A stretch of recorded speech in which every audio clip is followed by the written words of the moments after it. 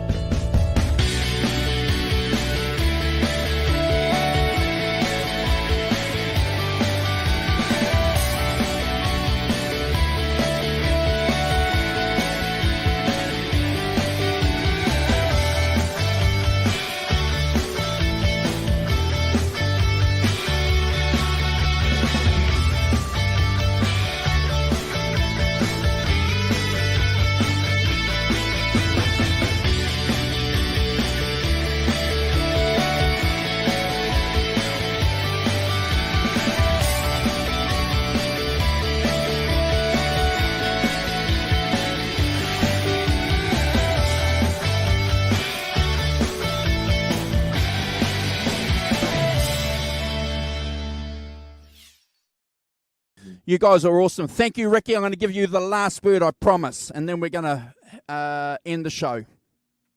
Cool. Thank you, Andrew, so much for having me. 5150 show. We rock and roll. Please check it out. Tuck Smith and the Restless Hearts, Ricky Dover Jr., and all things social media. You know where to find me. Thank you so much. Awesome. Rock and roll.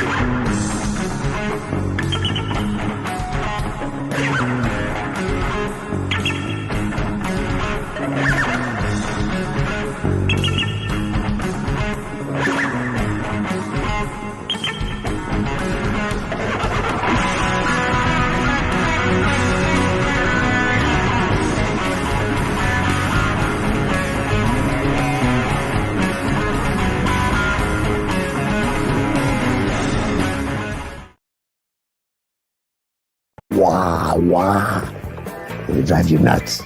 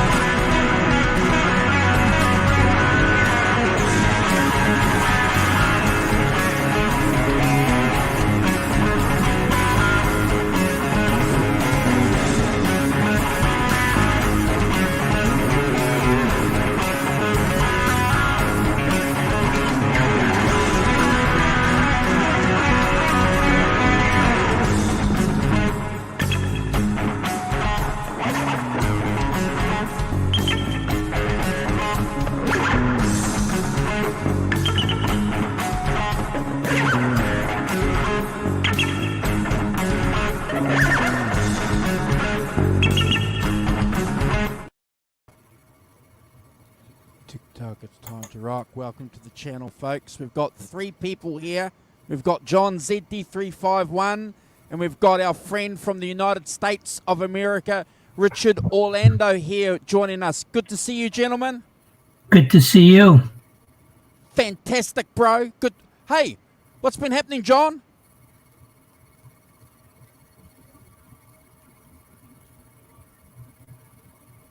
Can't hear you, bro. Can't hear you.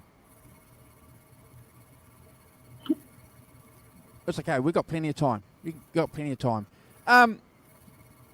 Richard, thank you for being patient and hanging out for about 15, 20 minutes, waiting for us. We initially scheduled to go live in about 5 minutes, but as you probably witnessed, I played a lot of the intro videos that we've had over the last couple of years just to keep people happy. And yeah, they were terrific. Yeah, thank you. And we want to do a special shout out to the music that's supplied to the channel. A good friend of ours, Luca, who's based in South Africa. He's a lawyer, practicing law over there. He's been on the channel a few times, and he kindly donated us that music. So, Luca, thank you, bro. Excellent. Richard, it's been how long? When was the last time you were on our show? When we did the hangout? How long ago was that? Yeah, it was quite a while ago. And what have you been doing since? Well, I did have some medical issues, which took me out of commission for a while, but thankfully I'm doing much better. And looking, very happy to be back with you and the other guys when they come on. Yeah, I'm glad you mentioned that because I didn't want to, but yeah. I kind of found out through obviously our small circle of social media friends. Sent me a message saying that you had some health issues, and so obviously our thoughts and prayers went out to you. And thank you. We went live and told people that watched our weekly show that you weren't doing too well, and so a lot of people were concerned and obviously sent prayers and thoughts and good wishes to you, brother. Which I definitely appreciated. Fantastic. That was really that's probably one of the best things about the fandom is the people that are involved. Everybody I've come into contact with in the fandom have just been absolutely beautiful people. And it's really been a pleasure getting to know a lot of them more, closely. Yeah, I agree with you. And I think this is one of the key things that we like about what we do here on the channel and other channels as well. We're not saying, is this connection that music has, doesn't it? It has this wonderful, I don't know what the word is. So we've got plenty of time to think of the descriptive words and to define it, but we'll be certainly talking about it. But this music that we love and cherish and everything about it and the connections that we have with people is a big part of our lives, Richard. Oh, absolutely. Absolutely. And I don't think there's very many things that can bring people together quite like music. I mean, it can bring people apart too, but but it's that passion. And I think even if you disagree with someone else's taste, you understand that that's their taste and you appreciate the passion anyway, even if it's not your style of music, but there's that shared passion and that'll bring you together. Yeah, John, have we got audio and visual with you? We got audio. Have we got audio? Can you hear me? You're not very loud, bro. We can hear you, but you could be louder. You could be louder, bro. I've got everything turned up to full. I'll check my settings. Let me turn you up here. Let me turn you up the side. Hold on. No, my mic volume is very, very low. Hang on a second. Let me try first. Okay. Is that Bit more. better? Bit more. Yeah. I'm up to 200 out of 47. That's better. That's as fantastic. high as I go. Okay. That's Sorry as about high that, as we guys. go. Hold on, bro. Just hold on for a second. I might just do something here. Can you do a testing 1, 2, 3 for me? I can do a testing 1, 2, 3 for you. I can even go up to 4, 5, or 6. That's fantastic. That's good. We Next can hear week, you. I'm gonna teach So about 7. well, good. I'm glad we got that sorted. We were on to something really interesting before, John. We were talking about how music is one of the few things that probably can unite people, despite whatever the musical differences you might have. And I kind of agree with Richard because religion has its issues. Politics has its issues. One thing that I always liked when I was growing up as a young fellow, and even right now in my grey years, if I find somebody that loves music, but not necessarily music that I love, like, for example, there's a couple of young guys that I know that are into what I would describe as death metal, and they're into it in a big way. Do I like that particular metal music, John, Richard? No. But they get into it and they love it, so I can understand what ticks for them. Does that make sense, John? Definitely, and that goes to any interest, any passion that people have. I think it's great that people find something to to excite them and to give them look. Like I said, anything like that will find you some community. Sure.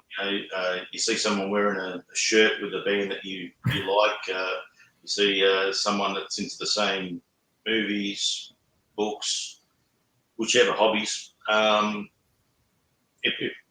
think as a species, we're pretty tribal, and you look for the touch points and the similarities that you can find in others.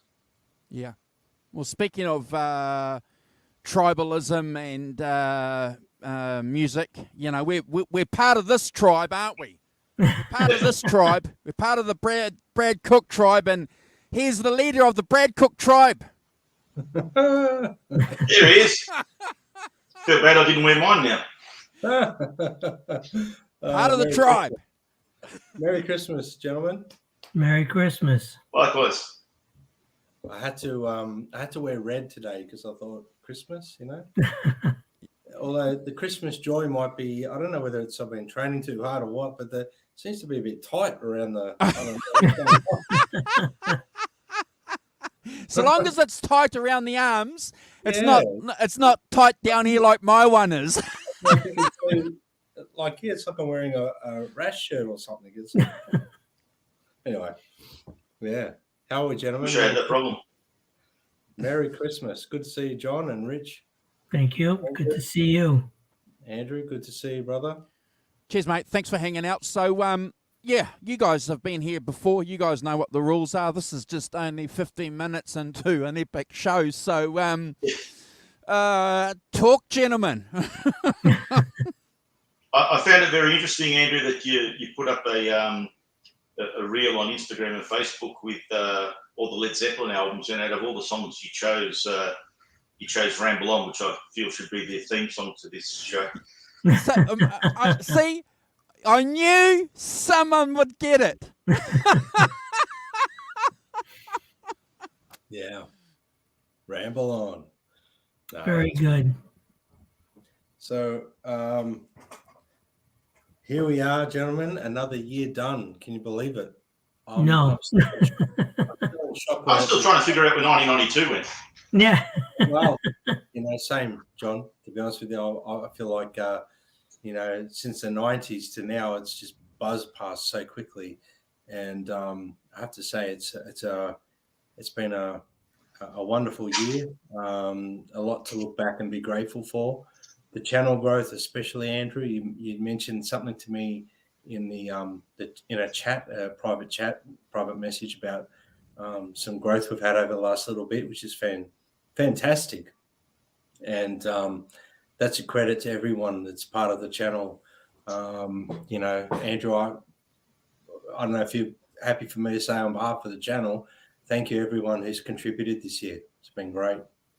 Yeah, been a fantastic year. And lots to look forward to in 2024 as well. There's plenty more albums to rank.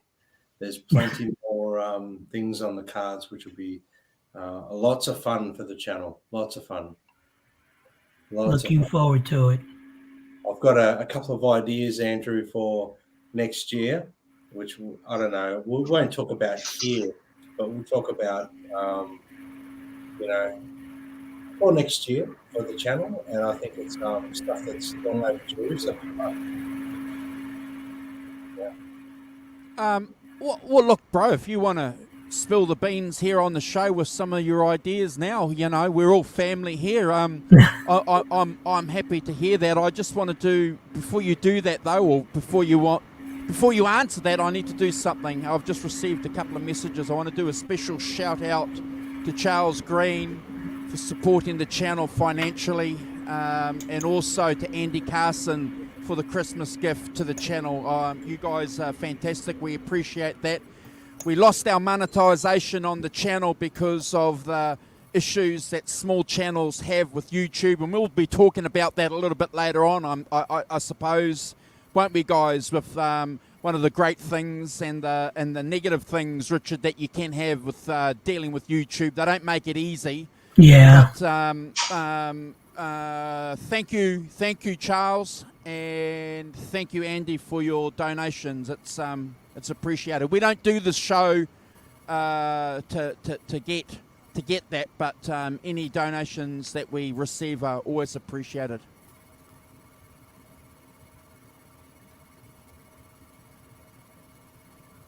So okay, Rich. So you're here. So if you guys aren't aware or familiar with who Richard is the author of a 3-volume book on Peter Green and Fleetwood Mac, dissecting and analysing all the songs. It's a wonderful, wonderful piece of work. I'm going to soon, while these guys are talking, throw links where you can go and get in touch with Richard to buy that either in electronic format or the hard copy format. So any plans with any more books or writing, Rich? Have you got anything you want to discuss with us? Any secrets coming up?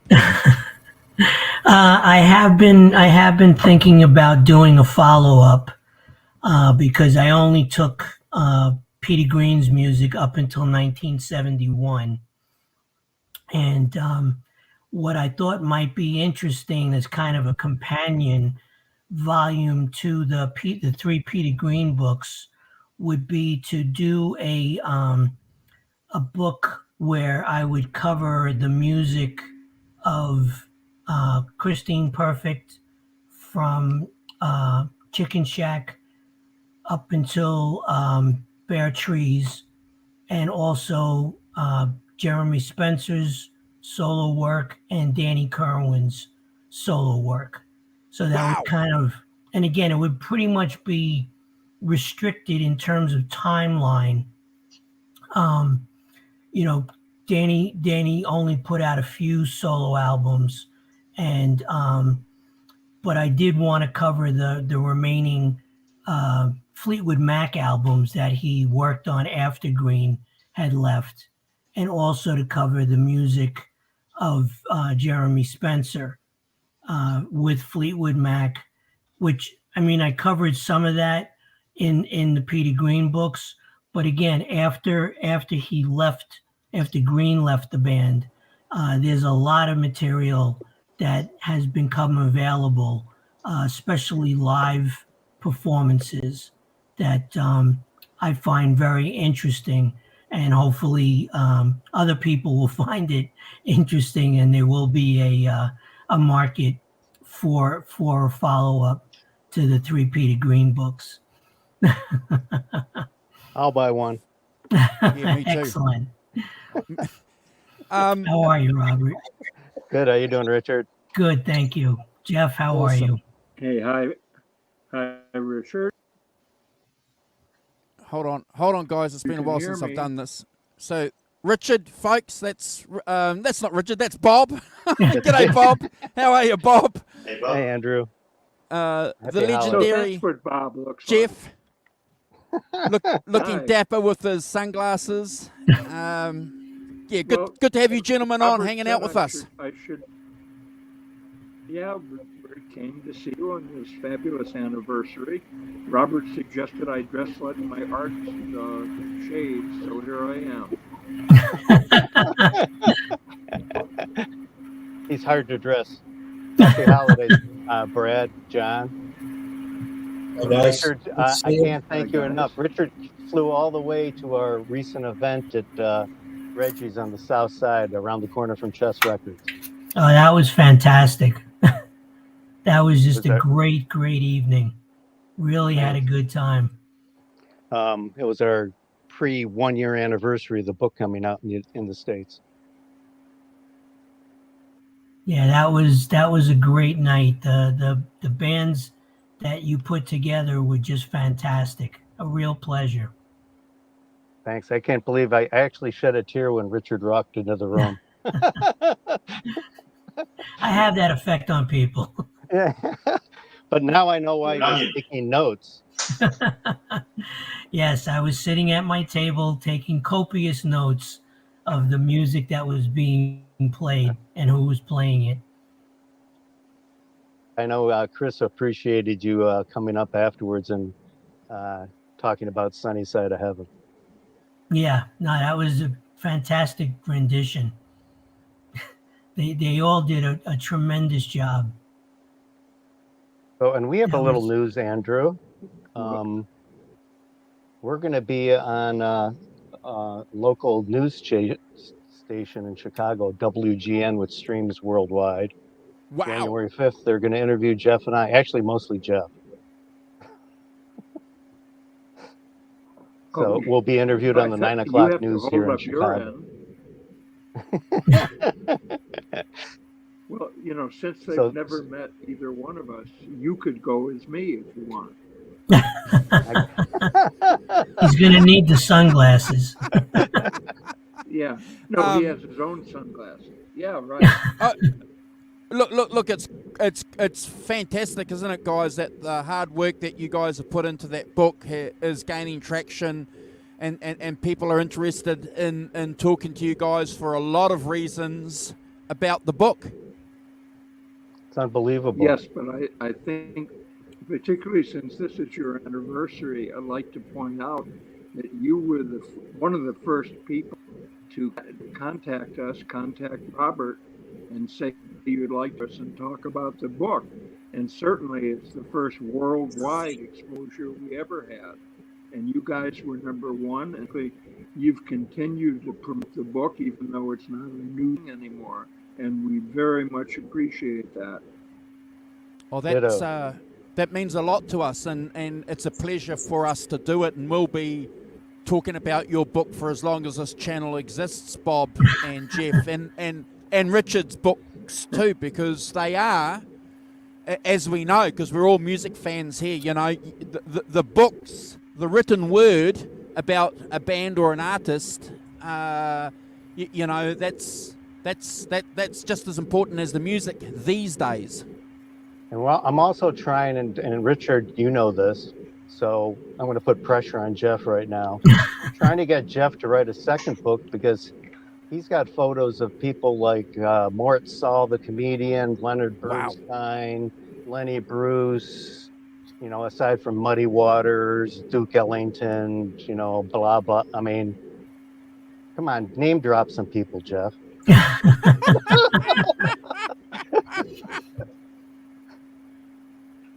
Yeah, I'd love to Can't think see of it. anybody. Who's the architect that you sent me pictures of? Ludwig Mies van der Rohe, very famous Chicago-based architect who was part of the Bauhaus division at the Illinois Institute of Technology. So he was famous for his glass and steel buildings. So all the people I photographed are dead, though. You know, I don't know if that's a dangerous thing or not. That's why it's okay to publish the book.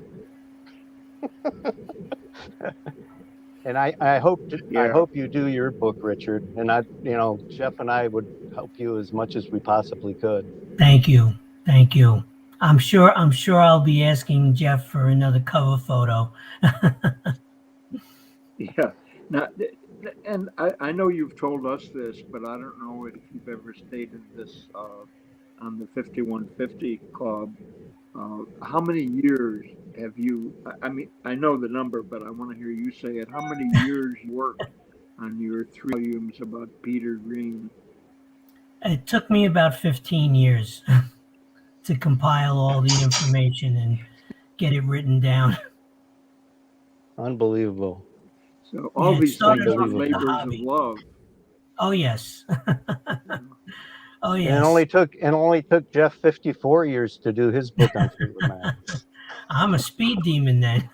Well, if I'd met you 15 years ago, I needed a Robert Schiffer to kick me in the ass. By the way, Brad, congratulations on your new ventures. I'm sorry, on the new, which was that? On your new ventures. Thank you so much. That means a lot. Thank you so much. Yeah. Oh, you're welcome. Pretty excited. So 2024, let's get it. Let's do it.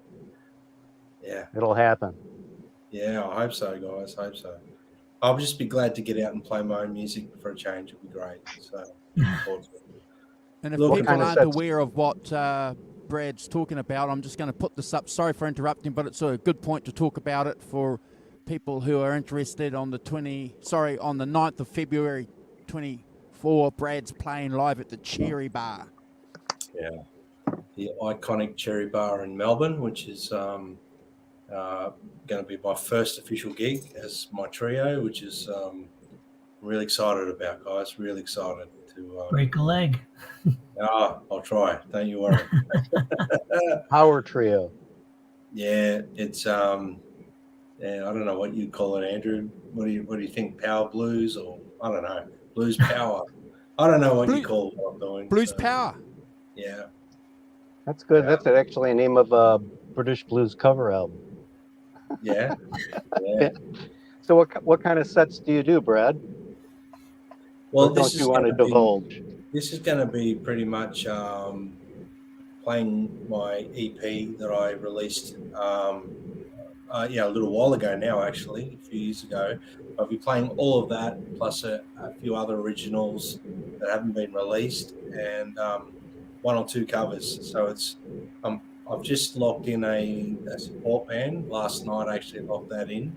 A fabulous band here in Melbourne called Warbirds. Anthony and the boys are going to be doing the opening slot, and I'm a bit nervous because they're bloody good, so it's going to be hard to follow them. And talk to the sound man before you go on. Well, yeah, that's. I really admire them. I think they're fantastic. So I'm excited about that, which would be great. And what kind of stuff do they do? They're a trio as well, John, and they're sort of hard rocky.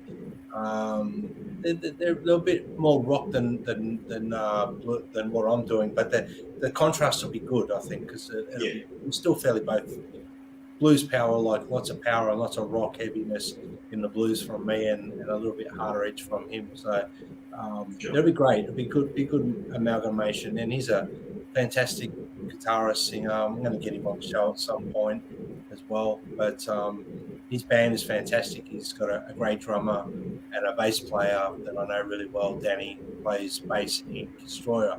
So a kids tribute band here in Melbourne, probably the best one in the world I've ever seen, really. So it's just going to be a great night. I think it's going to be fantastic. I'm looking forward to it. And wish I could fly over for it. Yeah. You know what? I'm hoping we can get a little bit of footage from it, but we'll share everything we can here on the channel either way. So if Andrew's okay with that, we'll share it online here. Yeah, speaking of which, I want to make sure we shout out to Todd, who Richard saw. Yes. Todd warmed up for us Yep. at our event, and he did a super job. Oh, I yes. would agree. Richard. Yes. He might pop on too, Andrew, if he can. I think he has a gig tonight, like he does usually every night. I was going to say, yeah, he's pretty busy. Unbelievable. So That's congratulations again, Brad, and I'm glad you're feeling up to snuff. Well, it's been a bit of a journey, guys. But you know, I was talking to Anthony from the Warbirds last night, and I actually said, you know,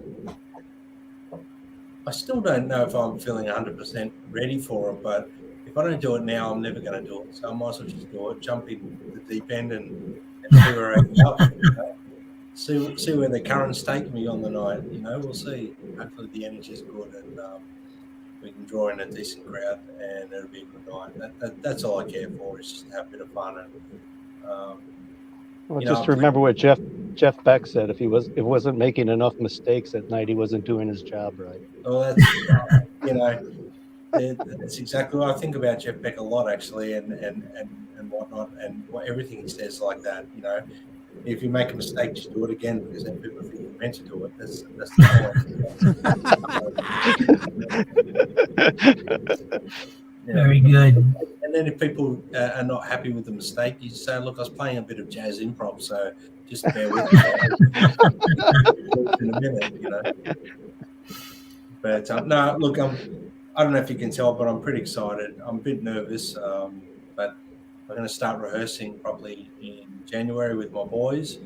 And I'm so happy that I finally got the rhythm section sorted. I've got an amazing drummer.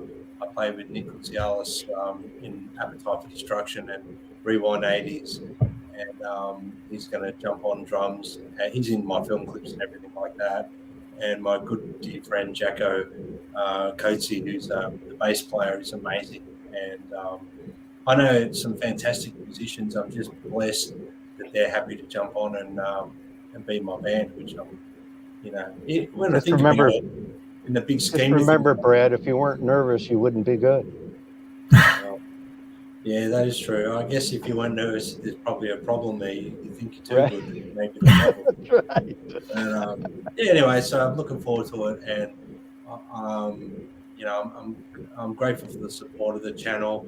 John's been great supporting, and everyone's sharing stuff. So let's pray we have a good night. You know, this goes off with a bang. I've been looking forward to more than I've been looking forward to Christmas, mate. So You're too I'm fired kind, up. John. You're too kind. I just hope I live up to the expectation now that you're pushing it that hard. So I'm sure we'll get there, but hopefully get some more shows next year as well. And I'm working on a few things in the background here. So it'd be nice to do 1 or 2 a month, playing my trio around town and release some new music next year as well. Is it hard getting gigs where you're at? Look, post-COVID, it's been a bit difficult with everything, you know. Of course.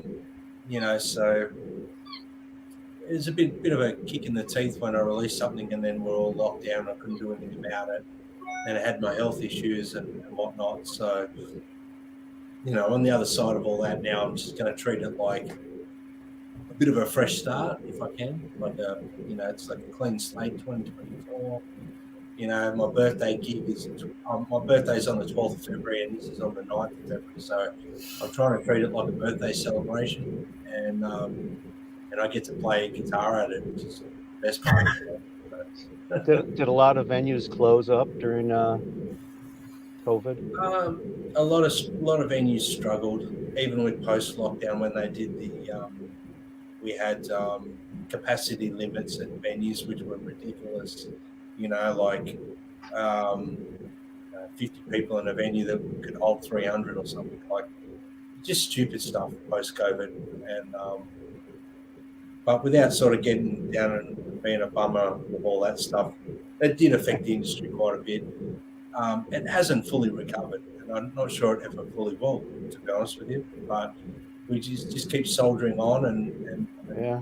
doing what I can we tell do. you, my missus is in the film industry, and they were on strike for what, 4 months, I think. About 4 months. Yeah, Yeah. $180 billion. Wow. Well, guys, That's we a- were Bob. We were locked down here for nearly 2 years. John, was it? Roundabouts, yeah, on and off. 2 years Really? of Yeah, lockdown. we get off lockdown and then 2 weeks later we're back on. Yeah, but it was the long stint that we did was at least a year, wasn't it, John? Maybe more. Roundabouts, yeah. Yeah. Wow. So we it was a big kick in the teeth, that whole period, for musicians and anyone that wanted to go out and play and perform and perform their art and celebrate music, which one thing we all have in common on here, sitting on this panel right now, is we all love music. And it was almost like we couldn't do what we love and go out and celebrate music, which, now we've got to go make up for lost time now, John. What do you think? We're going to get That's out it. there. Play everything twice as fast. That's right. Speed metal. Yeah, that's right. But, Speaking of gigging musicians, Brad, we've got Jimmy down below here, bro, and he gigs regularly too. So might be a good opportunity for Jimmy to kind of share some of the experiences he's had in relation to the issues and struggles that you guys had in Australia. Did you guys have any issues gigging, Jimmy? First, let me start off by wishing everybody happy holidays and stuff, whatever you guys celebrate. Want to congratulate the two founding guys here for the channel, Brad and Andrew, for some great numbers that you guys shared. So happy to be a little bit part of the team. So Jimmy, you're a big part of it too, Jimmy. yeah, thank you. We over here we shut down for with COVID. We shut down. I don't know, kind of like for maybe half a year, and then during the summer of COVID, people started having shows outside. Like they closed off a parking lot, which was actually pretty good, during the summer. You'd play, they put tables out there, especially not every place, but this bigger place that we play.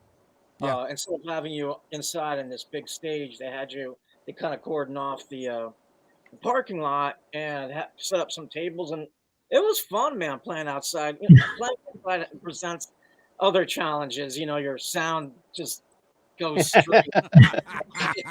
It's just completely different, than playing somewhere else, but luckily we didn't, we were probably, kind of sidelined. I'm trying to think, that was 3 years ago.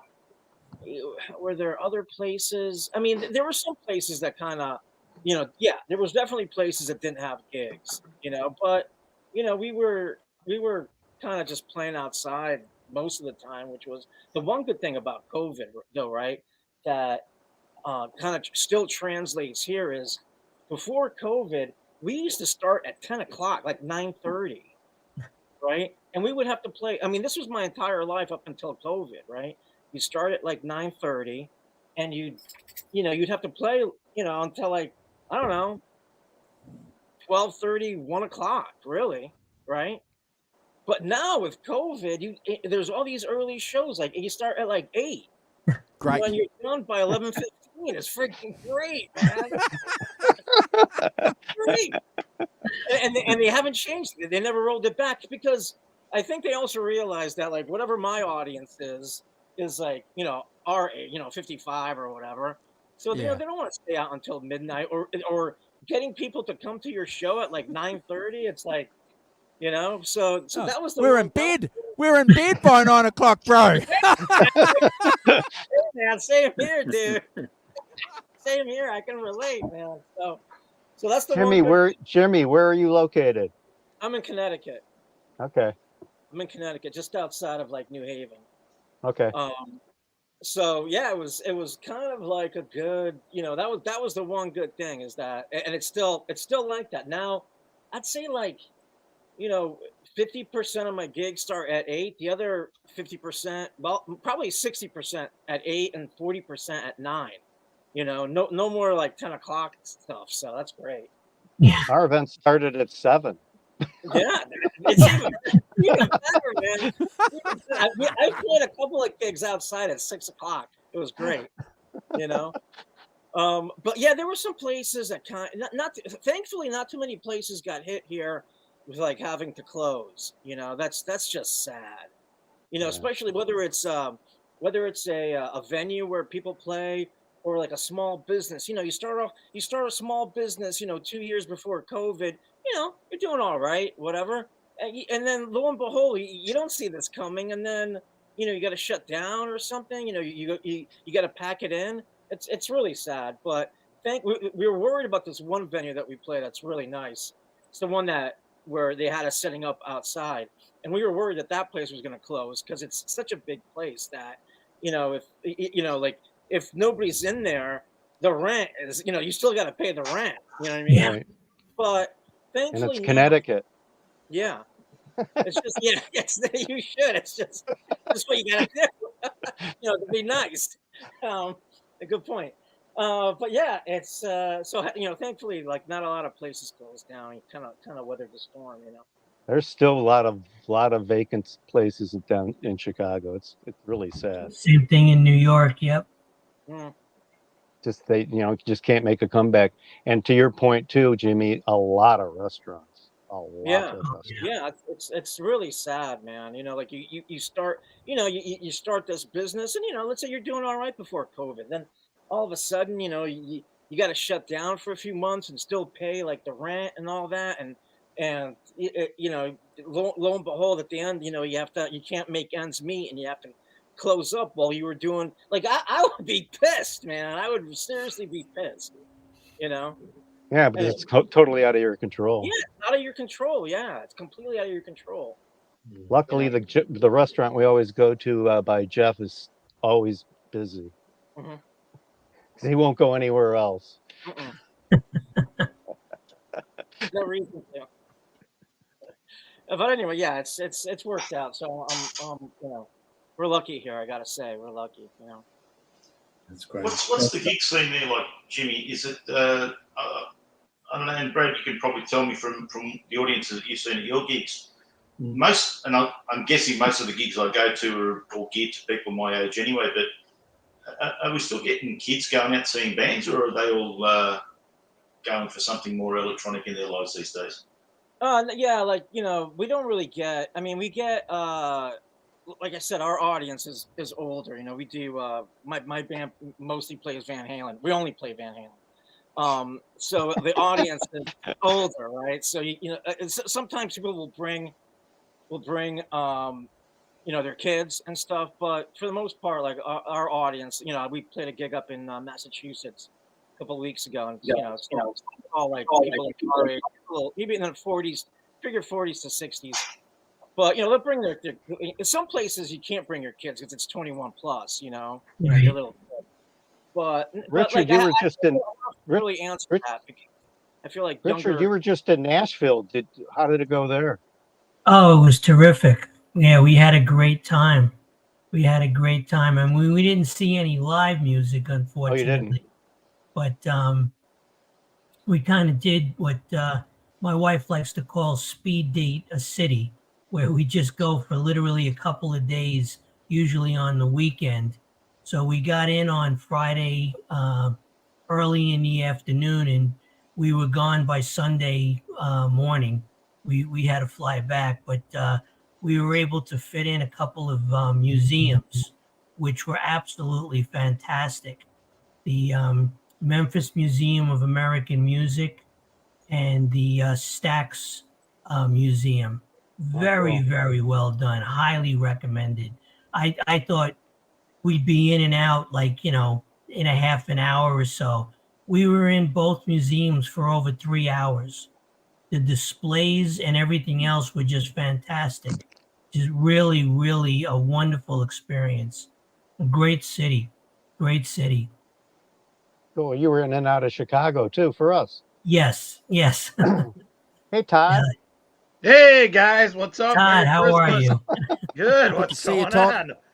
Thanks for jumping on, bro. Have you finished the gig? Yeah, You got no, a gig tonight, Todd? actually, believe it or not, I don't have a gig tonight. Holy cow! I know it feels weird. Oh, this is your Like, gig. what's up with that? I'm doing something wrong. Good to see you, bro. Thanks for hanging out with us. Yeah, So, man, you too. So I'm just going to present you here so people know who you are. So Todd's been on the channel a couple of times talking music, guitars, and Fleetwood Mac, and he's caught up and met the legendary Jeff and Bob and Richard in the flesh, haven't you? So Oh yes. you're part of the in crowd. You're part of the in crowd, Todd. I'm honored to be a part of the in We're crowd. doing Yes. a video thing now. And that was Jeff's on great the at the phone. last show. Okay, Richard bye. and Lee were out there. It was a great time. It was. You guys did a great show. You did a It great was job. Really, Todd. really Thank a you. pleasure. Yeah, it was Todd it was did a great. That whole night was fantastic. I mean, Yep. always. Well, Todd can answer the question about gigs in Chicago too, John, because he gigs around a lot. So John was asking about crowd and age, I guess, right? The age of the crowd. Yeah, I was just interested. I was watching a Rick Beato video the other day, and he was talking to someone that's a friend of his, and he was mentioning how one of the kids was going to their prom, and he said that they got a band on, and the kid laughed at him. Come on, we've got a DJ. No one's bands. And, and I'm just wondering because, like, even though I used to frequent a place where they used to do a jam night where you could just go up and play, and it was always really good that amongst all the crowd that was getting up, there were the odd young kids there, 15, 16. There was a girl that used to play drums and keyboards. She was only 14, and they were all into like Hendrix, Doors, Zeppelin, stuff like that. All stuff that would make people on this channel happy. And yeah, but they seem to be the few and far between. And I go out to see my friends playing their cover band or whatever like that, and I see all the grey-headed people like me. So just wondering if you've noticed, is there still an all ages audience for rock music and for blues and that sort of stuff? Well, Todd does an open mic night too. Yeah, I mean, I think there is. I mean, we played down at the House of Blues right in Chicago last weekend, and it's really cool to see because it's a mix of people that grew up with the music and stuff, and obviously, but a lot of them now, their kids are old enough to get into the clubs, so a lot of them are bringing their kids along with them, which I think is fantastic. And, a lot of them are turning them on to, I'll ask a lot of them, like, how did you guys get into this stuff? And they'll say, my mom and dad, got me into it. So it is pretty neat. You do see like a wide range of age group like that. It's pretty neat to see. And Todd also plays Buddy Guys in Chicago. Yeah, same thing there. And it's so great with something like that because a lot of the tourists that come to Chicago want to hit like Buddy Guys and the House of Blues and those places. So same deal. They're bringing their family with them, and a lot of them might not be hip to the blues or whatever, but they go there just because it's a place to go, and then they ultimately discover it that way. So I think that it's all good. Any way you can get people in the door of all ages for the blues and rock is a good thing. So yeah, that's good.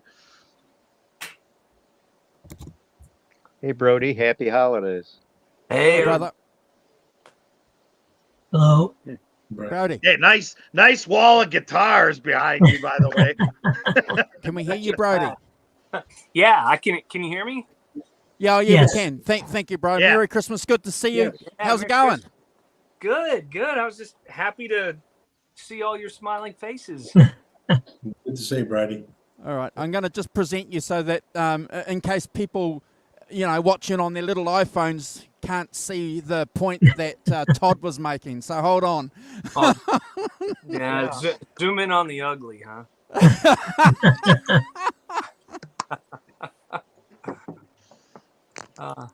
No, it was great. Looking very handsome there, Brody. Don't worry. Brody's starting to look more and more like Eric Clapton, man. Look got at it, bro. Yeah. My doppelganger. Andrew, do the close up Hey. again. Oh. My doppelganger. Anyway, Yeah, Brody, you're right. He does have a Clapton look going on, but that's not a bad thing. Yeah, I have no chin, so I can look exactly like him. You know. There you go. Hey, But- being mistaken for Eric Clapton, not a bad thing. You know that's actually happened before. There was somebody in the Nashville airport here who insisted that I was him and was trying to blow him off because I wouldn't sign an autograph. Really? Wow. Yeah. Oh yeah. Yeah. I love it. And I mean, I had a guitar with me. We were going, and, Oh. and do you think if I was Eric Clapton, I'd be carrying my own guitar? Like, you know, Point, good point. Hey, you might not trust anyone else with it. well, that's true too. But Hold, Yo, hold what on, surprised guys. me though. Guys, just hold on for 1 second. I'm sorry to interrupt, but we got a very special guest that we want to drop into the chat. So hold on. Here she is. Hey, Alan. Hi, everyone. How are you? Merry Christmas to everybody. Merry And Christmas. I Yes, Merry You Christmas. too. thank you. And I hope next year is just amazing for everyone with great health, love, happiness, and lots of shows. Andrew. This is the Band-Aid on the hair because it needs washing. I thought because as usual, Andrew, I muck everything up. I thought the show was tomorrow, Sunday. Yeah. And Me too. yeah, I would have been prepared, but I wasn't. And when my son messaged me, it was Yes. like, wow. Isn't it great to be with all you guys? Is John D still there? Hi, John. John's still Hello. here. Hi, John. How you going? I'll be here till they kick me out. They might need my slot if they go over 10 people, which that's fine. And I have to say, I haven't spoken to my son much, so congratulations, Brad, on the cherry bar. Yeah, thanks, Mom. Appreciate that. No, yeah, so I'm busy packing to go there, so to see him this Christmas. Yeah, I'll be there at Christmas and for the new year, which is good, with my son, my grandson. Amazing.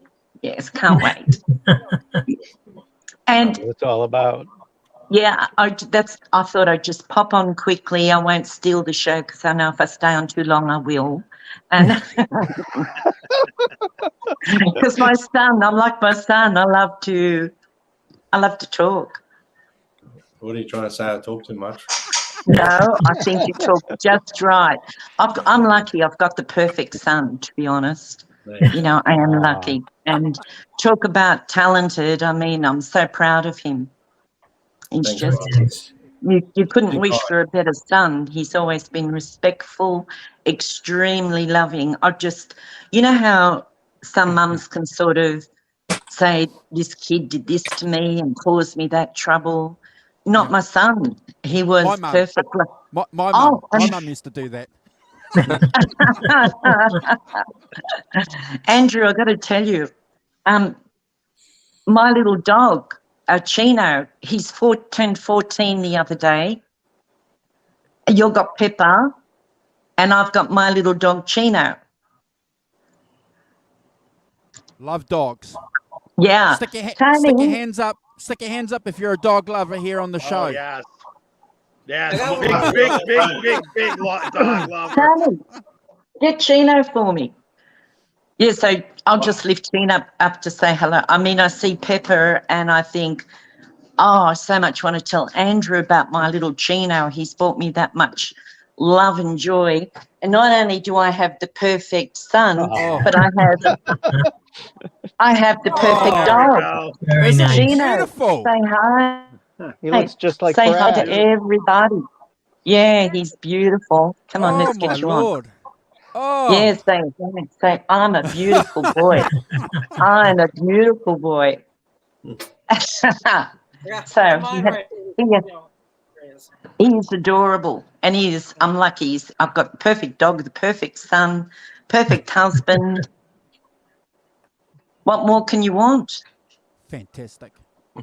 Ice cream. Well, I just want to say one thing though, on behalf of the channel, Alan. You're in our chat every week on the ranking of the tracks. We really appreciate the support that you give us, and the way that you engage with us, and also with everybody else in the chat with your rankings and all that. So that means a lot, and we don't get an opportunity often to say that face to face to people, and that's one of the reasons why we like to have this Christmas show that people can jump on. But thank you for that. It means a lot to the Rock Professor, myself, Brad, and Holly, lots of people. So continue that, please. Oh, thank you, Andrew. That's so beautiful of you to thank me, and that's just wonderful. I love everyone in the chat. I love everyone that comes on the shows.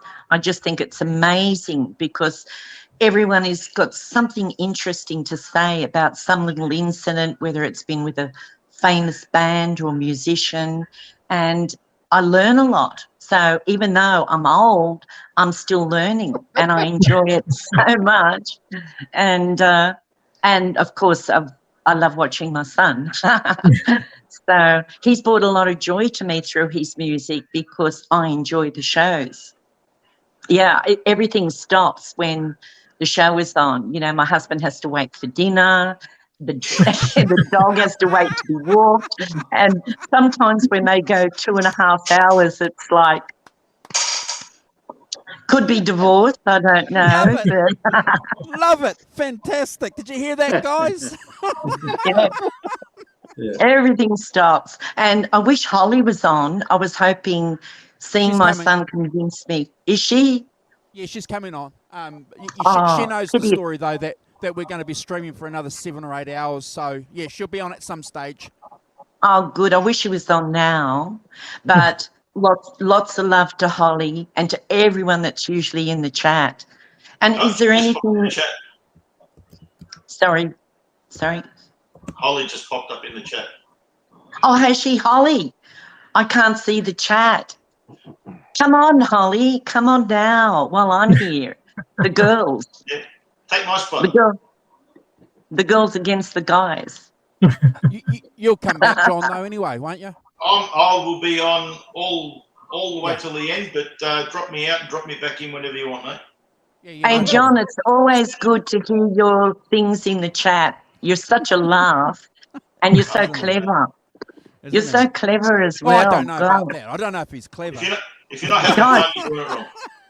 Fancy having talent and humour, good humour. That's.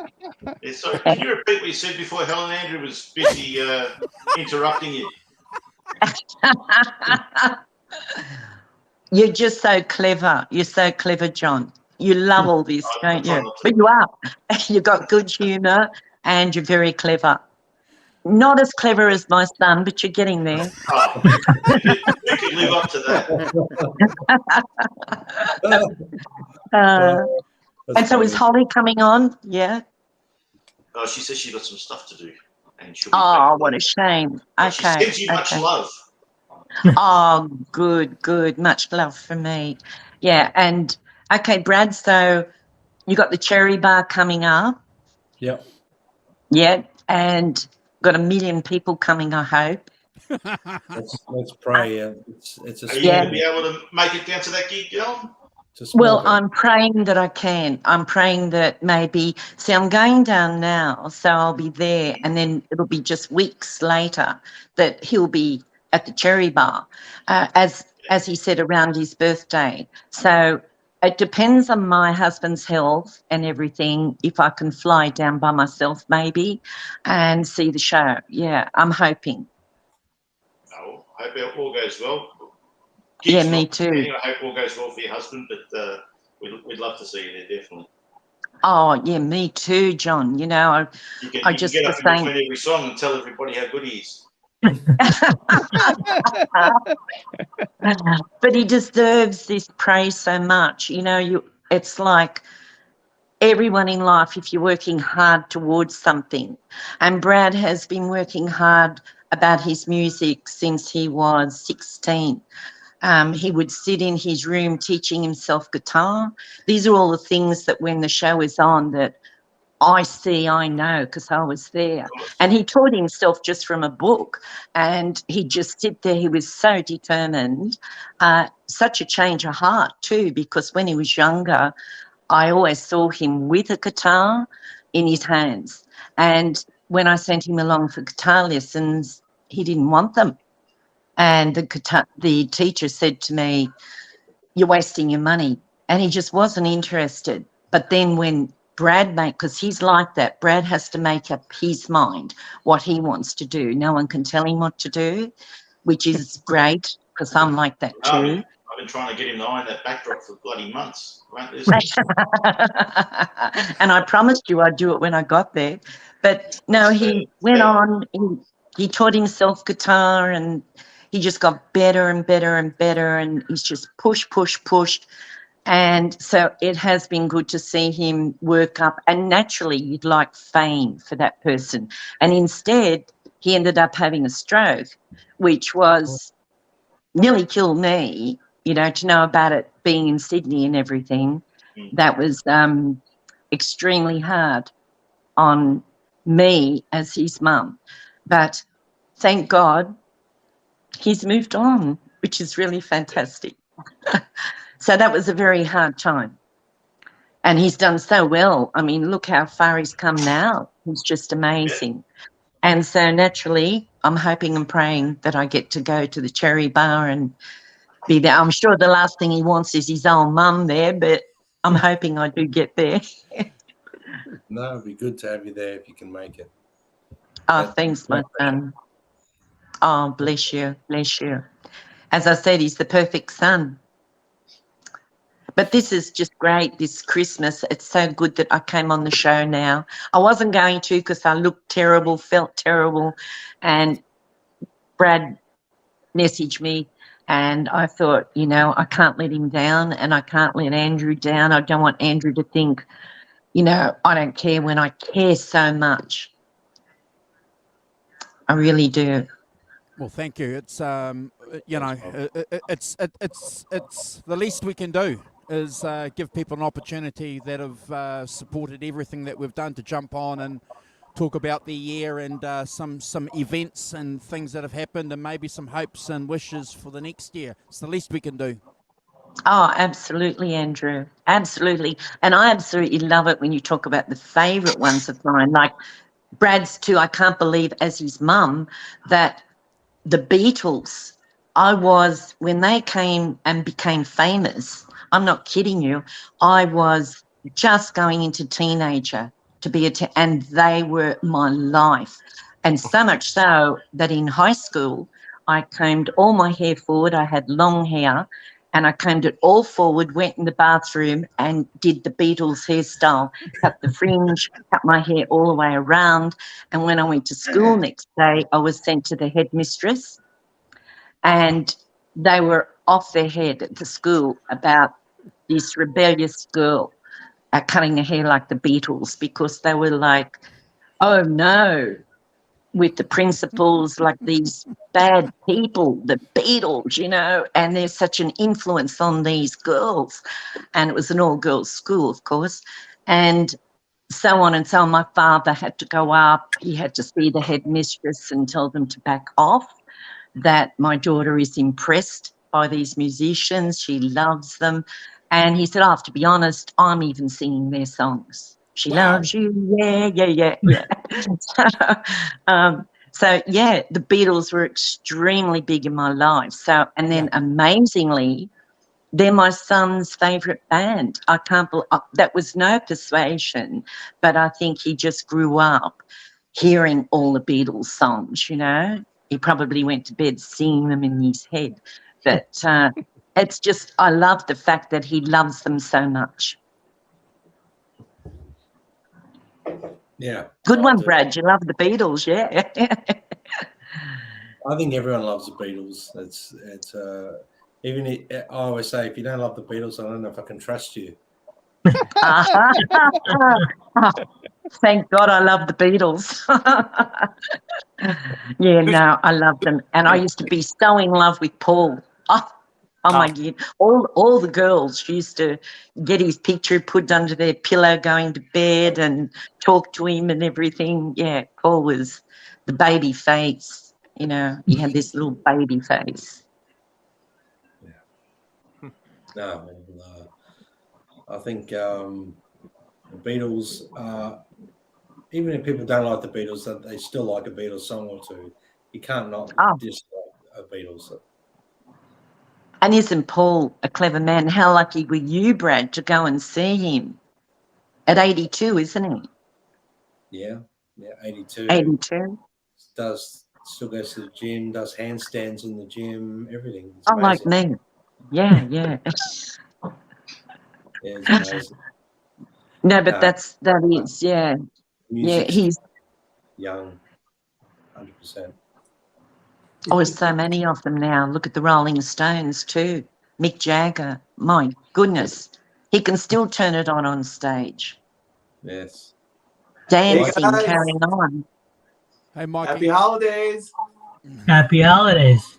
Happy holidays, Mikey. How's everyone doing? I've been watching for a little bit Good. in my little music den here. What's up, Andrew? Hey, Brad. Good to see you, bro. Thanks for jumping on. So you know the story, bro. You've been here every year we've had this, so we're just you got to push yourself into having a conversation here, folks. So I'm trying not to say anything so that you guys can talk, but I'm going to welcome people on as they pop in and pop off. So good to see you, bro. Thanks for hanging out with us. Oh my gosh, when I used to drink a bottle of that in one sitting. Hold it up, brother. Explains a lot. Oh my gosh, Bailey's. Oh, look at that. That's what you call a mojo pour. Oh my Lord. Cheers. Mate, I Mikey gotta say Mojo, one thing. yeah. I gotta say one thing, bro, that you did really, really well. Thank you for playing Black Pearl Jam on your channel. Man, you nailed it. My gosh, you did well. Love that was song, bro. great. You did well. Thank you so much. That was my old band, Screaming Broccoli. I'll give a shout out to Mike Laughlin, who's the singer. He's one of the best in the business. And that was a band I played for in years when I was in college and after college. And it's always a lot of fun when I go and see them. I get to sit in and do some songs. Sometimes we do some Van Halen. And that night we did some Pearl Jam. So it was a lot of fun. Well done. How you all doing, man? Happy holidays to everyone. I know Louis Costas from Fairfield. He's also waiting to get in. I was just talking to him. I know we have a lot of folks here, so he's in the wings waiting to come on to wish everyone a happy holidays. With that, I'll say I'll good night go and off, happy Andrew. holidays to everybody then. Happy holidays. Congratulations, Andrew, Brad. I remember when you had less than 600 subscribers, so congratulations and thank you for your support.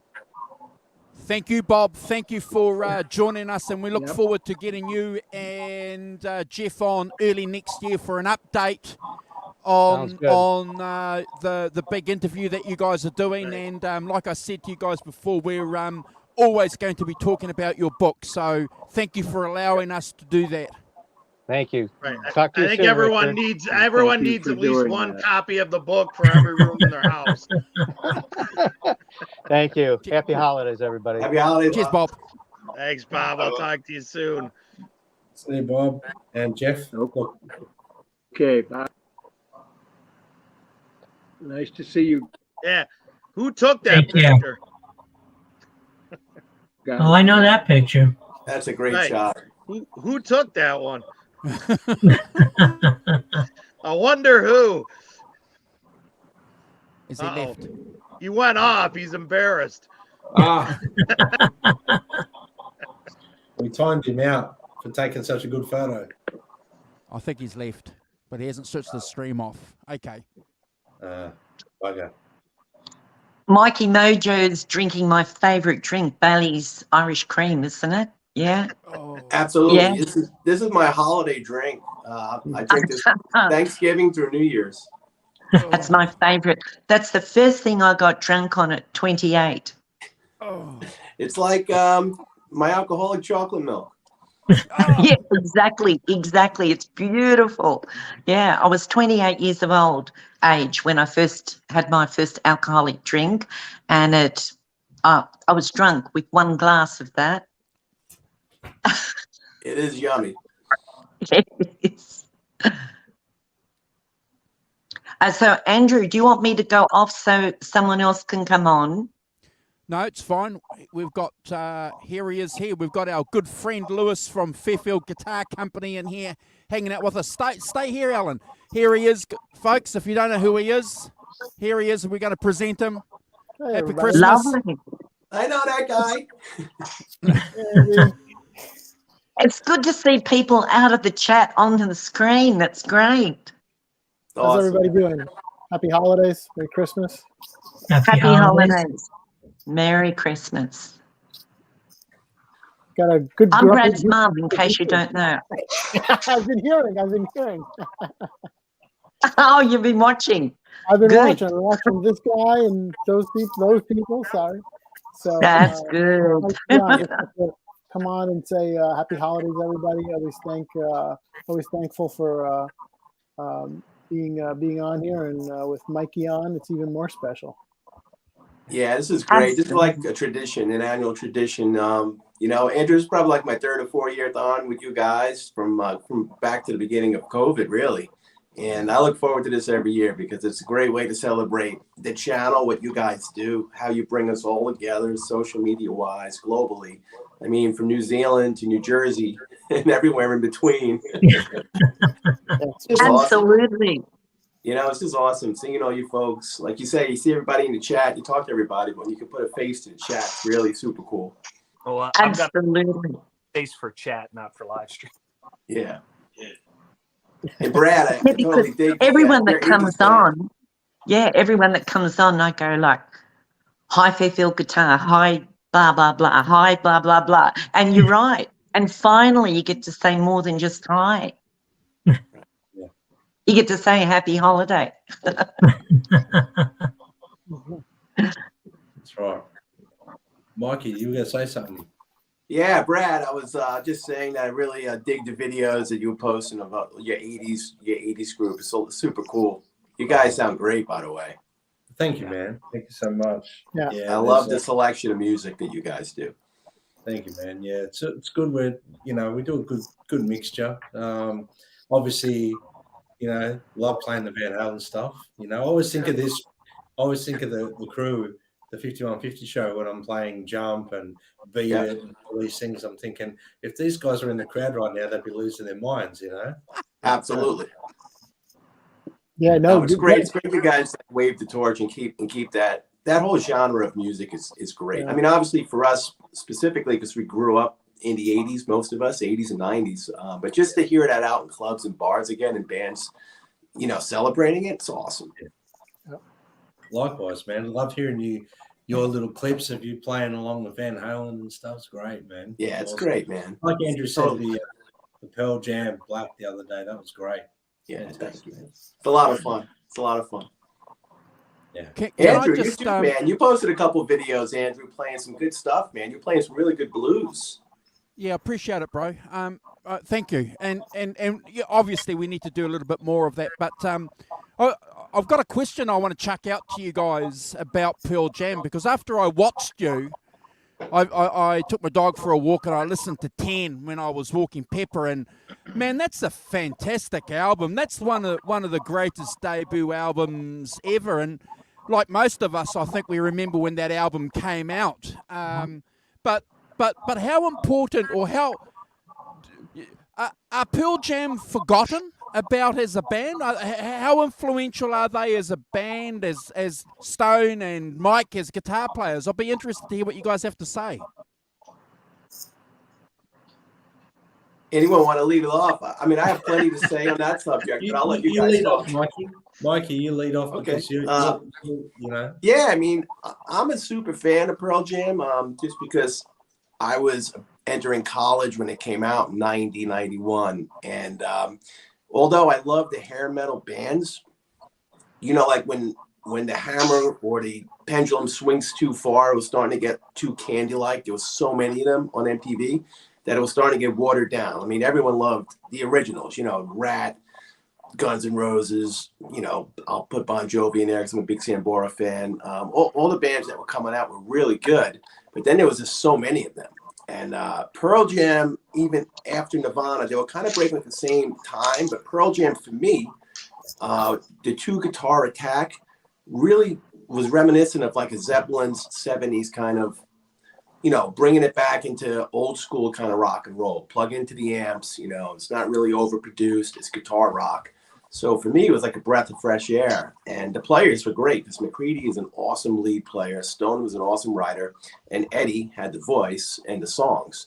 So that debut album, I agree with you, Andrew, top 5 all time, maybe top 3 debut albums all time. And I jumped right on from the beginning. Huge fan. I've probably seen them over 30 times live, most of the tours. Wow. And I think they're still relevant now. But if you remember after the second album, Versus, they decided by choice not to promote themselves, not to make videos, pull back. The whole Ticketmaster thing, they didn't want to go through Ticketmaster, so we had to go see them in small venues that weren't Ticketmaster affiliated. You know, they were fighting the law back when it wasn't cool to fight the law, right? They were doing this years ago. That Ticketmaster is a disgusting conglomerate. You know, I pay $100 for a ticket. I pay $100 in fees. It's bullshit. They knew this in 1994. So I respect the band a lot. You know, some of the politics on the other side, not so much. But for the music politics, yes. I think they are very relevant now. But that is almost like an occult or a cultish kind of thing. They'll play the Garden in New York City 3 nights and sell out. But some people won't even know about it. You know, it's one of those. It's like the Kiss Army. It's like the Pearl Jam Army, you know. It's kind of, that's the way I see it. Lewis, you live in the metro area. You're in Connecticut, not far from New York. Do you feel like a similar kind of thing? It's kind of but very popular. So I started playing guitar in '86 when, you know, Guns N' Roses was huge and the hair metal band was kind of going a little bit away and some of the grunge was coming in. And I remember when they came in, it was them and Alice in Chains for me. And I remember turning on the radio any day, and it was either Alice in Chains or Pearl Jam on the radio. And it was like consistently, like for a couple of years, it was consistently them on all the time. And then, once the whole Ticketmaster thing started vibing for them, they kind of went away a little bit. But you know, when I was in bands at that time, every single song on the 10 album was part of the repertoire at that time. You know, I probably grew up more on their influence than I did on, you know, Guns N' Roses, which was a popular band at the time. They were everywhere at the time, but I still hear them on the radio. You know, I'm one of those guys that still listens to the regular old radio on in my car, and they come on a lot. And I listen to them a lot. Unfortunately, I only listened to the first 3 albums. I kind of lost track a little bit afterwards, and then I got back into it when Eddie started playing the ukulele a little bit. Then lost track a little bit. But then it started getting into different guitarists, different. They started getting into different things and lost it a little bit for me. Where I was a fan since the early days, so I got that early, you know, bug and influence from them. Right. Great point, Lewis. I'll go up to the first 5 albums. The first 3 albums are gold. And then Jack Irons came in the band, the original drummer from the Chili Peppers, and they put out No Code and Yield. Awesome albums. And then, the songwriting kind of took a dive. I'll admit that. Totally agree with you. I'd go first 5 too, and I'll be interested to hear what Brad and Brody have to say about it. But that first album and Versus, man, it just it was a tsunami here in New Zealand, and for the same reasons that Mikey said, guys. We couldn't understand this grunge label. We thought these guys were rock and roll. We thought these guys were authentic rock and roll bands, like 70s, going back to the 70s, not this grunge thing. And then we realised actually it was a con job given to us by the record companies, wasn't it? You know, a label to sell. Yeah. Well, I want to add one other quick thing, which you brought up very good point, is that, you know, as a guitarist, it was Floyd based until grunge came in, and then all the Floyd Roses went away. You know, it was Les Pauls, it was Strats again. Nobody wanted a Floyd Rose for years and years and years. Correct. You You know, everybody wanted to go back into the classics of the 70s of Les Pauls. Hardtails, correct. And I think you know, again, going back to Guns N' Roses, Slash certainly had an impact on that, but so did, you know, Pearl Jam certainly had an impact on getting rid of Floyd Roses and going back into some traditional guitar. And then it came back in, you know, years later. But for sure, it changed even the way guitarists look at their instruments. Good point, Lewis. By the way, Brad had a killer video of him playing a Les Paul that blew me away about a month ago. That was killer. Sounds awesome. Who was that, Lewis? Mr. Brad Cook. Oh, yes. Right, Mom? Someone else there. Brad Cook can play. He can No, cook. but he can cook. But that Les Paul sounded even through my little phone. It sounded amazing. Thank you so much. Yeah, that's just pretty much this head, that box, and that guitar. And those fingers. And those fingers with the tone. It's the fingers. That's it. this little circle here. Yeah, or box. That's it. These beer dispensers that our good friend Warren, which we haven't heard from for a while, there's beer dispenser here. Secret beer dispenser. Yeah. Thank you so much. Yeah, Brad, what's your take on the Pearl Jam when you first heard them, McCready and Gossard, the two guitar attack? Did it bring you back to the 70s a little bit in the midst of the 80s and the hair metal? Look, I never really understood the grunge title, to be honest with you, because I was big into Zeppelin, Hendrix, you know, the Deep Purple, all the 70s bands, power rock bands, and the 60s bands like, you know, the Beatles, the Stones, big into that. So when how's everybody doing? Hey, so when Pearl Jam sort of came out, I just saw it like as an extension of rock. I didn't really understand the grunge title, and I heard all my influences in Pearl Jam's music. Like I actually heard Sabbath, I heard Zeppelin, I heard the Stones, I heard all this stuff in there. I heard all Hendrix with McCready. Exactly, and Stevie Ray Vaughan and Hendrix. I was going to say, it'll take a minute to. Absolutely. And Les Paul Gibson, great name by the way. Hey guys, what's going on? What's up, brother? What's up, man? Happy holidays. You too. Definitely. Other than that, I really loved that whole era. I was big into Pearl Jam, Nirvana, Soundgarden, Alice in Chains, and I just saw them as Nirvana, like that Nevermind album, and Pearl Jam's 10 album. They were just outstanding releases at that time. I was just getting into playing guitar, and the first song I actually learned on guitar was "Smell Like Teen Spirit," and the second one was "Alive" by Pearl Jam. Really, to be honest with you. Awesome. So you know, they were big. I actually the dual guitar thing reminded me a lot of Aerosmith too. I have to say. Yeah, I heard a lot of Joe Perry in my, even though everyone said Stevie Ray Vaughan, Hendrix, and I get that because he was using Univibes and all that stuff. The Stratocaster. Yeah, when I heard Yellow Ledbetter, I was like, McCready, that was his ode to Hendrix. It was great. Yeah. 100%.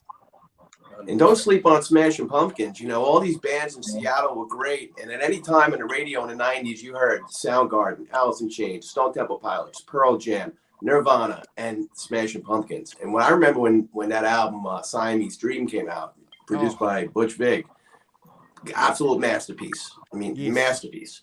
Another And, Billy masterpiece. Corgan, Every single song on that album is absolutely. And, you know, love or hate Billy Corgan. And they did 40 tracks of guitars to 60 tracks of guitars in that album to get that heavy sound. And he played most of them. Billy does the leads. Blew my mind. Totally blew my mind. And that was the best period of music for me as a teenager growing up, besides Van Halen. Yeah, Falling Off of Chronology was in there, right? Oh well, that's a whole nother story within itself, guys. How many hours have we got? 7 hours, bro. No, Well, another 6.5 hours. So you got plenty of time. well, for unlawful carnal knowledge, I was at TAFE. I was doing an apprenticeship at TAFE at Ultimo TAFE in Sydney, and I remember when For Unlawful Carnal Knowledge was released by Van Halen, and I went to the record store, lined up, got it, and it drastically became my favorite Van Halen album, and it still is to this date. It's a great album.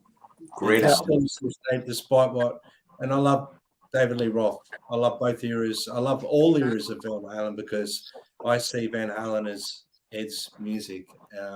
So I don't really have. I acknowledge all eras with Gary as well. I love that. I love the Gary era because I saw Van Halen on that tour. Was that the first tour that came to Australia? Yes. Wow. 98. Yeah. So here I'm looking it up quickly. For Unlawful Carnal Knowledge came out June 17th, 1991. Pearl Jam 10 came out August 27th, 1991. Wow. 2 months apart. And you know, I looking back at it, I don't put them in the same time frame because they were two totally different, genres of music for me. But at the same time, they were 2 months apart in a release date, which was. And you know why in the States, Lewis? I'll tell you why, because I just thought of it as an afterthought as to what Brad was saying. In 91, Nirvana and Pearl Jam were just breaking, and For Unlawful Carnal Knowledge came out. MTV Music Awards that year. Yeah. Van Halen dominated. I think they opened the show with Pound Cake. The most amazing performance, right? The following year, 92, was really when grunge in the States took off, and then Pearl Jam and Nirvana ruled those MTV Music Awards. It's almost like it was the same time period, but it was almost like grunge was overtaking the music scene, and it was almost like a delayed reaction, or it took like the next year to really hit huge in the States commercially. And here's another 91, that Pound Cake, performance on MTV, if we could talk about that. For me, for the Sammy era, and I saw my first concert was Live Without a Net when I was like 12. We spoke about this on the show a few times, but that performance on MTV, that Music Awards, was just on. The band was just firing on all cylinders. What a great performance that was! It blew me away. August 12th, 1991, Metallica Black Album. Oh wow! Yeah. There's another one that falls into that mix that was a very popular album, for a long time. And it over, it went over the time frame of grunge more or less. Think about the albums we just mentioned in that 1 year that came out. That's crazy. Crazy. Can you do me a I'm favor, sure Lewis, there's an and Alpha tell me Kane what album there. year? What year did Symphony for Destruction come out by Megadeth? Because we were listening to Megadeth and Metallica's Black Album. I want at to the guess same time. 92. It would have been early 92 then. Yeah. 1992. Yeah. Wow. Let's I see was if I trying can to get look up it. this photo that I'd seen. I remembered it, and it's just a photo of some cassette tapes, and it's the Metallica album, the Black Album, Pearl Jam's 10, the two Use Your Illusion albums, Red Hot Chili Peppers' Sugar Sex Magic, Soundgarden's Bad Motorfinger, and Nirvana's Nevermind. They were all released in a 41-day period. Wow. All killer albums in that short time. Yeah. So when you talk about what came out at that time, that was a big flip. So what albums have come out in the last 41 days? Name one. I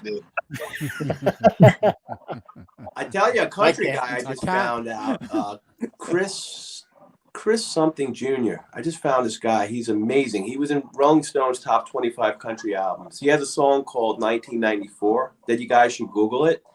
I think it's Chris Robinson Jr. This guy is fantastic. He's like the next Chris Stapleton. He's that good. His voice is that good. His songwriting's that good. If anyone's heard of this guy, he is going to blow up. I think it's Chris Robinson Jr. To your point, like I can't name another artist in the last 41 days or weeks that anything came out. But if you total up all those albums that sold in 91 and 92, you probably got 200, 300 million. Yeah. I'll tell you a funny thing about Then you guys were mentioning. Sorry. Yep. Oh, sorry. You guys were mentioning For Love of Color Knowledge and the day it came out. I remember I was in high school, summer school, and I skipped class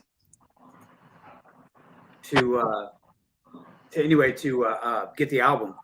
And I remember I hadn't heard it yet, or like I think I heard parts of it at the end of the song. My dad's like, "Hey, have you heard Eddie's guitar tone?" He goes, "I think it got cleaner." I'm like, "What?" And he goes, "Yeah, he's got a drill." I'm like, "What? A drill? What?" Because I hadn't heard the intro, I just heard the outro. And I'm like, "What do you mean cleaner? Like he's playing strats?" And he goes, No. It's like it's distorted, but it's cleaner." I'm like, "Okay." And then when you hear the opening chords, you're like, he doubled it with a 12-string, whatever. I'm Yeah. like, "Oh, okay, that makes sense." But I was freaking out. I'm like, "Oh shit, he went to strats." He's, because you just, there was no internet to really Google what was going on and the drill, and there's no YouTube to look it up what he was doing. Yeah. It's all Andy Johns suggested the 12-string double track. Yes, he did. Yeah, the underdub. Yeah, but I was like, "Oh shit!" But once I heard, everything was fine. But I couldn't wait to get that CD. I risked getting kicked out of summer school just to get that damn CD. Yeah. You realize we're so old. We used to have to go to like Tower Records to buy music. Yeah. There's no download. I mean, I was like, "Oh shit, man!" There was no MP3s or net. What was the other one? LimeWire or what was the guy who lawsuit Metallica? Oh, Napster.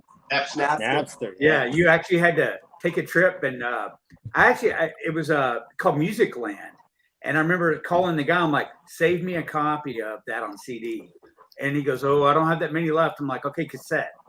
I want CD. I'll take anything I can get. Cassette. They had it on cassette. Yeah, it's great. That's great. I wish What's up, Johnny B? I had the cassette still. Johnny B, my favorite Canadian guitar maker. Thanks, man. There's several of us. There's more than 3, maybe. I don't know. I said my favorite. I didn't say there was a limited amount to you guys. Oh, that's awesome, man. Thanks. Good to see you, Johnny B. Going to the mall because there was a record store in the mall. They were when Use Your Illusion came out, and if you bought the first one, they gave you the second one free. But you had to be there at like 2:00 in the afternoon or something, right when it first came out. And I hadn't heard 1 second of that stuff, but I lined up and I got both, and I ran home and I had to listen to everything, right? Yeah. But you just knew it was going to be good. You weren't going to take that chance of not getting it. Yeah. Right. Whenever I hear a double album coming out from a band, I'm like, they had too much good material, so they had to put it on too. Yeah. I remember being upset that back then you buy records and the albums would have artwork on it, and I remember being upset that it was the same artwork in a different color and being like, "No, I wanted more artwork. I didn't want to see anything in a different color." I want to see Changing more colors stuff. is not more artwork. Exactly. I was like, "What is this?" And then you listen to it, you're like, "Okay, no problem." Do you remember getting concert tickets at obviously not online, but going to like the mall? Like I had to go to like the record Macy's. store. Yeah, the record store, Macy's, and waiting in line. Yeah. People are paying their bills, credit card bills, and I'm like, "Yeah, can I get tickets to Van Halen or U2 or whatever?" Yeah. I'm not here to pay a bill. I'm here to get tickets. I've got a looked at bunch the of CD times- chart. The morning. I'm sure of the everyone show, has a like, story. Yeah. I had a friend, my friend Russell used to work in Zigzag Records. It was a little local place in Staten Island, and they had a store in Brooklyn. There's 2 of them. And my friend Russell would work behind the record counter, and we were all friends. He was a huge Kiss fan, Actually, over the years, he's seen over 100 Kiss shows. He's actually become friends with the band. That's a whole nother story for another show. But I used to call him at the record store, Zigzag, and be like, "Hey, Russell, do me a favor. Pearl Jam's album's dropping today. Just pull me out one. Thank you." Same thing with tickets. He had a Ticketmaster like Quotron machine in his store. And he would often call me and my friends up, and like he'd call me at work. He'd be like, "Hey, Mojo," he's like, "Pearl Jam's playing Nassau Coliseum tonight. I got 4 front row. I got a poem for you. You just gotta pay me double face." I'm like, "Done." Pull him out, and he would take the tickets out, put them on the side. I go there, throw him $100 or $200. But that guy, Russell, I love you. I've seen so many great shows with so many great seats because of him. But everyone needed a connection like that back in the day, or else you were like leaving work at midnight or whatever to get. Yeah, you had to camp out, or Yeah, like you said. Remember the you had when you could call in for tickets, and I had a thing called the Demon Dialer, where apparently it's supposed to cut in front of people at line or some shit. I don't think remember calling in.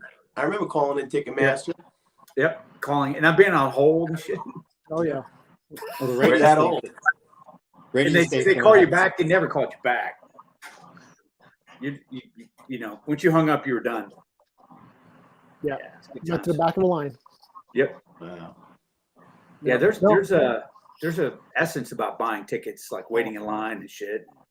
You know, meeting I get upset nowadays that I don't have a paper ticket to save to remember my concerts in. I get really Yeah, upset yeah. at it. Right. In fact, Yeah. Brian Setzer came on the radio while I was driving. I went to pick up my daughter at school. And I'm like, I saw him live, but I don't know what day it was or when it was because there was no ticket. And I remember Lewis, I didn't see him. you know what they started doing? I just got my tickets for Sammy, Best of the All Worlds Tour. Yeah. Next July in Homedale, New Jersey. Yeah. And I bought my tickets. Ticketmaster sent me a thing the next day, said, here's your artwork for your ticket. And they sent me Wow. like a PDF of an actual ticket with a cool logo and everything. Yeah. And that's Oh, that's cool. my ticket for me. It doesn't get you into the show. Yeah. It's kind of like your memorabilia for your ticket, like a physical That's ticket. great. That's great. Yeah. So I don't know. I think they started doing that now. Yeah. I've got all my tickets, I keep them all right back, from the 80s. Yeah. And yeah, I get upset now. You print off a piece of paper. It's not the same thing. No. You want that stub, because I'd always fold it in half and shove it in my back pocket.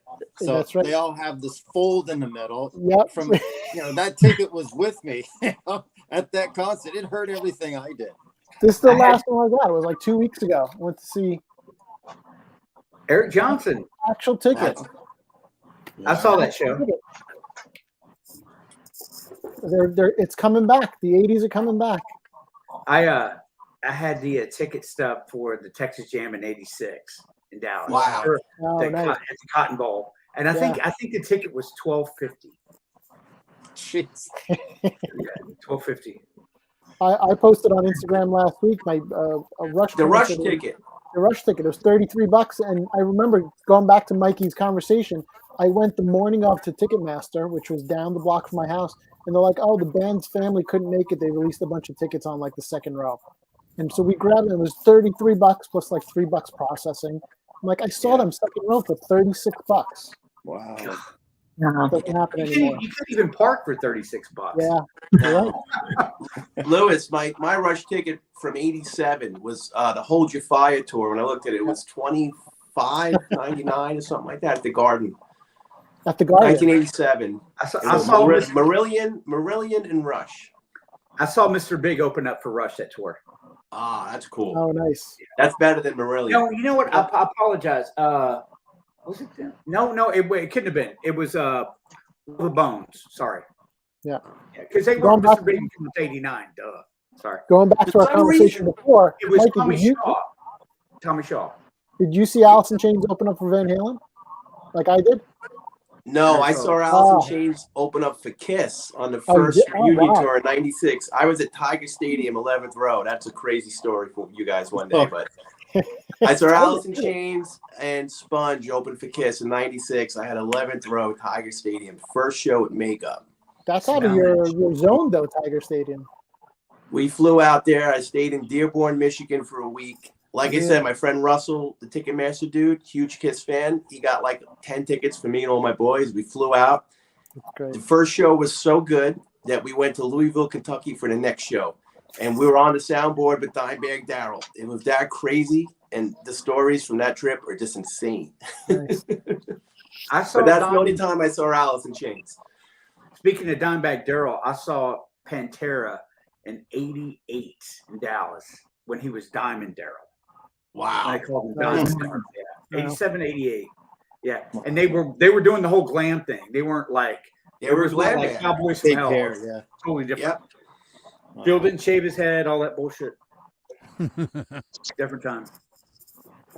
That's awesome. Yeah. Yeah, it was right after he won that guitar contest a few years. He was bad to the bone. Yeah. I'll give you just I'll give you a quick 2 minutes on that Kiss thing in '96. Now think about it. Kiss had done Unplugged for MTV in '95, and they bring out Ace Frehley and Peter Criss at the end. Remember, they teased everybody. They did two encores with them. They did like Nothing to Lose and 2000 Man, and I think Rock and Roll All Night. The next year, they did that full reunion tour with Makeup, first with the old members in like 17 years.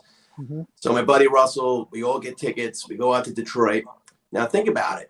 All these bands that were fans of Kiss who never really got to see them in the 70s all flocked to that show to see them. I mean, everybody was there. Anthrax, Sebastian Bach, Pantera, nice, Smashing Pumpkins, Anthrax, Lemmy from Motorhead, Metallica. I mean, you name it, they were at this damn show at Tiger Stadium. Yeah. And we stayed because we had an inside with my friend Russell. We knew that they were at like the Dearborn Ritz-Carlton. So we booked hotels at the Ritz-Carlton where Kiss was. And every band was at this hotel. So now we're at the hotel lobby bar with everyone in the music scene from the time in that bar. No cell phones, no smartphones. It's 1996, and no one had a camera. So the only recollection of these stories is me. Yeah, that's awesome. It was fucking amazing. First Kiss concert I went to was, I wanted to see him. I only got to see him in the 70s on like HBO, like when I was a kid. But Animalized was the first one I got to see. 83. Yeah, I was going to say 82, 83. Yeah, Look It Up was 83. I think that was 84. 84 was Look It Up. Yeah, I think Bruce was 84. Yeah, great show. Great show. Yeah. The 96 show was great. And they made a video from that Tiger Stadium show for Shout It Out Loud. And in the video for Shout It Out Loud from that tour, there's a guy with a Bill Clinton mask on, face paint, but like Bill Clinton with a star, like Paul Stanley star. And like the next frame is a guy holding up a New York license plate that says Kiss Army. That was my buddy Mike Fish, and that was us in the 10th row. So that was kind of cool. And so many great stories from that show. But Kiss, I gotta admit, they just finished up here at the Garden. I seen them a bunch of times. I didn't go to that last show, but I heard the love them, last show hate was them. pretty crazy. Best live show ever, man. Best live show. Yeah, they're great. When they were on, they were on. I remember, here's a funny story. My brother was a huge Kiss fan. He had the dolls. He had everything. The only thing he didn't have was the pinball machine. And my dad, who was old school Italian off the boat, would look at him and be like, what's so exciting about these people? So my brother said, come to a concert. Come with me. So my brother brought my dad and my mom to the concert. And I remember my dad in this heavy Italian accent saying, I didn't understand anything, but it was the greatest thing I saw in my life. He goes, Amazing. And so he got it. He understood it. He goes, the music, the lights, he goes, everything was fantastic. And so this must have been 90s or something. Yeah. But I remember seeing them with Ace and Makeup. It was a New Year's Eve concert in 99 or 2000. I was at it that was show 99. tour. You were. I was second row there too. I have a picture that I can send you. But it was in Jersey. It was at Giant Stadium, or what was it? It was Continental Airlines Arena. Continental. I was at that show. They did the unreleased Alive board that did end up coming out, but they did a live album of that show. Oh, they did. Pretty sure. I It never definitely knew was a that. New Year's Eve concert. I think it was like they planned for the Millennium, but like it was supposed to be was going to be released as a live 4, then it didn't. Oh, interesting. And they ended up releasing the Symphony gig as a live 4. But then there was like a box Oh, set. they did the whole thing with the all their orchestra, live right? albums. Yeah, I was at the dress rehearsal for that. Oh, cool. That's cool. That was awesome. It was like 200 of us in like a club gig. Like, you know, when you got these big shows that have the barrier that separates the first row from the stage, and photographers are like, we were sort of like just sitting back, leaning on the barrier that close, because everybody was like right up on the stage. And I said, I'm not going to fight up against all these idiots. And me and my cousins were just hanging back and having a great time. There's my Talking picture, to them, Mikey. between songs and stuff. It was really That's a nice. great picture, Lewis. Yeah, my brother took that picture. That's sweet. That's awesome. My last Hold Kiss on. thing, and then we're going to move on from Kiss, and we got to talk about Van Halen. My That's best amazing. mate, my best Hold on, mate. try to get who's- it. There you go. They show that, Lewis. That's a good. Your brother took that. What year was that? Yeah, this was happening. 96. New Year's Eve, 96. God, it looks so Wow. old. Yeah, he's tapping. That's right. When I see that makeup, I think 79, 78. You know. 70, yeah. I mean, the outfit looks like it's Love Gun 77. In 96, they had the Love Gun outfits, I think. But what I wanted to say about Kiss was my best friend, my best mate, and my best man for my wedding is my buddy Andrew Mealy. He might be watching this because he knows I was on. He is the biggest Kiss fan I know, and he's been at like every show they've ever done. He's got every piece of memorabilia. His basement and his house looks like one of those Kiss rooms with the pinball machine, drum heads assigned by everybody from Kiss, etc., etc. And MTV Unplugged, we were all there at the Brooklyn Academy of Music, and in the Kiss logo, we're sitting in the I and the S on the Unplugged album for Kiss. Yeah. Just a mild Kiss fan. They all seem to be like us with Van Halen. They're always, over the top. I've never met someone that just said, "Oh yeah, I kind of like Kiss." No, you either love Kiss or you just don't like Kiss. Look at this. The first time I knew they existed was that Paul Lynde Halloween show in the 1976. That was the first. I was just a little kid. I was probably like 8 or 9. My brother's 9 years older. I sat there and I watched it. Didn't know who they were. And when Kiss stopped, they finished playing, my brother said, "Those guys are stupid." Makes you want to go watch. He was listening to the Beatles and the Stones and that kind of stuff. So to him, it was nothing, right? Makes me want to go watch that Kiss Meets the Phantom of the Park. Remember that movie? Yes. I remember that movie. Star Child. I remember, it gets a lot of criticism, but I remember watching every second of it, right? Yeah, me too. That's great. They got my church at Kings and Satan's service. Remember that they just had that stigma? Yeah. So crazy. I love Ace's laugh in that. He's got the best recorded laugh ever. I used to laugh in the Tom Snyder show. The Tom Snyder in 79. Oh, that's my crazy, favorite thing ever. I think the story with that is like he had 3 bottles of champagne in the green room, and he went on and he was just ripped. And you watch that interview, and Gene Simmons is just furious. Yeah. And as the interview goes on, it's a train wreck that just keeps getting worse. Yeah. Didn't they have like a secret word that meant every time Gene would go "Hi, Mom" into the camera, it meant to calm down for Ace, and he would just get more rambunctious. Yeah. It was great. Great interview. Yeah. I actually designed my shirt off the Kiss logo. Did you? Yeah, I pulled it off the Alive Tour logo, but the Z is actually the backwards. They had an alternate logo for Germany, so that's the flip S that they used to use. Yeah. The D is actually the top half of the K on the bottom and the bottom half of the K on the top. And the 3-5 is off their 35 Alive logo. Nice. That's cool. I remember my brother had a Kiss album with a different logo on the front because in Germany the S's looked too much like the SS, and so they changed it. I remember my brother collecting the German ones because they had a different Kiss logo on the old Casablanca records. So every time I look at your logo, it reminds me of those old records, which he still has somewhere. Hey, Brad, do you guys do Kiss in the 80s band? We used to do I Was Made for Loving You, even though it's 79.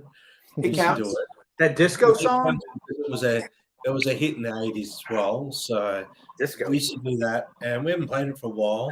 And we used to do is it War Machine or I think Lick It Up?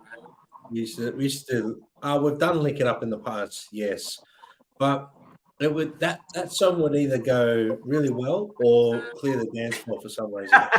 War Machine is interesting because it's not a well-known song outside of Kiss fans and hard rock fans, I'd say.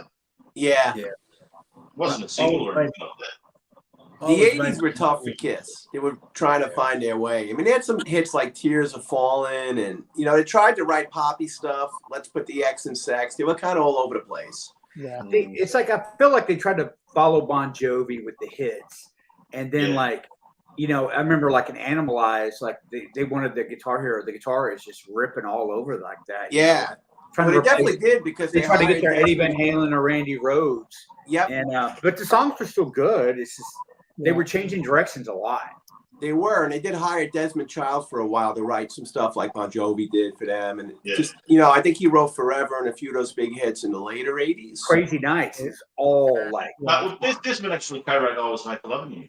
Like that was one of his first big co-writes with another band.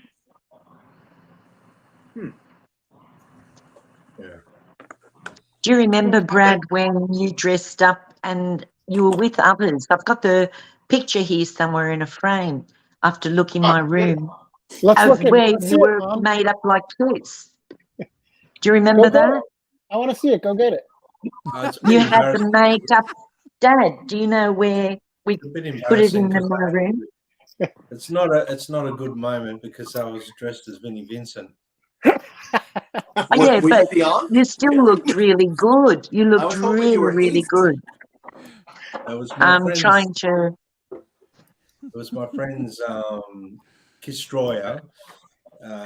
They celebrated. They did this big anniversary of Kiss and all that past members, and they asked me to dress up, and I was a bit reluctant to do it because I'm not a fan of Vinnie Vincent, but they asked me to do it, so I did it, and I had to play War Machine and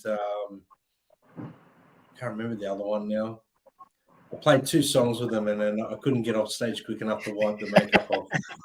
Hey, Helen. Helen's in the chat. Good to see you. Years and years and years ago, before I cut my hair, my friend's wife had a "Come As Your Favorite Rock Star" party for her birthday, and I did that. Hold on, bro. Yeah, Vinnie Vincent's from Bridgeport. He's right by next door. There it is. Oh, that's cool. Nice. Oh, wow. Very The whole cool. thing was made out of cardboard and masking tape and silver spray paint.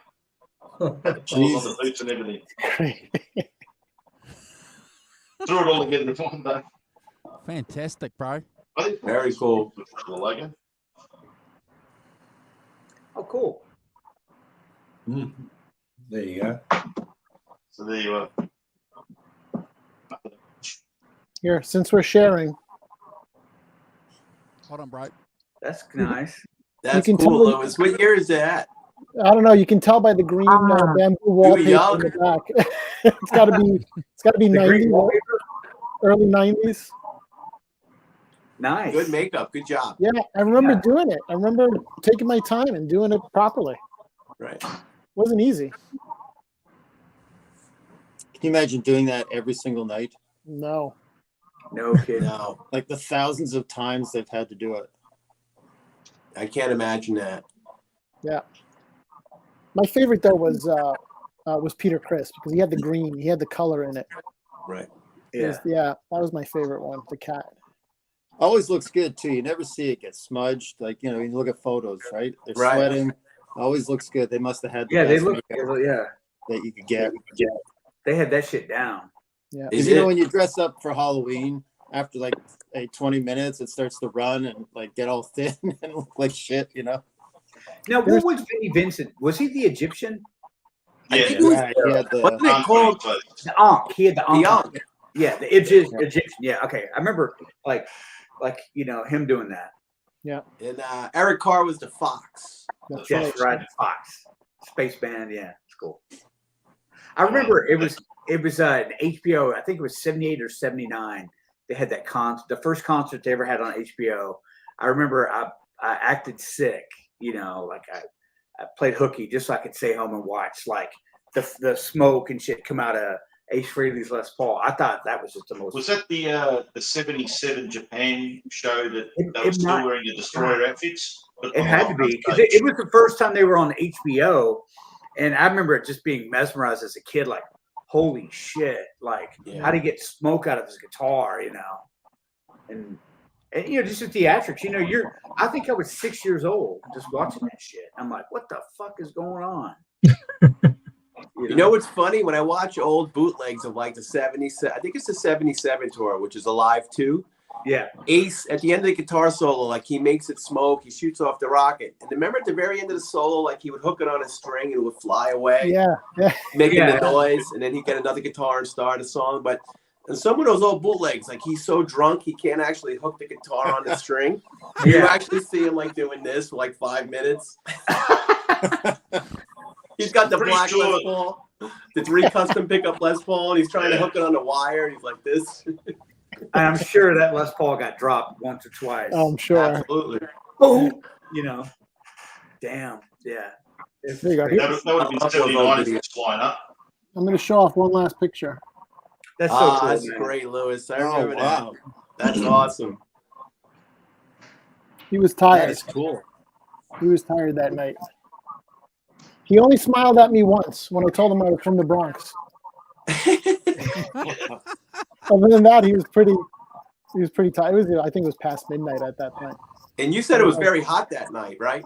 Yeah, it was back in July, and so yeah, he was. Listen, it's midnight after a concert. I'd be tired too, and so he was probably just trying to just please a couple of people and go away. So I didn't give him a hard time at all. Yeah.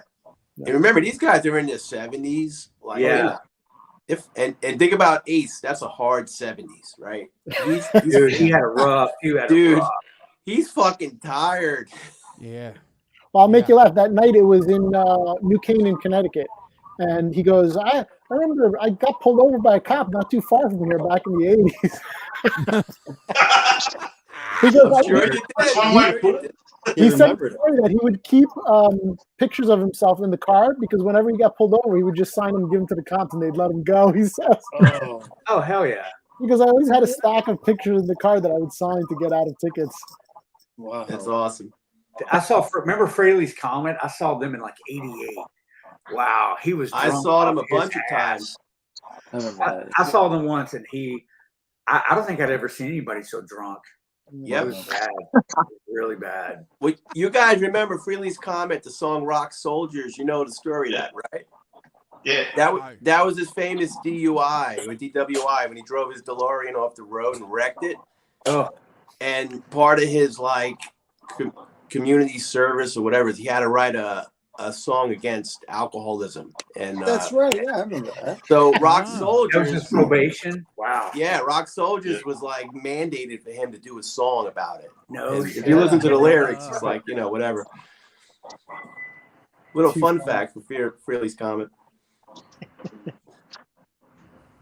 That's great.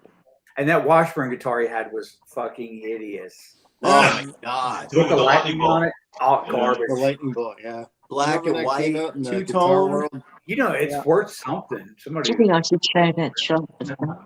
it probably he, makes he had a BC Rich that was almost like a leopard print that I remember.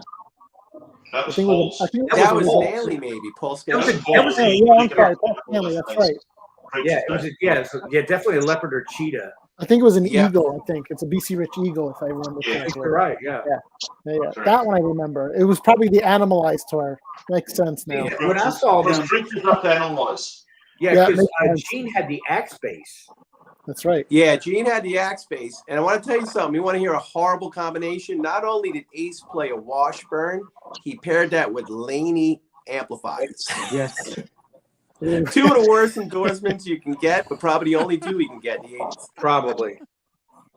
Laney and Washburn. I remember the huge, yeah, the AORs. Oh. Fucking nightmare. I love you, Ace. Oh, listen, I was talking to somebody about him the other day of how sloppy of a player he is, but he's the greatest. He's not the cleanest of players, but Not he at makes all. them But all of us. nobody He's great. made kids pick up Les Pauls more than that guy, probably Correct. in the 70s. Correct. God bless him for that, because him and Jimmy Page before Eddie were the reason why I picked up a guitar.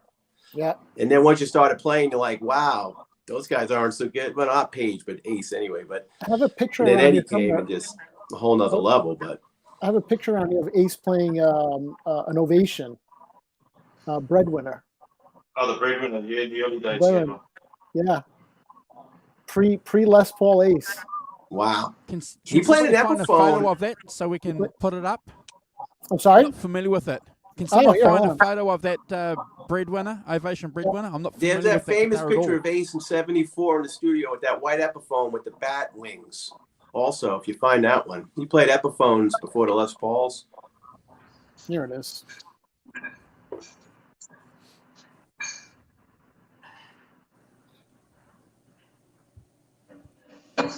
Wow. Yeah, that's a Yeah. good picture. Oh, there's another one in here somewhere. It's a Oh, here. This is the one I have it printed up somewhere around here. Yeah, that's it. Oh, hold on. Who am I presenting? Hold on. Trying to look like the spaceman, right? He's trying to. Oh. Everything has Yeah. to be weird. And then that's great, Lois. You can see a Les Paul right there, though. Somebody's playing a Les Paul. Yeah. But yeah, That's ugly. and then you're right, Mikey. He had a. He had a double. Yeah, he had an Epiphone with double He had an horns. It might have Epiphone. been a cornet. But there's Yeah. a famous studio shot in '74 of him playing it. You know, before they had money. Yeah. Okay. That says it all. Do you think a little bit was Gene Simmons telling him to play something like that so that it would match his image? Like the Yeah, I spaceman think that's the thing, or- Epiphone. Maybe. Is that a Lamy amp behind them? That's really cool. It's pretty cool. Yeah. And here, here's the. Here's another one. Here's this one. Yeah, that's another Epiphone. Yep. Oh, that's the cornet. Yeah. I'm That's a familiar with cornet, that. I Ugly believe. guitar. Look at his makeup. Ugly guitars. Oh. That's the quick makeup. Yeah. Half and Yeah, half. well, actually, yeah, that's probably first or second show. Yeah. The white Here was that horrible face Washburn. Where's the Washburn? Yeah. Have you got it? Oh, the Have you got it, Washburn. Les? Oh, sorry. There you go. And there's the Laney's, that awful. Yeah, Oh, that's it. That's what I remember. And it had the Washburn Wonder Bar on it, which was just terrible. Didn't Paul do a deal with Washburn too? Yeah, he had a bunch of Washburns in like, the early 2000s. Yeah. That Iceman though that Paul played. The Iceman's that- my favorite. That's Yeah, that, Iceman that was was a hot classic. guitar. That's a hot guitar. Yeah. Andrew, I me have a too. very famous fellow here. Oh. Let's see that. Hold on. Where are you? There you are. Which way do I go? That way? Oh, Can you nice. see it very well? Or not I can't really? make out who it is. Angle it. We've got the reflection of the patio. Have I got it too much in the light, Andrew? Come towards You've your. got too much on yeah. camera at the moment. I like the strap. Yeah. Can you see now? Is Yeah, that that's better? That's better. That's a cool shot. Les Paul. There's That's Paul. Brad. Nothing but a Is Les that Brad? That's Brad. Wow, Cool. that's a nice shot. Yeah. I don't know. I'm not showing it very well. I can see that. If only I could work this out. Yeah, I can't. With the light. Maybe my husband could have closed things off a bit. Can you That's see? all right. Can you see it now? Change No. the angle, but not the position. Right. Oh, don't- So don't- what should I do, John? Close the blinds? No, just angle it, turn it sideways, angle it more towards the camera. That's it. But now bring it to the side a bit. The other way. That's it. Yeah. now you can Yeah. see. I'm more jealous of the sunshine and heat behind Yeah. you because it's cold. You're Darkest night here. It's a beautiful Really shot. cool. I love it. But Thank you. it's he's really deep into the music scene. There was at a gig, and I had a friend who was a photographer from Tassie watching, and he just caught Brad at this beautiful expression. But with that, my son, I'm going to love and leave everyone. A special love and shout out to the Rock Professor and to everyone in the chat. And I have to get back to my husband and my doggy. And but Brad, I love you, son. Love you too. Proud of Merry you. Christmas. Yeah, and Merry Merry Christmas. Happy holidays to everyone. And I'll keep watching the show as I'm doing things. Okay. Happy holidays. Happy And holidays. thank you. Oh, And nice. special hugs and kisses to everyone. See you guys. See you. Bye. See you, Mum. All Bye right. bye. Bye. Bye, Stan. Bye. We need more moms Fantastic. on the show. That was great. Yeah. Yeah. Very cool. Brad, you Thanks, got man. to sign. You got to autograph that. Yeah, I was gonna say. No. Yeah, no, I don't know about autographing it, mate, but great photo. It's like two moms. Well, I guess in her eyes, I am famous. So there you go. Yeah, you got it, boy. That's the Yeah. way. That's the Yeah. way. Yeah, yeah. Thanks for Just want joining to do a us, Mum. shout out to Helene O'Hara in the chat, folks, and to what she's doing. She's a big supporter of what we do here, and she's looking after her dad who's suffering from cancer. So special shout out to you, Helen, and your dad this holiday. Yeah, 100%. Can we all wish Johnny B a happy birthday, by the way? Ah, Was it his birthday? yes. Belated birthday. Oh, thank happy you. birthday, Thank bro. you, man. Happy birthday. Are you 21 yet, or what? Yeah. Well, you can't be 21 too many times, right? Yeah. Who's counting? Hey, Johnny, I know. any secret projects you're working on? You could tell us about or anything going on? My house. Good question. Oh no, we don't want to hear about that. That's boring. I've cleaned out every guitar project, because people, I don't know how it happens. I just turn around and there's guitars all over the place because people go, "Can you do this for me?" Yeah, sure, whatever. Like, I have a hard time saying no. So the last year I've been trying to, okay, no more guitar projects. I got to say no to people. And the last guitar went out the door. Actually, the bass over here, that's the last one that I had to fix, and it's waiting for it to be picked up. So now my shop is a kitchen drawer. It's like a kitchen drawer place now. It's like there's no guitars. I got my table saw out, cutting all the wood. So it's exciting for me. Yeah, it's been a lot of work, but I'm anxious to get back to the guitars. You're not analyzing any colors for the kitchen, huh? Right. What's Hey, that? Lewis, you know what? That's a good segue into our good friend Phil X, because Johnny B worked on that Franken X, the SGX Franken. Yeah, Franken G, I guess you would call it. The Franken G. That thing is amazing, and Phil's an amazing player. So, I mean, that was one of the best projects I've watched you guys work on. That was such a fun guitar, and I'll tell you, it may sound kind of hokey, but the three of us were texting back and forth. I mean, Scott lives just down the street from me, but every day, Phil, Scott, and I talking about that guitar.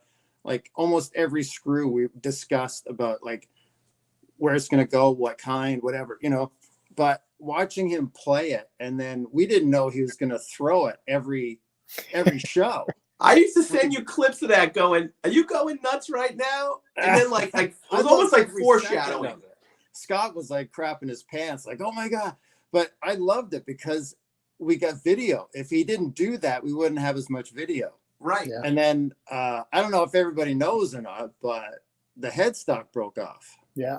Oh shit. And it was Phil repaired, really too. didn't want to talk about it because he was like, "Nah, people are just going to criticize me and just, pick me apart about it." But I want to talk about it. So I'm hoping at some point he's going to he's got 2 shots of the headstock breaking off, 2 video shots. And it was funny because before he said anything, we FaceTimed, Scott and I, right? All the 3 of us. And he goes, "Hey guys, how's it going?" And I'm like, "Okay, something's up. Something's up." And he goes, "Yeah, okay, well, I really want to talk to you guys about the guitar." I said, "Before you say anything else, I just want to know if you got video." He goes, "Yes, I got 2 shots." I went, "Okay, fine, that's good." So yeah, it's a cool video. He sent it to me, but I'm not going to put it out until he does, obviously. Right. If he ever does, I hope he does. I hope we can do a thing where we can talk about it. And I don't know if you guys saw the repair job. Yeah, I can't remember Best the guy's repair names I on ever saw. Instagram. Yeah. Best repair I've ever seen. Yeah, I mean, Wow. you know, so it's playable. It got fixed, but it's just part of the life of that guitar. Sure. And it was just fun, just Yeah. a fun thing to be involved with. But yeah, I every once in a remember. while you see that photo pop up, like, you know, social media somewhere, and it's like, hey, that's cool. I remember Such an awesome guitar. when I was making the bomber straps and I sent one to him and he's like, I can't use this. I'm going to break my head. I'm swinging this thing around my head. And I'm like, you're doing what? He's like, yeah, I'm going to swing it around my head. I'm like, don't do that. He's like, no, I'm going to do that. He's a wild You know guy. what it is? Yeah. He's such a great player. I mean, Phil X for me in a guitar player has everything I love. I mean, technically he's great. He plays a passionate feel and aggression, but it's controlled, kind of like Ted. Yeah, And control. it's you know what? I mean, you can see these guys, you see them all over YouTube and Instagram. They blow through, they technically great, they blow through scales, they play 1,000 miles an hour, but they don't have that thing, that X factor, right? I mean, Phil is it. Like Phil just every note he plays and bends it's coming from inside, right? Yeah. Oh, And yeah. then when I watch his videos, right, Lewis, I mean, Yeah. he did a video a week ago of I'm the One from Van Halen. I mean, dude, it's awesome. And he's got a when you unique made that style guitar for him, tone, and too. this video of him playing that SG, it's awesome. It was funny because I was talking to him earlier and we were talking about that video and he said something funny. Let's see if I still have it. He said, where is it? It was harder to play my own licks at that tempo. And I said, well, for most of us, it's impossible. So I'm glad it was just hard for you. Right. He was playing his own solo on top of I'm the One. Yeah, he at propped like it. double the speed, right? And he was like, I had to speed up my own. And I'm like, nobody can do that. Like, it was hard for you. It's like impossible for me to do it. Like, so it was only I love it when he does those little videos and he makes a mistake and he just kind of laughs at, but like, it's the kind of thing, like, we wouldn't even be at that point to Right. make that mistake, you know? Yeah, it's funny. Phil is real. He lets you see that inside vulnerability that other people don't let you see that on Instagram. All the 95,000 mistakes before they post their video. Phil's like, fuck it. He just plays and shows it. But my point about you, Johnny, was that I think it's so amazing great that guitar came from this community, and there he is out there waving the flag with that guitar. Like for me to watch that, it means Absolutely. awesome. Yeah. And Now it's awesome for you. he's got the fair warning one now too. Yeah, that's the one I like. I like that Fair Warning one. It's cool. Yeah. His amp, his Friedman amp is incredible. It's great. It's funny because I didn't think I would like it at first because I'm like, because I had the B100. I'm like, it's got a few things, but it's probably a little bit more authentic, like an old Marshall, because you kind of had to crank it like an old Plexi. It's really very Plexi-ish. It's a great amp. Yeah, it's turned me around. I've thought about getting one just because of watching him play it all the time. I'm like, man, that thing actually does have that sound. That amp smokes. Yeah. Smokes. But you got to get a guitar with a P90 on it. That's the You other need a trick. P90. Yeah. You get the Phil. You sound. might Yeah, need he his. nailed it. You might need Phil's hands too to get that Yeah, tone. that would help. Yeah. The best is Lewis. Remember, like we talked to him once in a while through Lewis because Lewis is friends with him. And I just got the iconic head. I got the half stack and I love it. And I'm like, Phil, this thing sounds great. I could dial in an old 78 Plexi sound. He's like, too many fucking knobs on that thing. He's right, but it does sound good. But he doesn't need those knobs. He just needs this, like Ed. Yeah. I really understands that part for sure. Yeah. Yeah. Didn't you made him a black and white also, didn't you? I didn't make it, Scott. Oh, well, actually, it was talk about the community. So, Chris Locke made the body. Donnie Ward made the neck. My buddy Scott Bodden, he painted the body, aged everything, and then I assembled it. That's pretty much all I did was assemble the thing and set it up. But it's great to be a part of something like that. Yeah. And I think the guitar is still at Scott's house. Phil doesn't have it yet because he was in Europe when we finished it up. So we were waiting for him to come back, and I think he was supposed to come to Toronto, and we were going to meet up with him and give it to him, but that fell through somehow. So not sure what the story is with the guitar now, but Scott would know. Yeah. And Johnny, that's the black and white, as if the red were never painted, right? Yeah, exactly. And with the 78 tour neck, the Lynn Ellsworth neck. Right. So it's a really cool, like when you, the more you look at that thing, the more you wish you didn't paint it red, because it really is kind of cool. With the It is. reflectors, everything stands out so well. And the aging, you know, could you imagine the 78 guitar with all that aging to it? Like it would have been just, it would have got better and better. But Yeah.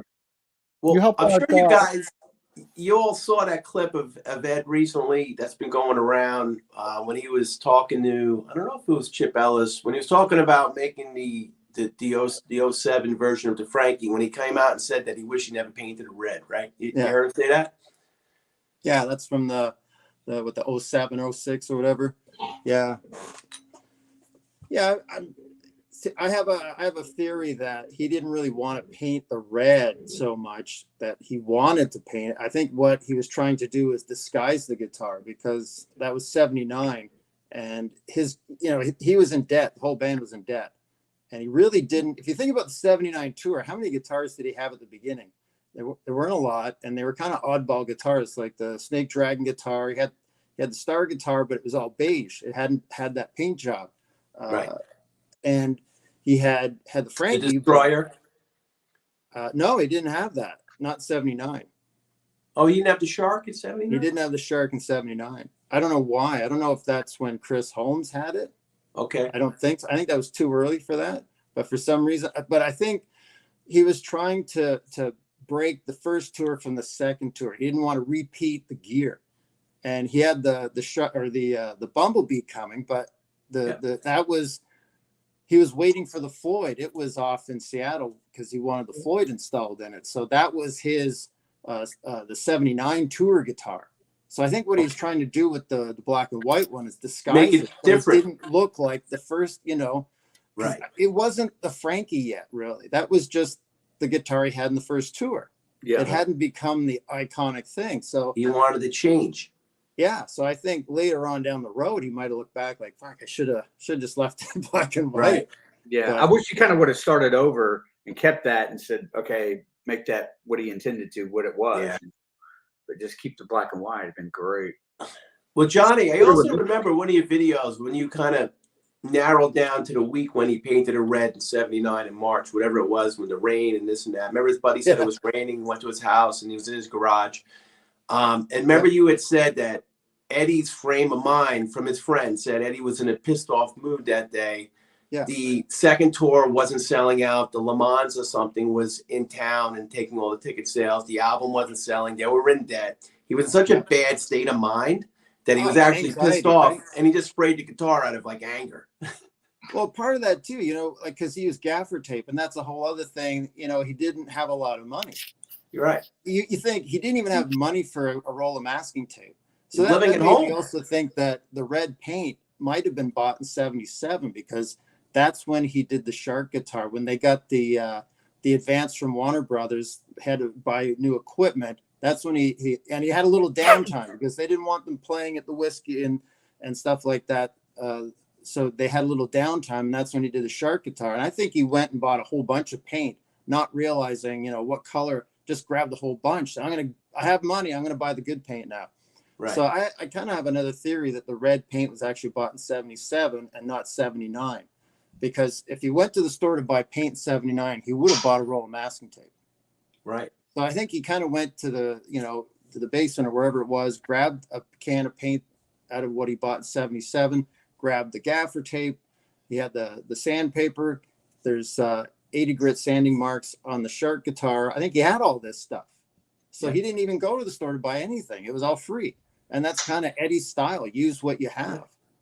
So And he ran out of the paint at the bottom because on the underneath of the guitar where it was hanging, you could tell that the red wasn't as full as the other corpse he did. Yeah, yeah. The back and the bottom are a lot thinner. The front has like you say, that full coat. If you look on the back, you can see some of the smaller triangles. There's I don't know what the name is, but on the edge of the tape, you can see where the paint gets thin, where it's not built up yet, hasn't set up yet. And that shows that it's basically just one layer that he sprayed and then stopped. If you look on the front, you don't see that at all because he sprayed a couple layers as it built up. So yeah, he knew that he was probably running out of paint or didn't have enough or didn't want to open another can, whatever the story is. So it's kind of interesting when you see that. Maybe he didn't care about the back as much as the front. But yeah, it's really neat to, and I reproduced that little, I don't know, you call it meniscus curve or whatever. And I could only do it with gaffer tape. If you use masking tape, it doesn't happen because it's not as thick. That's so cool. It's kind of cool to learn all these little, things, right? Yeah.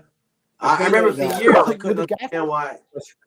For years I couldn't understand why some of the lines were so straight and narrow, straight and tight, and some of the lines were so, it was because the gaffer tape ripped and all the hairs were coming off. Yeah. Yep. Yeah. Yeah. I remember Awesome. trying to Quick figure side out like how do you, because everything I did, the tape, the lines were nice and sharp and clean. I'm like, how did he get it so messy? And I remember at one time thinking of taking a roll of tape and like taking really coarse sandpaper to the edge so that it roughed up the edge. And then I thought, well, that's ridiculous. He wouldn't have done anything like that. But what's causing the rough edge? So that was when I realized it was gaffer tape. It answered all those questions. Like, oh, of course. Does the gaffer tape like soak up some of the paint so it prevents a little bit of the dripping? Not. I don't know if it soaks it up. It's really thick, so it doesn't go through. But yeah. It doesn't bleed, really but good when the paint's on it though. It's because they have that cloth pattern. It's like fabric. I was going to say, yeah, it's got Yeah. cloth on it. Yeah. And the red being the like the candy apple red, it looks really cool when it's wet. Like it's just a really cool look. Yeah.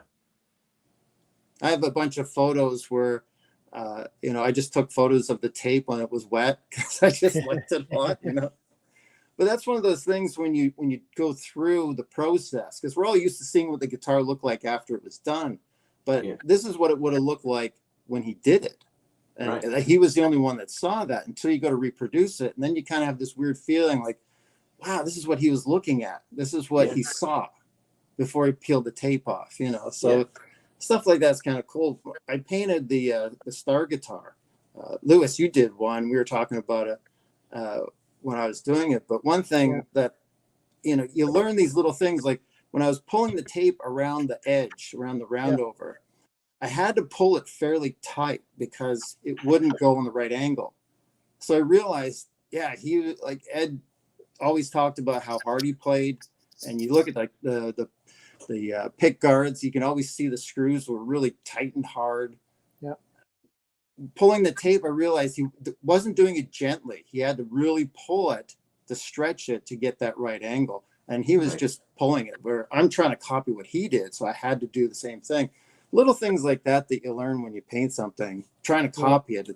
It's kind of cool. These little things that like, nobody knows this. Mikey, let's see it. Mikey has it now. I just bought the body. I didn't paint it. I had somebody else paint it. Well, you painted it. You did the first coat. I just did a white version. I did the white version of the Star. Then I had somebody else paint it in the proper thickness of lines. There you go. This thing came out amazing. The everything is actual. The line sizes and the width, kind of like yours, Johnny. I mean, this what body is that? This is a 1980s Greco, right? Lewis? Greco's body, yeah. Yeah, It was like royal blue, the original color. So here's another funny story. When Phil X saw me, when Phil X knew I had that body, he was like, "Dude, I want it." And then I said, "Well," I said, knowing how he is, I'm like, "I think it's basswood." He's like, "I don't want it." Oh yeah, you need basswood. Then I scraped that. Mikey spilled his drink. I did. So then we scraped down some of the paint to see exactly what was underneath there. And what did we discover, Mikey? What was it? It was, I believe it was basswood, right? No, it wasn't basswood. No, wait. It was poplar. Poplar. Poplar. And then Very once similar. we did that, then Phil was like, "All right, I might be interested." And then he was like, "No, forget it." Really? Yeah, he didn't want anything. He calls it asswood. He calls basswood, but you're right. We thought it was poplar because of the grain. Yeah, right? the I remember grain, yeah. when you actually went into it. Hey, how about oak? And he goes, "Oh fuck, oak is for furniture." Yeah. I love basswood. I get a lot of people bash on it, but I'm like, it's soft, but it's a great sounding. It's great sounding. Yeah. Well, what did John Suhr say? You put a maple cap on it, it kind of hits everything. Yeah. That's why, like, my Suhr is maple. It's maple with a flame top. Yeah. Yeah. Well, a lot of the early 80s Kramers were Poplar, right? And there was this whole debate about what the 5150 is Poplar, right? Oh God, yeah, it's crazy. Yeah, it's such a life of its own. I've got a theory about the 5150 guitar that I've been thinking about a little while ago. I want to hear. Started to think about it a little while ago because the whole thing is like on the back, all the wear marks. It looks like Poplar because there's no heavy grain or anything. But on the front, where the armrest is, it has that more of an ash wear mark. Like you can see the very distinctive grain. So then I started to think, like, because I put a lot of thought into how Eddie used to like heavy bodies and the weight of the guitar and how it balanced and stuff like that. And I thought, what if he had Kramer make a combo body that was ash and Poplar, trying to balance the body out so the top part was heavier than the bottom, so that when he turned it, played it up like this, the weight was on the top towards him. And I started thinking about this, like, oh, it makes too much sense. We'll never know unless we can actually have the 5150 and examine it. Look at it. Yeah, you'd have to cut it. Yeah. You'd have to do something. Well, that holds a lot of truth to it, because when he was in the mahogany stage with the circles and the roster and the root, he wanted the mahogany for the heaviness and the tone, because you were routing out for the Floyd, but those guitars were too heavy for him. Yeah. So to your point, like maybe he wanted to, okay, if I could balance out the guitar and do a hybrid. Do we know if the neck pocket was painted on that? Do we know if the neck pocket was painted on that? Because neck pocket would tell you if it was 50-50 body, obviously. It depends on the way I was thinking was that it might have actually been like the back was different than the front even. Oh, not top to bottom, front to back. Oh, gotcha. Yeah.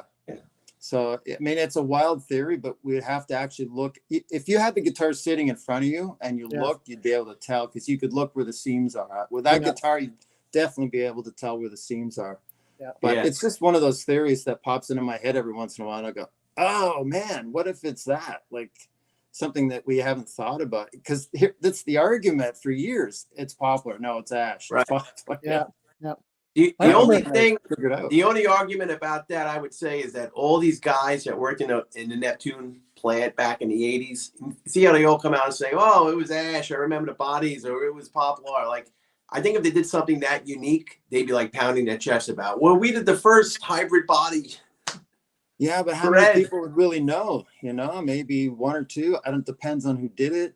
Right. Would they remember it? I don't know.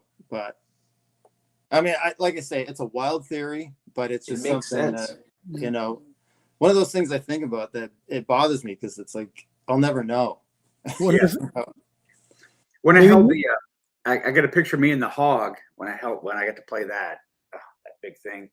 Was that at the guitar show? It was in Philly, right? Yep. Me and Scott Smith were holding it, and God, that thing was how heavy? Like a cement brick. Yeah. Thick as shit. Got some really good pickups of the pictures of the pickup and the trim and the switch on it, and it was great. I wish I would have got a chance to plug it in, but that's it was pretty cool holding it. Heavy as shit. Mahogany is weird because you can have mahogany that's almost as light as basswood. Yes. And sometimes it's almost as heavy as maple. It's really strange. Like, I work with it every day. So sometimes you go to pick it up and it's like, whoa, it's like styrofoam. And then other times it's like a brick. So, Lewis made one that's very heavy. You mean for the kitchen cabinets? Mahogany kitchen cabinets? And well, African mahogany, yeah. Oh, I was joking. This Lewis was this Brazilian mahogany? Honduran mahogany. Honduran mahogany. Yeah. Oh, nice. This is heavy. No, wait, the Rasta is Honduran. You're right. The Rasta. This is heavy also. Yeah. So here's my Carina. Oh, cool. Boogie Bodies. I got this from Adam. Adam had number 1. I have number 2, actually, when he, I guess, acquired Boogie Bodies. So it's beautiful as hell. Got a copper block on the back. Wow. And I put a Charvel custom shop neck on it, and got a Floyd. I have the Frankenstein on here, titanium with gold, and a Fralin single coil. It's a beautiful guitar. Got brass knobs. Actually, my daughter chose the gold, so I put gold on it. The gold looks good. Yeah. Oh, thanks. Yeah. My daughter's like, Dad, I like gold better than black. I'm like, all right, we'll put gold. And it's great. It's actually heavy, but I tell you what, the tone of it it's different. It took me a while to figure out what pickups to put in it because it was really, it got very dark because they call Carina like a super mahogany, but it's a great top. I get asked about this more than most of my guitars. Beautiful. The grain is beautiful. Yeah. Oh yeah, it's great. Yeah. It's beautiful. What I do is every few months I'll put a nice oil, just rub an oil on it so it doesn't get too dull. But people like paint it. I'm like, you can't paint this. You can't paint that? No. It's like furniture. Yeah. So What kind of Lewis finish painted do you have this on one. This one's Honduran mahogany. Yeah. And yeah, this one is heavy. Yeah, that would be like a brick. Yeah, this one is heavy. And what Lewis did too is this actually had there was a humbucker in the neck. Yeah. He filled it in for me. And where's the puke on it? I don't see no puke. Mikey Right doesn't up have a in cap. Right up here in the joint. Oh, okay, I see it. Oh. But you're right. This almost feels like a Les Paul. It is heavy. And Ed was a small guy, right? Ed was like 5'7", 5'8". Yeah. And I think if you ever watch the videos, you see pictures with him with the circles, which was this guitar, right? Huge, huge on him. It's tremendous, and he's jumping around stage like in the Looks like an Unchained video from '81. This guitar was as heavy as him. So I can see why he chose not to play it anymore. And even though the sound and the tone was great, it was just too heavy of a guitar for him. So he retired it. I wonder if he asked Lynn for heavier pieces of wood, or I wonder if that was part of what he wanted, or if it was just the wood type. Like I wonder what No, those I think at the discussions time would it have been was like, because of what I was thinking was that when they were rounding out the bodies for the Floyds in the early '80s, he wanted to compensate for that for tone. So he probably wanted a heavy body, but then I guess when he was touring with it, it was too much. I mean, that's what happened with Pete Townsend in the '70s. Remember, he had those really cool Les Paul Deluxes with the 3 pickups. He had like 2 minis and a humbucker and a MIDI, and they all had the numbers on them. Yep. Yeah. Each number was a different tuning. Yep. And Pete played those from like 72 to 78 or something, and then he finally said that they were too fucking heavy. He's like the guitars are too heavy. They had the pancake bodies.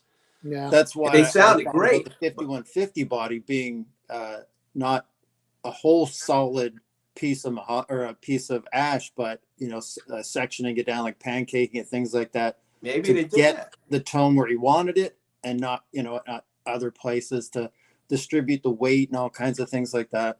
So yeah, it's crazy, and I wish we had more information about those conversations that he had with Lynn. Like just what it was that he was looking for. I don't think Lynn remembers the details like that. Yeah.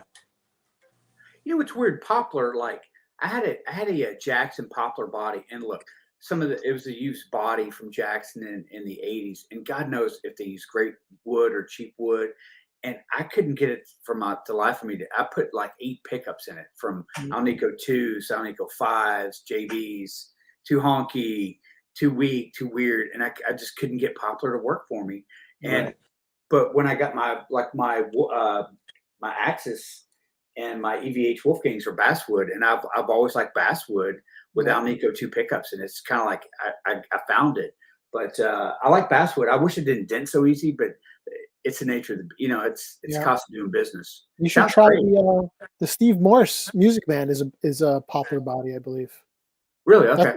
That's a killer sound. Yeah, they were making those when nobody knew what Poplar was. I remember. And Music Man started, and I'm reading the spec sheet, and I'm like, what did they put in there? Companies love Poplar and basswood because it's easy on the machines. It's easy on bits, and they'll tell you it's for tone, but it's really for machining. A really hard wood, it just eats the bits like crazy. So yeah, they make you believe. I have I have it back there. It's a Japanese Senwood. Oh my god, that thing weighs a ton. But it's The heaviest guitar I've ever played was made out of paddock or paddock or whatever. Yeah, let me see if I And can that get thing was like up in cement block. I played a one humbucker, and it was like, I swear it must have been 13 pounds. Oh I was like, God! I would never play this guitar. It's too heavy. The heaviest guitar I've That's ever what tell you that's the heaviest guitar I've ever had. 11 and a half is the heaviest I ever played. It was an Anchor. Oof, this thing's got to be easily 10 pounds. Damn. Holy Little shit. Sen. And that's Senwood? This is a Japanese Sen, which is supposed to be like ash. Yeah. Is it? This is a cool guitar. What happened? Nice. Is it pancaked? No, Wow. That thing looks heavy. it is heavy. Yeah, it's Beautiful finish. cool interest. This is Cortez, which was Court when it was made in Japan, and Cortez sold to a Korean company, and they renamed it Court. But look at the tuners. Wow. Wow. They're like Ed's tuners, right? Yeah, they're the Chevron tuners. He had those, right? Big headstock, bullet truss rod. Interesting. I put a nice Bartolini in there. Oh, Bartolini. Holy shit. Like Yeah, Brad but the Gill. funny part is they didn't put the neck in properly, so the string spacing's off. Like not the string spacing, the low E hits off the fretboard on the upper registers, and the high E is like too much on the fretboard. Oh, they didn't slot it right. No, they didn't. But I just left it because you can't feel it while you're playing it. Yeah. Wow. This thing, I'm going to break my arm listing it. A couple of old Japanese strat copies made of Sen, and they're not too heavy at all. No, but there's a story about Sen, about maybe Johnny, there were some guitars that were probably made of Sen. Weren't they saying that the Destroyer might have been a Japanese Sen? Yeah, that's what it is. Yeah. Yeah, it is. The confusion is that early ads said that it was Carina wood, but it was really stained to look like Carina. Yeah. But the ad actually said solid Carina. So people like Eddie Van Halen and other people thought it was Carina for years. Yeah. Right. Until somebody actually looked at it. But no, there was somebody in the factory that knew about these things. It's a Senwood. But Eddie claimed that they used the wrong kind after a certain year, because he didn't like, after a certain year, he didn't like how they sounded, so I don't know what that's all about, but yeah, pretty interesting, like, how much he read magazines, and like the Frankenstein was really built out of those ads in the back of Guitar Player magazine. Like that's where it all, you remember back in the 70s, magazines were everything for information on whatever you're doing, if it was dirt bikes, guitars, or whatever. And, all that stuff, the aftermarket stuff, the pickups that he got into like the Mighty Mites and everything like that, that's why he went down to Charvel and bugged those guys so much. Yeah. Interesting. In fact, Mikey's Rasta that I painted for him, that's a Mighty Mite body. Oh, yeah. Yeah, you can tell because the upper horn is round. It's not, usually the upper horns here are square offish. Yeah. I'm going to have his pull it out. It's totally round. Wow. Hey, whatever happened, Lewis, whatever happened to that real beautiful PV, that real green body you had? Remember that one? Oh, yeah, that was beautiful, man. I love that top. Yeah, so no, I have a friend of mine who cleaned out the PV factory of their necks when they were having their auction. And so every time I get bored, I just grab a couple of things and put it together. And Craig at CHS painted that one. Yeah. Adam at FU Tone set it up with a whole system. Got some pariahs in there. It was just Adam's like 15 minutes down the road. Yeah, Adam's great. Adam's very helpful, and right after COVID, I had nothing to do, so I was painting by. It's not something I used to do. It's just there was time to research, and there was time to do things that I wanted to do in high school that I knew now.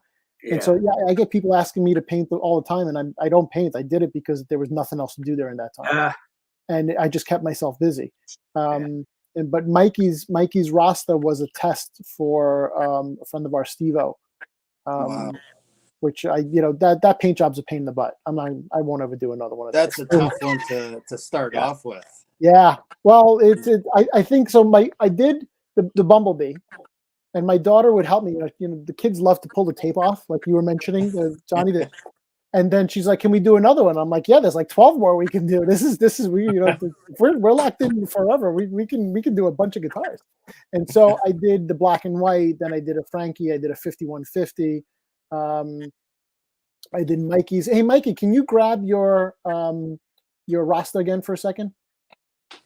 And then, but I wanted to test it out, and I bought this cheap body, and you can tell by the upper horn, it's a Mighty Mite body because the Mighty Mites, the upper horn is round on them. So they smooth the roundovers, so it's you see how it looks like a ball? Yeah. Oh yeah. That's how you can tell it's a Mighty Mite body. And I wanted a mahogany body, so I filled in the neck pickup with a piece of mahogany, actually. Yeah. You did, and I think you also filled in the tone. I think it was a volume and a tone. That's right. Yeah, this little. Right. And then so, what we did was they had the input was there, and we made it a football input like Ed's football jack. There's a lot of time back then to do that stuff. These are all pandemic projects, right? Here's a 2021 Axis I got, brand new. Oh, nice. Right before they started roasting the necks, so I was really glad to get a nice amber, and I put a 84 Floyd on it, and it's got the big block on the back. Oh, cool! Oh, that's huge. Yeah, it's great. It's plays great. I've actually got it set to float. I've got I angled the neck a little bit just for, it'll flutter. Sounds great. It kicks ass through the old Marshall amp and the nice. 50. Well, I actually been playing through the 5150 combo, which is kind of nice. But yeah, it kicks ass. It's great. I thought about putting a speed knob, but this knob's fine. I haven't messed with it too much, so just change the trim. But it's got a nice top. I was really glad to get the top. But yeah, the roasted, all the necks now are just roasted, which is fine. But I didn't really want to roast it for this, Right. Maybe someday we'll see. I don't always love the roasted necks. Depends. Yeah, they're really good because like for adjustments. But I just rather I thought like old fashioned maple. Yeah, the maple traditionally. Nothing wrong with it.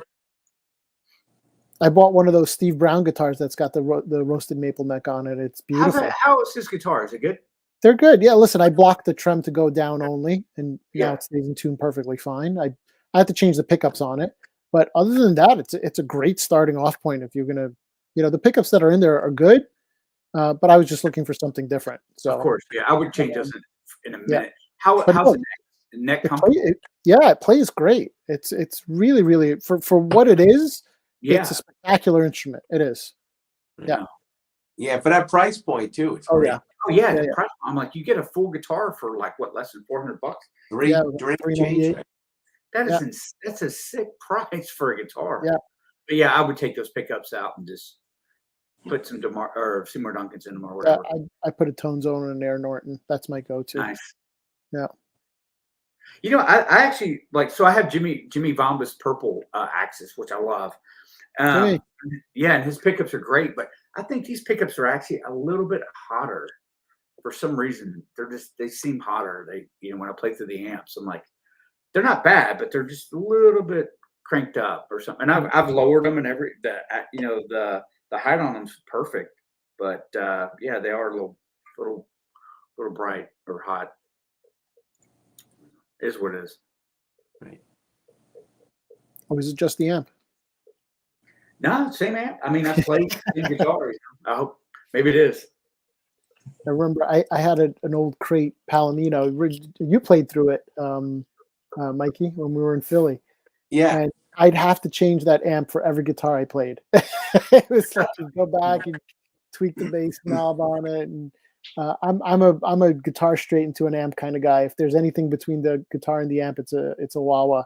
And so I'm nice and simple. So when it came to things like that, it's like, all right, I got to change the amp. So I never got used to you know, I always got used to fooling with the amp to get the sound that I wanted. Right. So I always have the mentality is people like to set their amps and keep it that way for everything, but sometimes you got to tweak the amp. Yeah, definitely. Yeah, that's why you got a bunch of them behind you, so you have more options than I do. Oh, You can change hey, amp. if I didn't have a frat power station, I'd be in jail right now.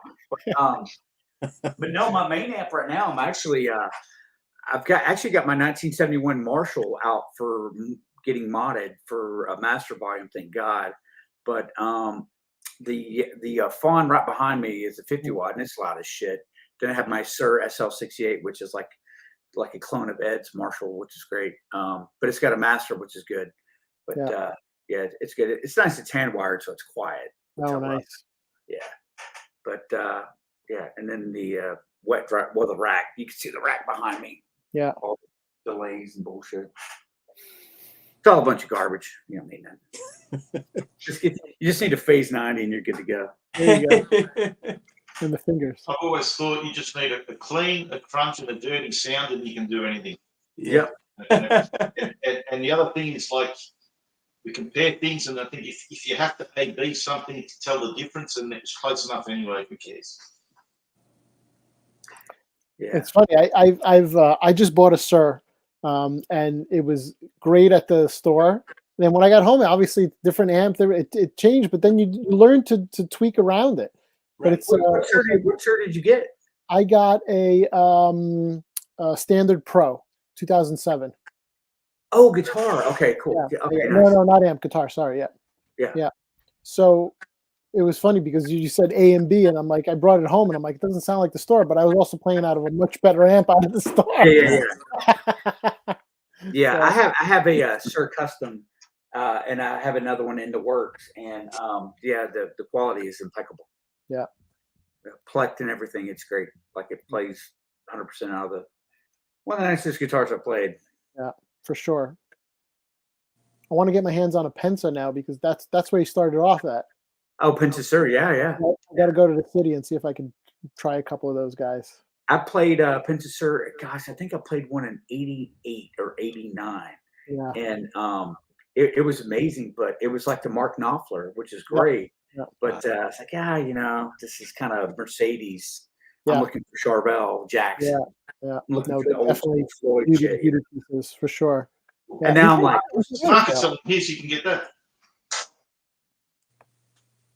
What was that? I said market selling his, you can go get that. Oh, nice. Yeah. All right, gents, I think it's time for me to leave. You gonna bow out, Lewis? I'm going to bow out. Yes. That's something I said. It's been a Thanks pleasure for being joining. with you all. Thanks for having me, Mickey. Thank you. Oh, Merry it's been Merry great Christmas. talking Happy to you. holidays to everybody. Happy holidays. Congrats on the Guitar World thing, man. That was awesome. Oh, thank you. Thank you very much. Appreciate that. Yeah, definitely. Yeah, that's awesome. Thank you, Lewis, for jumping on. My pleasure. Thank you. We look forward to, mate, we need to do a show at least next year. Can't wait another 12 months and get you on the Christmas show without doing a show in between, mate. So Right. we'll make sure we do that, eh? Yeah, would love to. Absolutely. Thank you. Thank you very much. Merry Christmas, Talk to you tomorrow, buddy. Christmas, man. Good. Bye. Good seeing everybody.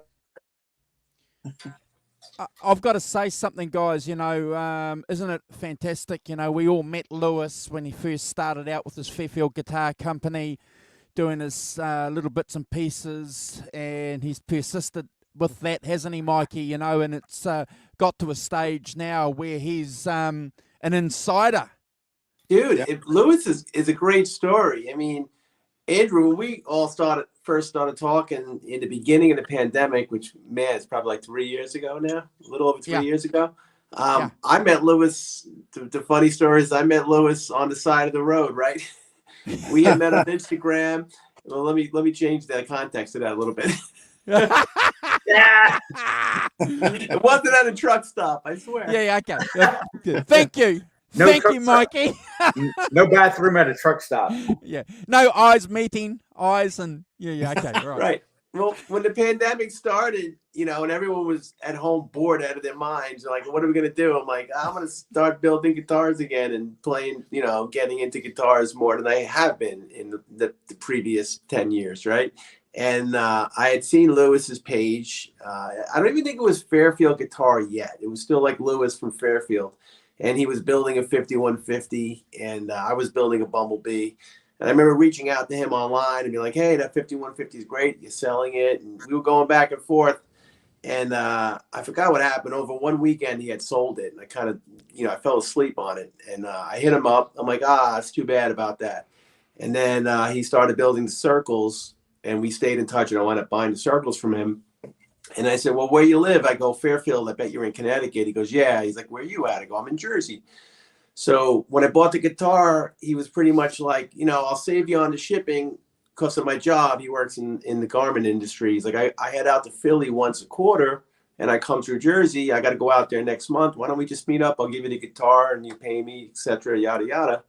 And that's when I met him on the side of the road. We met on the turnpike, exit 8 near my house. And he brought me the Circles guitar. And he said to me at time, he's like, look, I want to run something by you. I started doing these, you know, Van Halen straps. And he showed me like a mock-up of the Bomber strap. He's like, would you be interested in something like this? I'm like, I definitely would be. I go, I know a whole bunch of people that would love this. And that was the beginning of our conversations and our friendship. And then from that little, you know, meeting, you know, his business has blossomed into, you know, not just making those Van Halen straps and making his own, taking his business experience and expertise in the garment industry and fabrics and leathers and doing his own thing. And now he's got like major acts, you know, signed on. And, you know, he recently was in the Guitar World this month with the Wolfgang issue with Chris Gill, did a write-up on him. Dude, in 3 years, I mean, Lewis, fucking great job, brother. Great job. Yeah. So, you know, proud of him, man. It's a great story. We all saw unfold, you know, on these podcasts. So cool to open up Guitar World and go, hey, I know that guy. I know that dude, right? $10. Hey, Mikey, where you at in Jersey? I'm in Monmouth County. I'm in Manalapan. Manalapan. Okay, cool. I'm in Philly.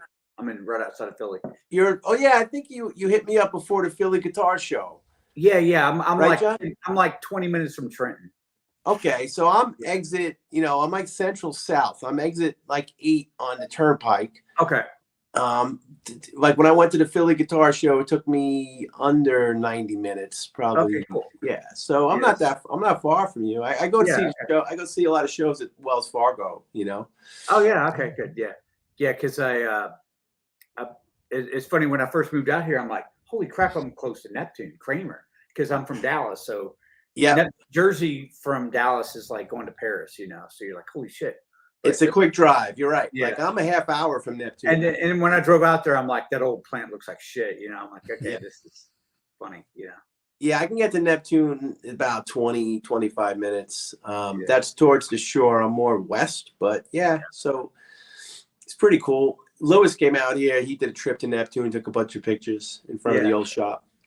Yeah, I went out there once and I'm like, it's probably different in the 80s. Yeah. 83, 82 is probably happening. I wasn't living out here then, but I wish I was. Yeah. So is it abandoned or is there something in it now? No, something else is in the spot now. Yeah. Wow. People in there just have no idea the history. Yeah, they they're have working with or zero whatever idea they're of doing. like, you know. They're probably running an Etsy shop out of there or some bullshit. You know? Yeah. What's this paint on the wall? Let's scrape it all off. And Yeah. what's They this don't red need guitar paint? magazines. Just throw this shit away. What's this EVH 83? Yeah, scratch that. There's a box here that says Floyd Rose. It's garbage. Yeah, Garbage. it doesn't even look like it belongs to anything. Yeah. It says non-tuner Floyd Rose. Garbage. Amazing. Totally amazing. Now, if you found a Rockinger, that is garbage. You can just do the world a favor and bury that piece of shit. I felt bad one time. I remember this guy on a forum. It's years ago. And he had a Rockinger trim. He goes, hey, I got this. And I'm like, he goes, isn't he good? I'm like, nah, it's garbage. You should just throw it away. Yeah. You know, those Tremlos suck. I'm sorry, you know, because I played one and got 82, 83. It was just awful, you know. I'd rather have a Floyd Rose 2 than that. Yeah. Or Pro. Or a Washburn Wonder Bar. Oh yeah. God, those were something. Oh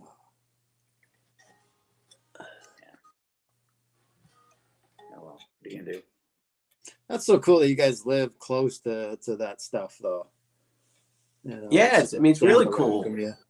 I mean, I grew up in Bay Ridge, Brooklyn, and I used to make weekend trips into Manhattan to Guitar Row on 48th Street, where Manny's was and Sam Ash. Yeah. Wow. That's There was probably two. It was like guitar heaven. This is in the 80s when everything was blowing up. And Yeah. any weekend you go into guitar, Sam Ash, and you see like a guy like Mike Stern or just some dude who was like a fusion or jazz guy just playing it.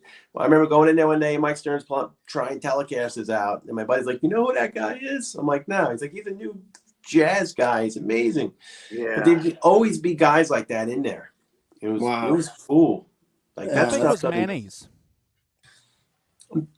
Manny's was Yep. in the same spot. Yeah, Manny's, Sam Ash. Manny's, There was yeah. probably about 10 places. Yeah, it's interesting because Dave Nesdell used to work at Manny's, and I was always interested because it sounds like it was a big place. Yeah, it was a very big place. And I was probably in there when he was working there, and I didn't know him at the time, which is pretty cool. Yeah. When I was in Dallas, I used to run into Andy Timmons in the '80s at the guitar show. He was playing Kramer Hollow Flashes, and he was with Danger, and he was just ripping it up. The greatest, nicest guy in the world. I'd say, hey man, play something like Jason Becker. He played these sweeping licks, and he played bebop or whatever, and just the nicest guy. And but I'd run into him, Eric Johnson. It wasn't. Holy. Oh yeah, Eric Johnson was there a lot. I remember seeing him a few times. And, there's a story with Manny's. You saw recently Joe Bonamassa had found someone who had the original Manny's music signed, and he had it restored, and he's got it at one of his Nerdville places, I think. Nice. Wow. I when I lived in Austin, I ran into Eric and met Eric, and such a nice guy. And there's so much great blues players and rock guys down there. But Dallas, there's always some hot shots out there just kicking ass. And once you get out here, I'm like, holy shit, Steve Vais from Long Island. I mean, that's cool. That's not too far, but I mean, when you're in Dallas, like Long Island is so far away. Yeah, Bay Ridge to Long Island, like for me, it's an hour away. Yeah. Like, our other buddy, Brian Setzer from Massapequa, Long Island. I mean, those guys are right around here. A lot of great guys are from the tri-state area from here. Yeah, there's a lot of great guitar players from Jersey. Holy shit. Jersey, you got Zach Wild. You got, the guys in Sebastian, in Skid Row. You got, the guy from Trickster we're just talking about, Steve Brown's from Yeah, I met Steve through Adam years ago. Yeah. And it's so funny. I'm like, God, I used to see on, and I mean, I've met Steve a few times. Such a great guy, nice guy. And White Lion, Vito Bratta went to my high school in Staten Island, New York. Yeah. Really? Not anymore. He carpal tunnel, but he's a New York guy. The guys in Anthrax are all from New York. Obviously, Kiss from New York. Bunch of bands just from New York, Jersey, Long Island. It's all like connected, which is cool. Yeah, a good friend of mine who's been on our channel. His name is Carl. We started this channel together a few years ago. Hot guitar player. Left New Zealand to go and do his OE overseas adventure in America and went to Texas with the idea of breaking into the music industry, of trying to do something over there. And we were talking, when he got back, he spent 12 years in the States, and he said something to me which always stuck with me. He said, Andrew, when I got to the States, he said there was a line of guys down the road and around the block that could play Stevie Ray Vaughan licks in Texas. Oh yeah. And it was just a matter of fact, and he was a hot guitarist here. Right. But then when you get to the States, and just a whole different scene, isn't it? Yeah. Well, the thing is, it's kind of funny. It's like you look at Eddie, you're out there with a Charvel or a Kramer with a Marshall half stack, and you go to Austin and you got a Strat and you're playing to a Fender Deluxe, and it's like, okay, you're another SRV clone. We have one. what do you got? And Yeah. a lot of spinoffs, and there's great guitar players, but you know, it's like you're wearing the hat like C. Ray Vaughan, you know, and you know the guys, you know, playing the Charvels or tap like Eddie. So it's kind of like, yeah, what are you doing different? You know, there's just so many. That was like C. Ray Vaughan was almost like the Eddie Van Halen of LA in a sense, you know. I think Les Paul, from what Carl told me on reflection, and it makes a little bit of sense, and maybe you guys will understand this. It almost became like a pilgrimage for a lot of Stevie Ray Vaughan fans to actually go to Texas to actually to try and have a crack and play in some of these bars for tips, which is what you guys over there do. You know, it kind of blew us away here, knowing that these bars will have all the gear there, and all you got to do is just turn up and play. And if you're any good, you're going to get tips. You know, that doesn't happen here in New Zealand. You have to provide everything. Yeah. Yeah. Yeah. Well, I'm sorry. Like, you go to Austin, and I mean, there's just great players all the time. I remember seeing. Hey, Johnny. Hey, buddy. What's going on? Hey. What's up, fellas? I remember, going to Austin South by Southwest and Blues Traveler. Like, I remember, like, the first year they really broke big, and they were amazing. But there's like so many great bands in Austin. I'm like, you got all these great guitar players, and it's just, some make it, some don't. I think now, John, is that a lot of these what we call these mecca spots, like obviously Austin's one, LA, New York, Nashville. You got these hot spots where all the greatest musicians in the world flock to try to get a deal and try to become famous. And there's so much talent, right? It's amazing. You really have to have something different today. It's not like years ago you can get signed and maybe don't have the look or the gimmick because there was no social media and this and that. Like now it's like you need the full package. You got to be a great songwriter. You got to be a great performer. You got to have the look. You got to have this, that. Like it's really tough. Bit of luck too, Mikey. Bit of luck. You reckon? And a bit of luck. You need everything. And nowadays you expect to bring your own following. If you want to make a career out of the music business, man, it's like hitting lotto. Like people say, it's a long shot. Guys like us do it as a passion and as our little side gig. We all have 9 to 5s and families and stuff, and it's great. It's a passion. We all share this. But like, if you want to go out there and make a living out of it full time, God bless you. And thank God people still do it because we need it. Can I just jump in and just follow through something that John just said, and maybe we can have a bit of a chat about this. I think John's, if I'm reading what John said before, it's interesting because I've read this and I've heard this, that if you want to get a record deal, if you want to get picked up by a manager, if you even want to go and play in a good gig somewhere, they want to know how much people are following you on Instagram and on YouTube. So even then, there's a lot of pressure on you to make sure that you've got some kind of social media presence. So it's got nothing to do with talent. Okay, if you've got 100,000 people following you versus someone that's got 5,000 and the 10,000 guys, it's nuts. Maybe you had a great fart video, and that's why you have so many subscribers, right? Yeah. It has nothing to do with you playing. It's the companies now are just looking for a guaranteed payoff, and the same thing. Like you look at the difference between all the movies that came out in 1974 and all the ones that came out 2 years ago. How much of them are all now sequels and parts of franchises and stuff like that, remakes, reboots of something that was already done 20 years ago? Because nobody wants to gamble on something awesome that's new. They just want something that's mediocre and tried and true and will be guaranteed payoff with a bunch of people. And that's why that's some of the best stuff I've seen is just some poor bastard that no one's ever going to hear of. That's why the period from 1960 to 2000 was magic and will never be duplicated. That's everything. The internet really. as great as it is, it ruined so many, so many things. I always say that back then there was like 8 record labels, and they controlled what we got to listen to, and and they built a following for these bands. You listened to their first album, and you couldn't wait for the next record, like a progression. And now the internet came along and just destroyed that. Anybody can put an album up on the internet, and there's just so many people doing it.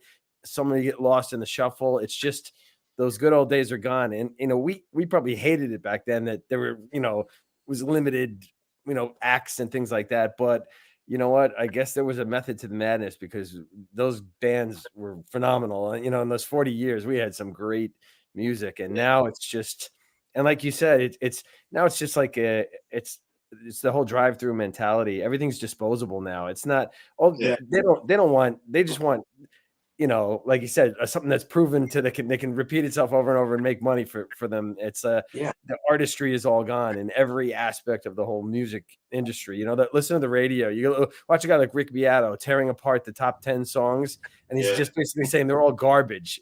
Every one of them is garbage. You know what I mean? So it's like, but it's comfortable garbage that people take.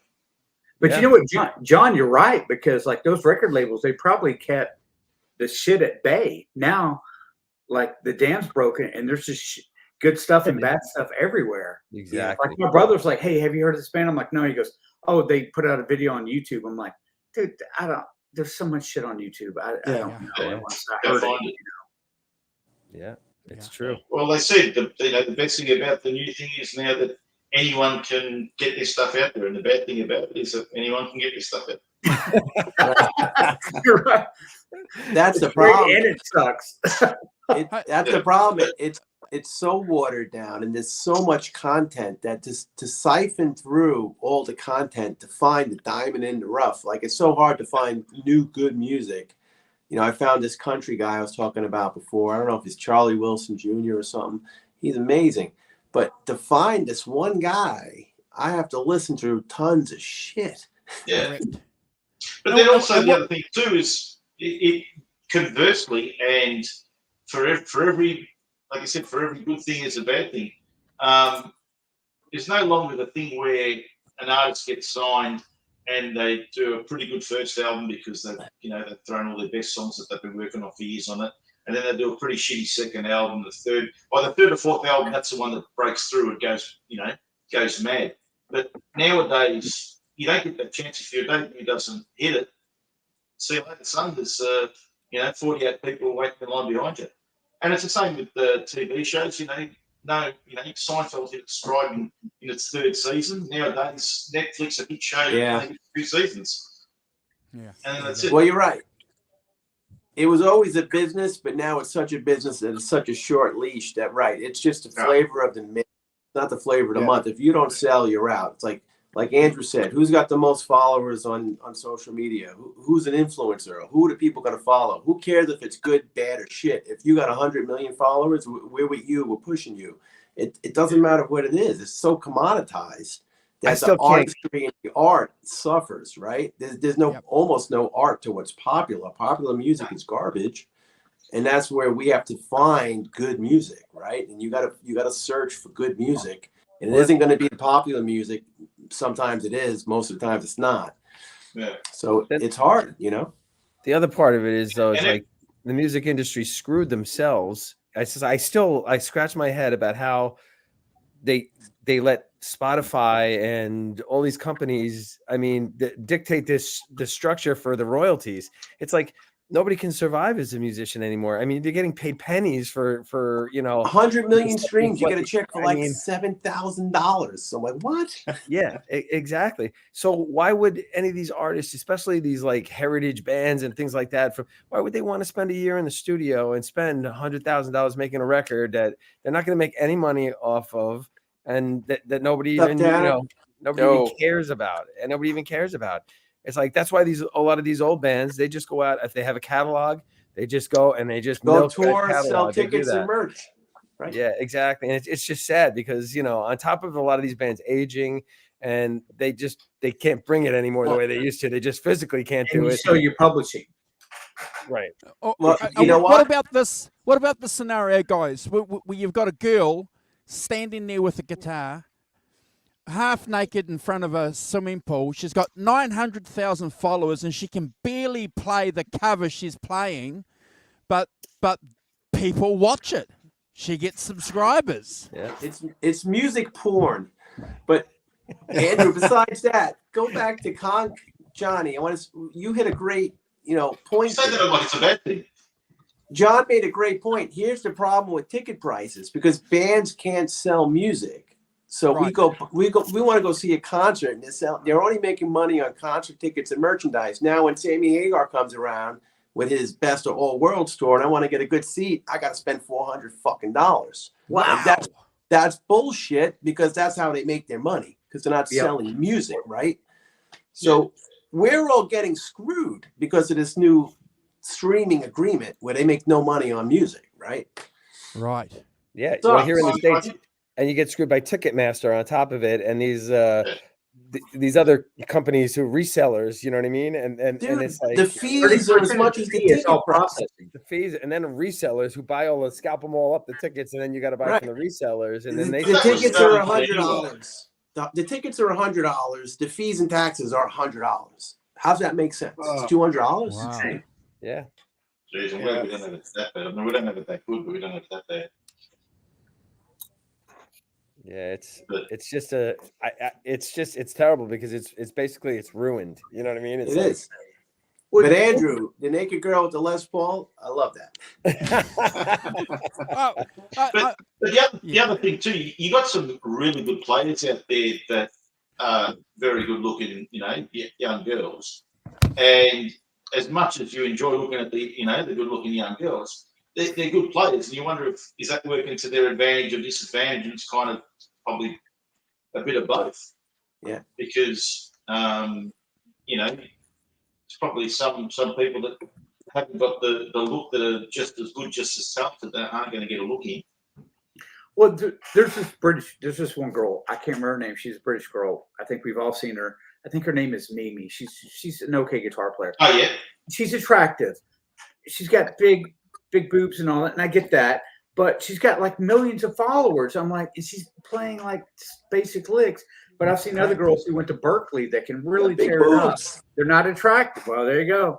They're not attractive. She's got 5,000 views. Dude, what's the if I balance? go on a job interview and I'm as qualified as the hot blonde chick going on the same job interview, who's getting hired? The hot blonde Yeah. chick, not Exactly. me. Yeah. It's the same shit. It's sex sales, man.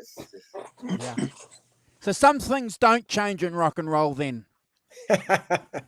That kind of Good stuff. thing is Gary like Moore when wasn't a people good-looking are guy, at the 'cause we'd all grocery be store screwed. at the checkout, Dude, It's- Billy it's Joel just said it. Billy Joel said instant. if he had to get a record contract today with his looks, he wouldn't get a record contract. Yeah. And I believe that. That's an angry young man. Yeah. An angry fat old man. Elton John wouldn't have got a record deal. No.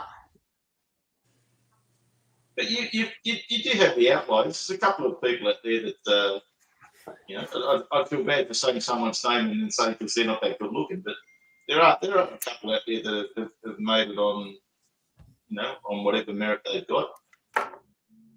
But they're probably the standouts rather than the norm.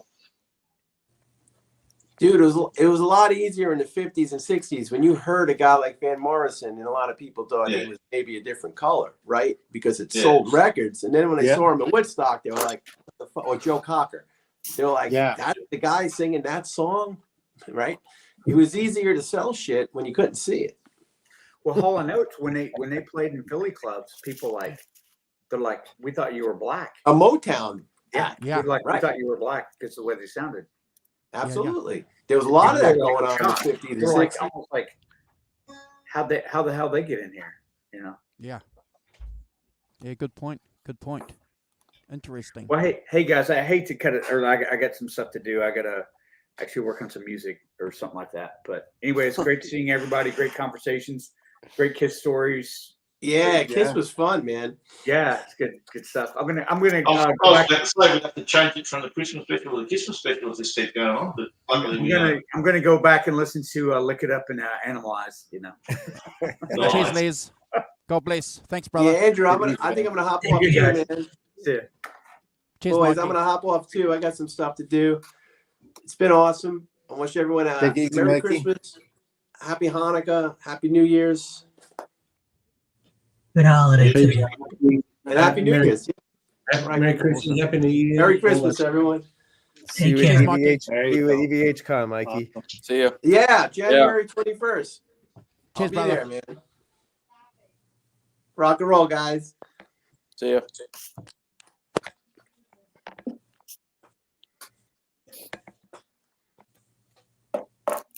Tanner, how you doing? You got the heat going in that place? Good to see you, Yeah. Tanner. I turn it on about an hour before I come in just so I can roast a little bit. What's Works the fine. Is it cold out up there? It is. Let me check. It wasn't too bad today, actually. It was quite sunny. It was right now it's 40. What is it? 40. 40.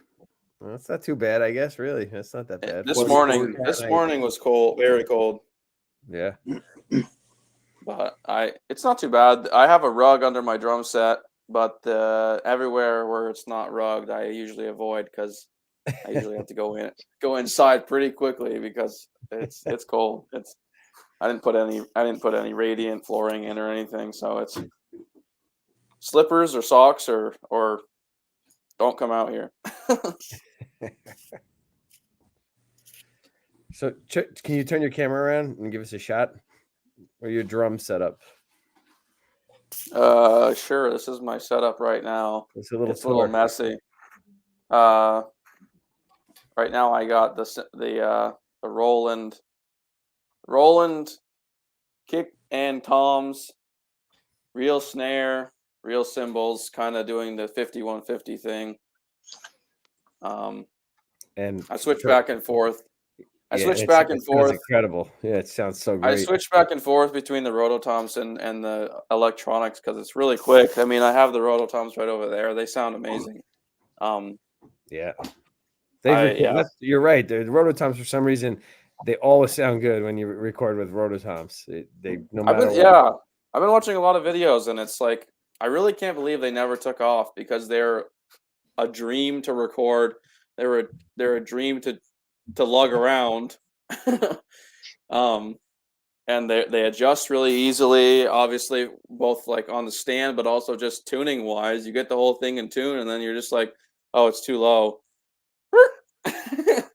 And then it's like exactly what you want, which helps me because when I'm recreating my like 1984 sound, it's like, oh, it's too low. Okay, I'll just tune it up a little bit, which obviously probably was a reason why Alex liked them.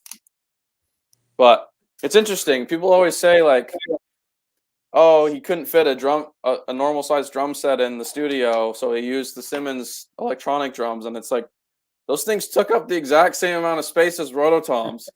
They're literally almost the same stand. It's like, okay. I think it has more to do with the bleed of the drums, which you can hear. You can hear that. I think when they did the remixes for the Guitar Hero game, I think they struggled with it because it's it's surprisingly a live sounding album compared to the stuff before it, which I know that you don't prefer, John. The sound, at least the sound of the kind of separation. It's like, I think I said on one of the last ones, rock with the disco recording with, if they recorded Led Zeppelin with a disco recording setup. Yeah, I guess also 1986 was the peak time for the Simmons drum sound. Totally, Genesis, Phil Collins was all over those on Invisible Touch that year, and I mean everything you turn on the radio, they were all over the place. But I mean they do sound dated though now. The Rototoms don't sound dated. They still 1984 still sounds like. It's a classic. It just but 5150, the drums, specifically the toms, make it sound dated. The kick drums don't. It's just the toms for me anyway. But they were pretty creative with the kicks to like, especially on 1984. Like if you told me they weren't Simmons, I would probably believe you because they did a little bit of processing to make it not sound like the Because the Simmons, for anyone who doesn't know, is a drum synthesizer. It's not a sampler like my Rolands are like samplers, which have just like a couple hundred samples built in, and they sound good, but there's no adjusting. Whereas the Simmons ones were, the original ones at least, were synthesizers. You had knobs, you turned knobs like you would on an actual keyboard synthesizer, and you had quite a bit of range of sound you could get out of them. Anything from kind of like a drum sound to more of like just pitches. Like Bill Bruford, in his kind of King Crimson kit, would tune them to like pitches, like and play them kind of like congas or something like that. But then eventually they started doing the sampler thing, which Bill Bruford also used later on, which, you know, you'd have a crash cymbal in it or a wind chime or something like that, which I think that sounds horrible. If you listen to some of the live Yes kind of reunion there at the end of the 80s, it sounds horrible to me. Yeah, I always found that the most of those other Simmons sounds, I thought they were just terrible. You know what I mean? I never liked any of the other sounds on there. But so like for Alex's kit that he would use, the floor time was basically a kick drum sound, wasn't it? That he just tuned it. I think so. I think he just, because I talked to Neil Rudolph there, the guy you kind of recommended to me, who built the 5150 Tour replica kit, which is insane, by the way.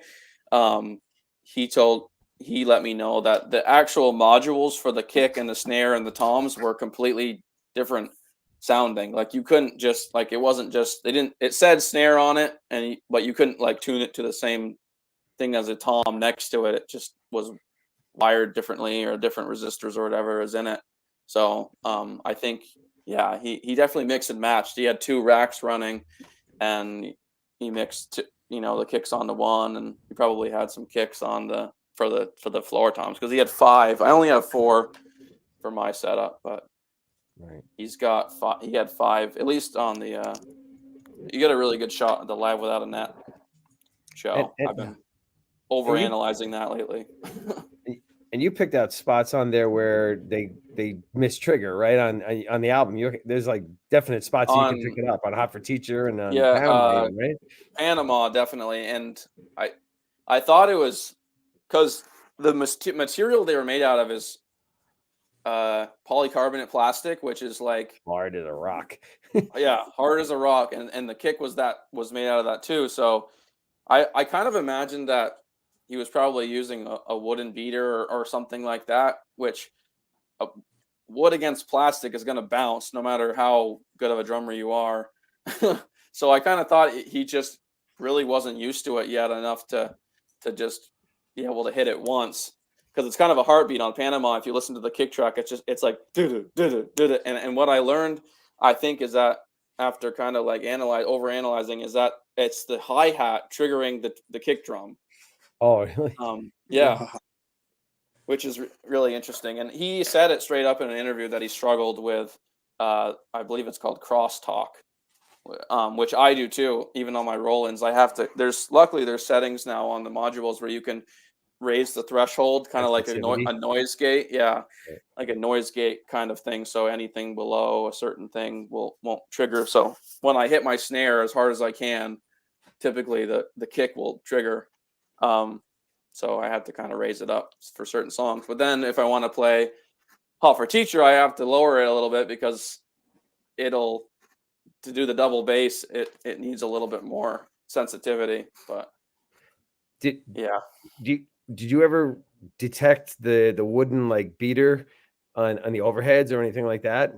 No, actually, you can't hear any kicks on Panama or Jump. And then Hot for Teacher, they were actually feeding the kicks through into the room, so you can hear some actual room bleed.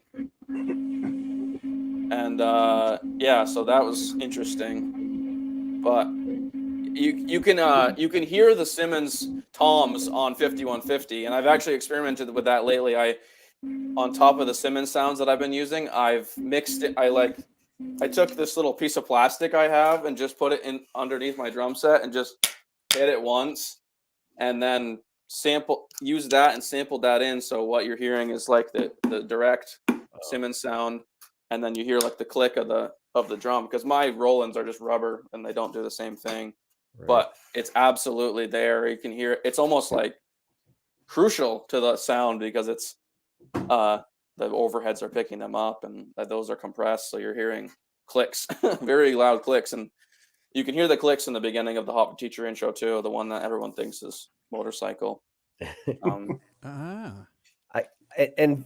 it must have been an evolution, because the kicks and jump sound completely different from like Girl Gone Bad. You know what I mean? I think Exactly. by that time, farther along, we know that they did jump first, and Drop Dead Legs was pretty early, but that's different sounding than Jump. And I think initially he started with I think they were trying to mask the fact that it was Simmons a little bit by creative EQ or whatever. But I think for 5150 they were like, whatever. like I think he finally embraced it, but that was also what he was using live since '83. So it was I think it was just only natural for him to do that.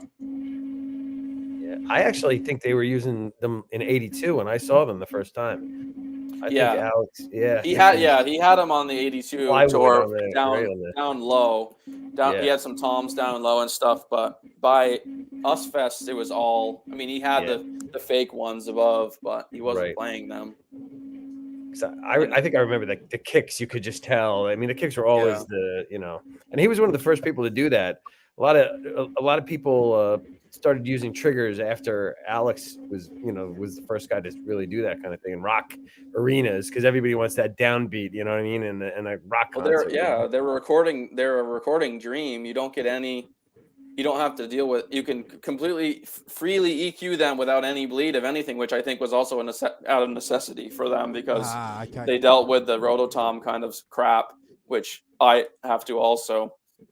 But you send them to their own mix, and you can put reverb on them and do whatever you want with them, and you can tell. I was trying to duplicate the Live Without a Net sound, because it's definitely different than the album. But yeah, you can tell. I think Neil and I talked a little bit about how, because in all the footage from 84 to 86, he was miking up the kick drums through those Altec radial horns, and I was like, well, why the hell would he do that? And apparently they were running the sound through that for some stage ambience, I think. So that's weird. That's bizarre. I just thought they were there for looks. You might see an Altec radial horn in this room in the next year. I don't know. I love that sound. I think I was so obsessed with early, Van Halen 1 for the longest time, but for the last year, especially since kind of talking to you guys a lot about 84 and 5150, I've really grown an affinity for the 5150 sound. I think it sounds dated, but I think it sounds so awesome.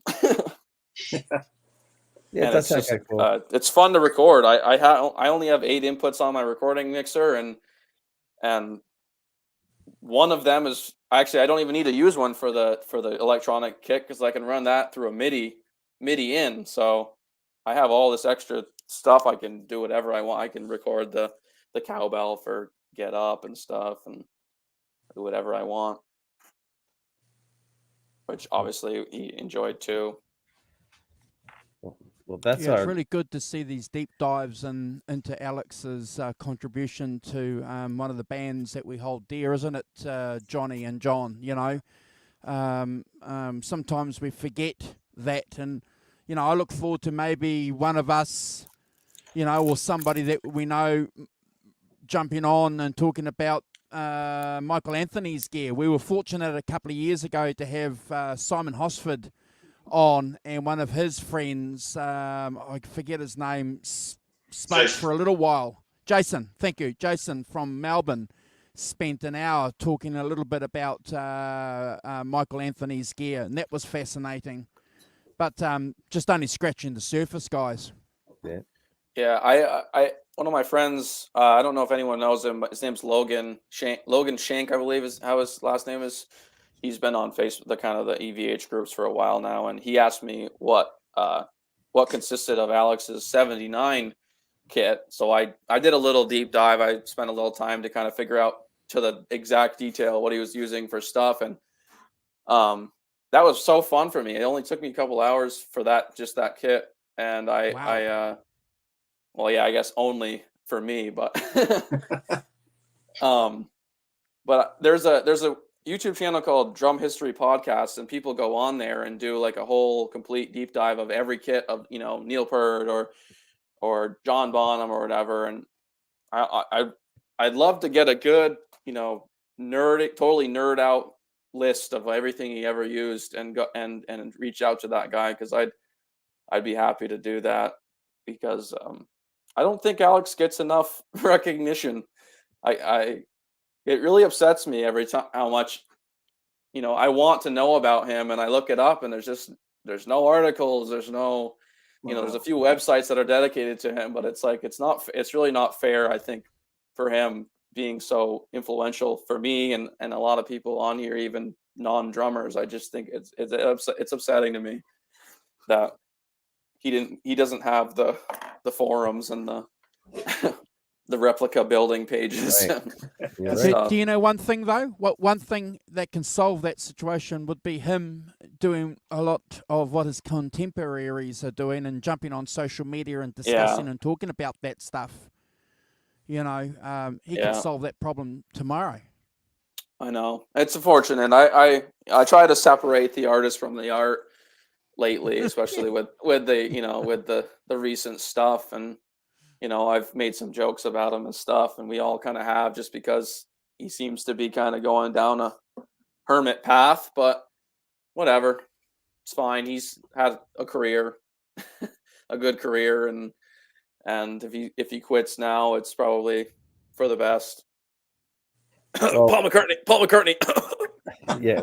Well, we got the 40th anniversary of 1984 coming up in a few weeks, so I'm sure. Oh yeah, the year 2024. I'm sure we'll have a lot of 1984 deep dives, even more, because we'll be doing a show here. We'll be on here, so expect the same faces here in a few days. This year has flown by, man. I remember when John addressed it a year ago to me, saying, you know, we should talk about before we decided to do the 1984 deep dive. That was when I think we were going to try to do it, and I was like, I don't want to wait till January. I want to do it now. That was awesome. I as much fun as the first one was, I think the second one with Alan went really well. I think it was even better, the second one. Yeah. And I think that and now, I mean, in light of you with your setup in there, you've discovered more things, and I think we can do a real good deep dive on it even more, with, you know, some more information and things like that. So definitely, and you get people like Jim Gostad, who's been working on the 1984 sound, and I'm hoping that he's I know he's struggling his way through that, but I think he's got some definite thoughts and ideas of what was going on as far as the guitar tone on that album now. You know what I mean? I know we were, you know, we always talk about how the Flying V was used primarily on that whole record, and obviously the Ripley, and and then Alan, I guess it was the Kramer, the B4126 with the two single coils and the humbucker in it, the white one for I'll Wait, the solo, and the Frankenstein, and the 5150 guitar has to be on there. I always say that. And I believe Jim said he was able to duplicate the Panama sound with the JB, and you know, which we know now is pretty much fact that the 5150 had a JB in it. You know, and Jim said he was able to pretty easily, I think that's what he said, duplicate that sound on his 1984. So I'll be interested to see more of what he's got going on with that. I'm sure it is on there. So but so we have that to look forward to, and you know, and I think it's going to be a good year for a 40th anniversary of my favorite Van Halen album. I love Van Halen 1 and Fair Warning, obviously, but I think 1984, and I think Eddie had said it himself that was his masterpiece. You know what I mean? I think that's the one he worked on the hardest, maybe. You know. Yep. And I just think it's just brilliant across the board because it touches every pop, rock, experimental, hard rock. You know what I mean? It's got everything on there. So. Johnny, we had our Normie friends were listening to those singles from that album. You know, that was a hugely influential album. It was dominating popular radio here in New Zealand long before YouTube, long before the internet, and you know, it was a top 10 album.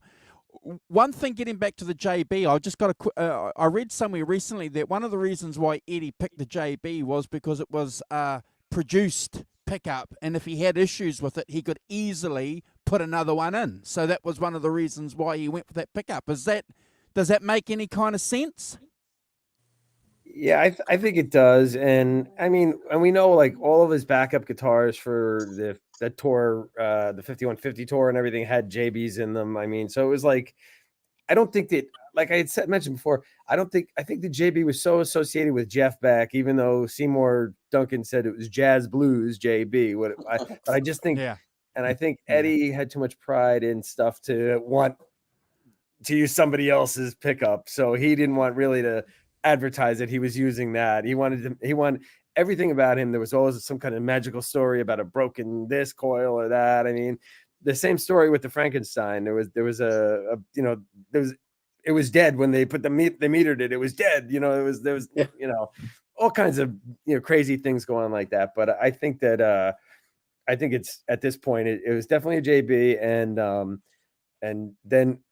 I mean, I went through photos on Getty Images and stuff, and I found out that when he actually the tape appeared on the guitar on the pickup, and it was like April 2nd, and it was in New Jersey at the Meadowlands, or April 3rd, I think was the first. I'm sorry, I think it wasn't there the first night at the Meadowlands, but the second night it appeared on the guitar. So he must have. That's when the string must have got caught and broke the coil, but I had talked to a guy who was a pickup guy, and he kind of explained a lot of bit about it to me. And it's not an uncommon thing what happened to that pickup that made it actually sound better. And there's actually a country artist who played a telly who I guess had a humbucker in it, and the same exact thing happened. And a boutique pickup maker actually duplicates it and makes it, and you can buy. I'm trying to think of the guy's name, the country guy's name. But this guy said it's what happened to Van, and that wasn't a Van Halen fan. He was just a guy who wired pickups and knew all about them. And he said that it was pretty common what happened to his pickup, why it sounded better and warmer as it was described by Blucher and Larry DiMarzio and stuff in that Guitar World thing. And but he said that, there's a boutique guy that makes it for the same exact thing, which happened to this country guy, which gave him that sound that he loved. And I think after, the 1984 album, obviously 5150, that guitar was played on the record too. And apparently, he thought it sounded better. And all those guys, DiMarzio and all them, when they went to the studio that time in 1990, I guess, early on, and they picked the guitar up, and they said during the break, I forget who was picking it up. It might've been actually DiMarzio.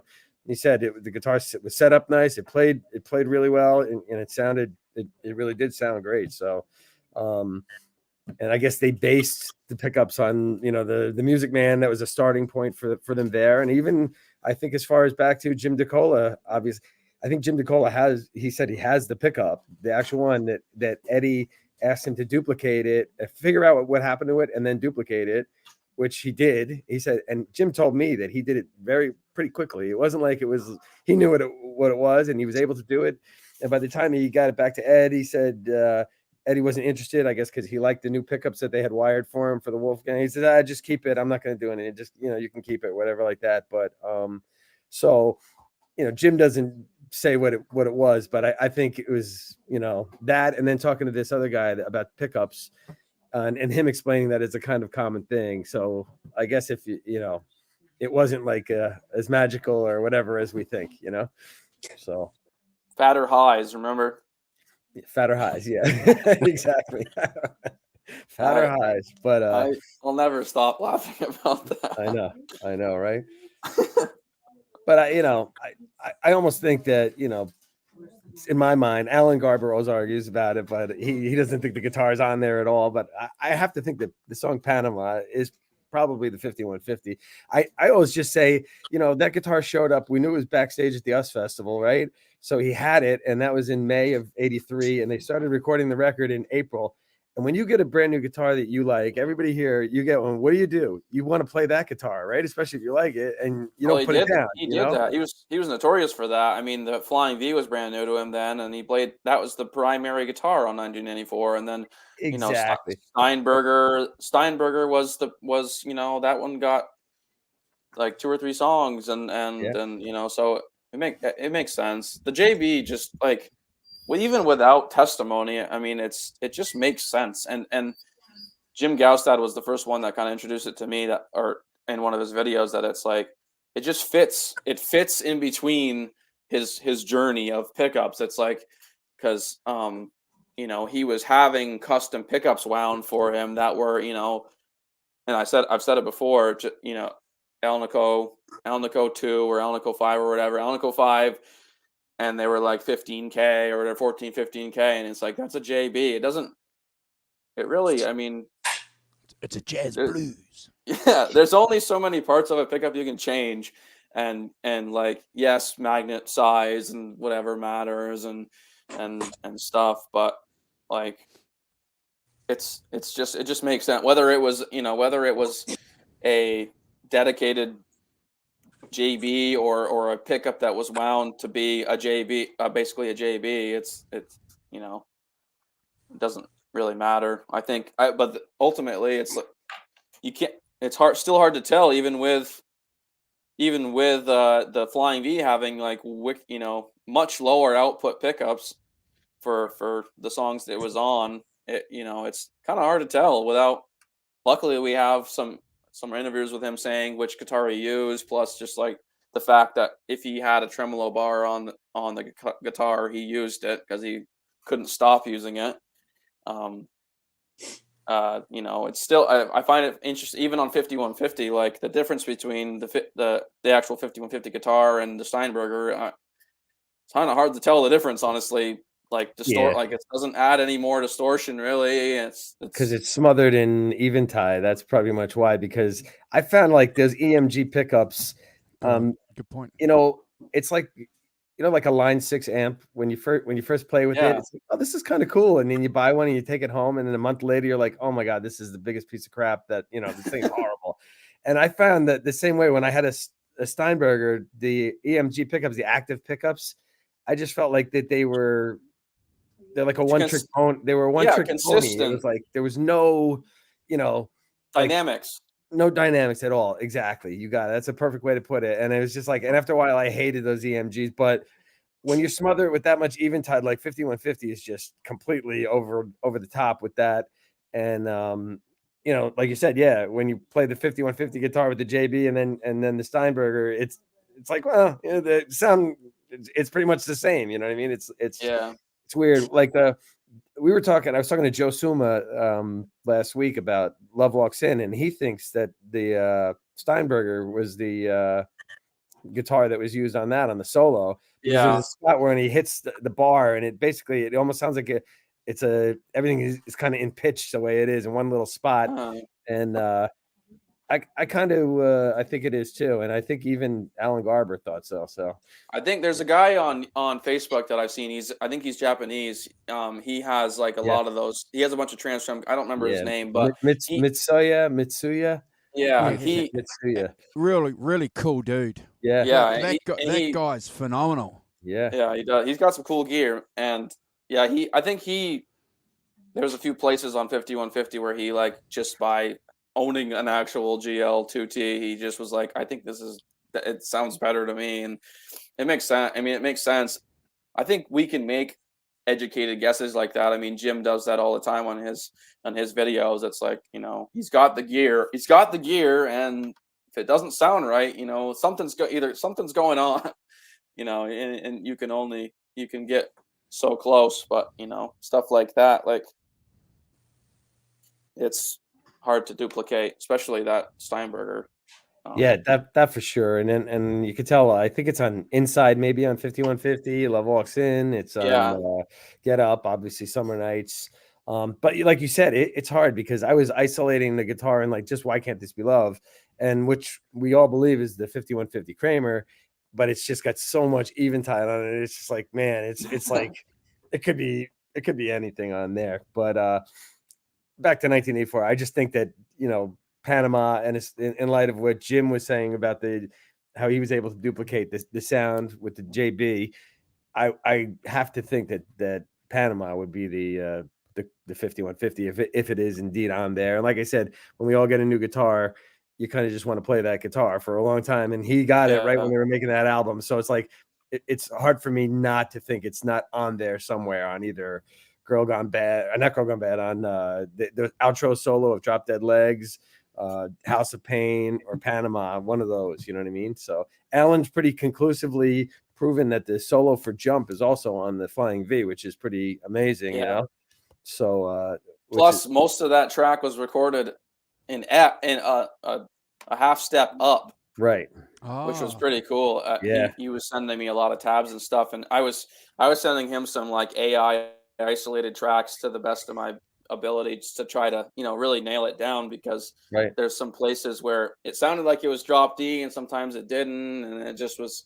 And then he had some other guy that transcribes helping him out too, and eventually he was just like, oh, actually, by watching the Jump video and seeing where Eddie played the solo, he did that's how he was able to say that it was in F, because he plays it at the 5th fret, which would only mean that he would you know, he would have learned it in F on the 5th fret, which is, you know, 6th fret on a standard guitar, and 7th fret, which I first thought it was I thought he played the solo in E flat because it puts it on the dots. Right. And we kind of went back and forth on that, because it's like, would Eddie prefer playing on the dots, or could he just not give a shit and just play kind of in between, and you know, but yeah, that was pretty cool that he figured that out using the music video, because usually the music videos are probably the worst places to look. And the thing with the pick scrape that he does, you could only do on like the Flying V, because where the tail pieces and the bridge, and you can hear it in the part where the keyboard solo is playing right after that. So it's you know, that was pretty cool. That, you know, it's like detective work, all this stuff, just like, you know, Johnny B with the guitars, you know what I mean? It's like some of the stuff, you pick up little things. It's like, hey, these guys painted numbers on sidewalks, so they had this kind of paint, you know what I mean? It's like, when you said stuff like that, I'm like, my God, that's you know, you have to kind of put yourself into that mindset, like you were saying, you know, before when Mikey was on, you were talking about the you know, the album wasn't selling, and it was like, you know, and he was in an angry mood, and, you know, it's like, so when you put all that kind of scenario together, it's like, it's very plausible for all that stuff. So one thing leads to another, and then it opens up a whole bunch more questions, and then you chase those, right? You know, it's a rabbit hole. You know, you go down the rabbit hole, right? Yeah, and you never get out. I've got a question. I've got a question for you guys. How important was the success of '84 in propelling the new version of Van Halen with Sammy Hagar? Would the band have achieved its limits had it was 84? Huge. No way. It was the catapult. Like, I don't, if they had gone to Sammy after Diver Down, I think it would have gone flat. You know, like nobody would have cared. It might have dissolved. Yeah. There's a lot of things that fell in place just the right way. I mean, 5150 with Sammy had the radio songs. And I remember in high school, you know, just jocks would not listen to Van Halen. But when 5150 came out, like everybody listened to it. Jocks, girls, guys, like everything. So it was really the right time, the right place. Like you're saying before, a lot of luck. And yeah, 1984 was it paved the way.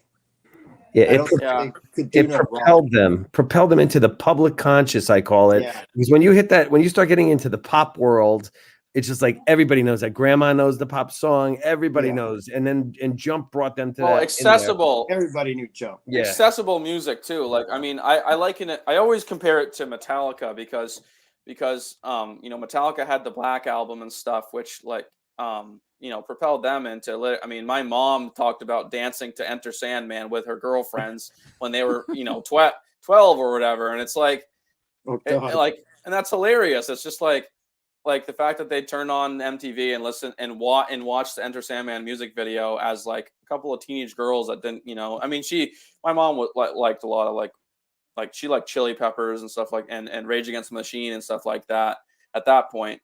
So she was kind of, you know, different than some of her friends. But, you know, when you do something like that, anything after it is going to be anticipated. So, you know, and the initial success, I mean, 5150 was a great album. And after the initial success, like people go, oh shit, I like this music, I'm going to buy it. But yep, they could have put out an album of fart sounds and it would have done well on the first week. Like, it's just, that's what happens. And like, you know, people say like, oh, it was their only number one album, which in their eyes means it was the only fucking good album that Van Halen ever put out. And it's like, that's not how it works. It's like, album sales don't have to do with good music. I mean, and then going back to Metallica, Saint Anger, their arguably worst album, also one of the worst albums of all time, worst albums of metal. Worst snare sound of all time. Worst snare. Yes, exactly. Worst, and the guitar sound. I mean, everything on that album sucked. It was number one at one point. It's like that was a number one album. So it's like it's album sales. Exactly. It's album sales, and it's like album sales has nothing to do with quality until a certain point, and then it goes into like, and then people go, okay, I like this music, I'm going to buy this album. So funny you said that because right before I came on here, there's some guy on Facebook that's like touting how the Sammy Hagar era is better than the David Lee Roth era because they had all number one albums with Hagar and stuff like that. That proves it right there. Yeah, and numbers don't. And he says numbers don't lie. I said, well, then if numbers don't lie, they out the and listen. I find myself kind of like trashing the Hagar era, even though I love it all. You know what I mean? I'm of course, but the first. You know, I said they're on the Mount Rushmore, the original Van Halen, and those first 6 albums are untouchable, and nothing the Hagar era was even close to anything on those. It's just, to me, that's just a fact. And I love all the Hagar stuff too. I don't have any problem with it, but I found myself like shooting it down with this guy because he's so adamant that it's better. But he said because they had number one albums, and I just said exactly what you said. I go, well, numbers don't lie. Well, the numbers are that the Roth era outsold the Hagar era like 2-1. You know what I mean? So it's like Well, they also haven't had. I was reading the other day. Someone was saying that they also haven't had their albums certified.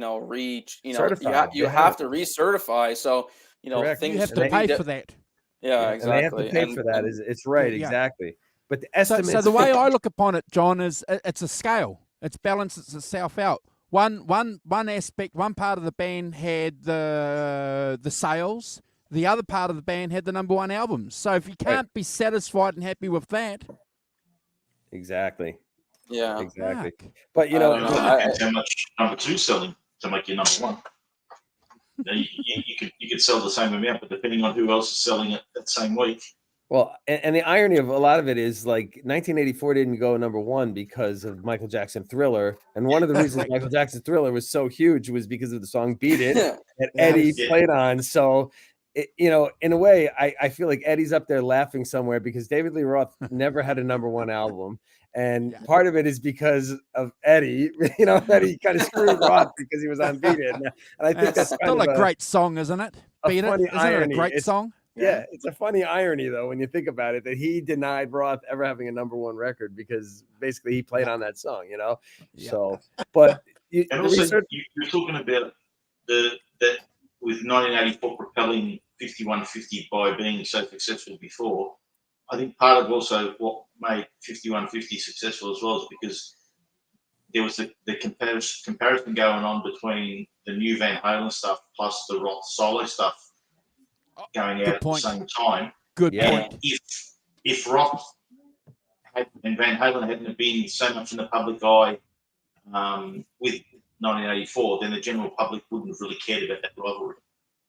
Good point. And that was like a bit of extra publicity for both sides, really. And they were throwing barbs at each other too. Yeah, You know, exactly. yeah, I was about that's to say that. Everybody loves controversy, even to this day with the Wolfgang and the Michael Anthony and the Sammy Hagar and all the controversy. Yeah. It brings people to it. It's like the fight that's going on. People want to see what's the latest in this fight, and that actually worked to their advantage because the controversy of all the Van Halen infighting is like legendary at this point, and everybody knows about it. My mom knows about it. Oh, they still fighting with that other guy. You know, even Michael Anthony got involved in it. You know, Yeah. that dude was telling me what to wear. You know, right? Exactly. Yeah. So it actually helped their bottom line. I think all that controversy in a lot of Oh, ways. there's You know what I nothing mean? better than a good feud. Yeah, as a Generate soundbite in the interest. press, a headline, and Yeah. So yeah, it definitely worked to their advantage.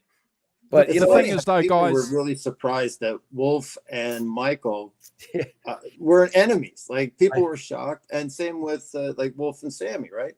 But Right. you got to stop and think. Like he grew up with these guys like uncles, hanging around uncles. 5150 all the time. Right. Yeah. You know, he's not his dad. You know, those fights were not the same. It's not his. like he was gonna go with his dad. And go, yeah, I hate those guys. Like his memories are totally different. Yeah, it wasn't his war. It wasn't his war. Yeah. You know. Yeah. correct. He also I mean, I bet you $1 million. Wolf just can't. He literally can't say anything. Like, I mean, you can tell. I mean, his comment about a different kind of truth not being on Spotify and stuff like that. He was like, I bet you can guess who, whatever. He just made a comment, but like it was kind of like, this is all I can say because it's not my battle, and it's really, it's. And I feel bad. That's the only reason I feel bad for him is that he apparently supports Sammy's tour. Why wouldn't he? Exactly, and he Right. as he should, and he should definitely be part of it eventually. I just think he doesn't want. I think he's balancing his relationship with his blood and who's still alive, and Sammy who's But if you not read between the an lines, asshole.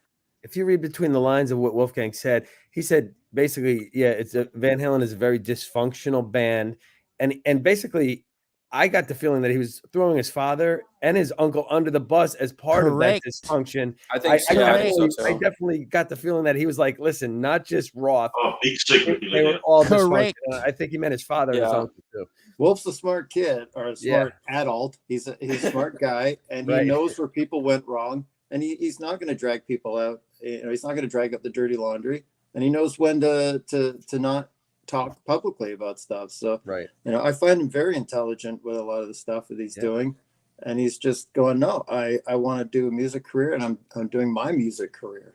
Right. Yeah. Johnny, I hate gotta be Johnny. a tough, One tough day thing he for might him. write the book. What's Maybe that? one day. One day he might write the book. I'm sure he will. Somebody like that, it's always in their future, right? Like he has a Yep. lot to say. Yeah, He I feel has bad. a real good seat in all the stuff we've just been talking about. He's had a unique perspective, and we would all buy that book in a heartbeat, wouldn't we? Yeah. I just I think feel right bad now- that everyone's going to be disappointed by his book because I think anything that he would write would be all about himself. I don't think he'd say anything about his dad or his uncle or anything else. It's not his problem, not his worry, and basically it was what it was, and it's no longer that, and it stays where it stays. I agree. He's I agree. not interested in all the bullshit that went along with it. Yeah. I think Maybe he's the trying to first thread- book he might write would be from that perspective, but maybe in 30 years' time, That's John, what I hopefully think, we're still too. around I mean, to read the maybe second then. book. Yeah, maybe Yeah. then. I think he's He's trying not to gonna. thread the He's not thread a gonna. needle. He's not gonna do a pull a Britney Spears. Yeah. I still think of what's in it for him, and I really don't see that there's any advantage to him for what he want to do to give everybody the juicy details that we want. Right. Yeah, I he really really is on. I wouldn't be looking for the juicy details, but I'd like to know what his perspective was. You know, because you got to imagine he's say 7, 8 years old, and his dad's got these guys coming over to make music. That's all he's really thinking about. Yeah. They're joking around with them. They're playing with him. You know, it's not about what they're doing and how successful they are. It's just these people around his house. You know, it's like, like I say, a bunch of uncles or something. So he had a really unique seat in all of this, and it would be fun to hear what he has to say about that. Yeah, I just think he wants to distance himself away from all that. Yeah. Yeah. Do you think that possibly Wolf? I love this perspective. Actually, do you think Wolf's learned from the previous mistakes of the elders? I call them the elders, like his father, his uncle, and the other members of Van Halen, and he's trying desperately not to make the same mistakes as them. I think so. I think he's learning from other children of nepotism as well. I mean, I think Jason Bonham has done well with his career. Good point. You know, I think he's well respected. I think because he's a good drummer, but I think he's spent almost his entire career, other than that shitty '80s band that no one even knows that he was in. Like, it looks like a hobbit. Yeah, but like he spent almost his entire career playing John Bonham stuff, and that's really all he's known for. And it's not a problem. I just think he's like he knows the criticism he's gonna get. He knows better than anyone the struggle of playing Eddie Van Halen. I mean, we're seeing this with Joe Satriani a couple weeks ago. It's just like he knows he's going to be scrutinized because he knows the fandom, which is us. And yes.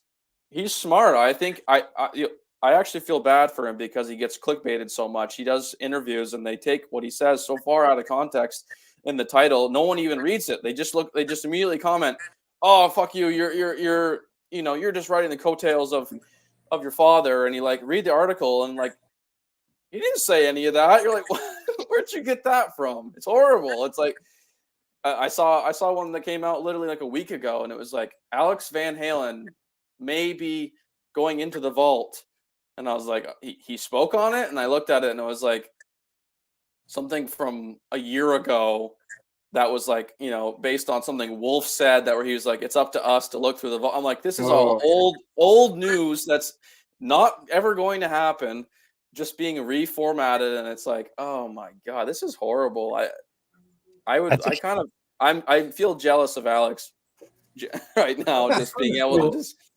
I really think Wolf wants to just distance himself as much as possible from Van Halen. I think he's learned from the mistakes, and I think he's forging his own career. A bit different to, say, Jason Bonham playing his dad's music. He's actually refusing to play Van Halen now post his dad's passing, and he's focusing on strictly his career.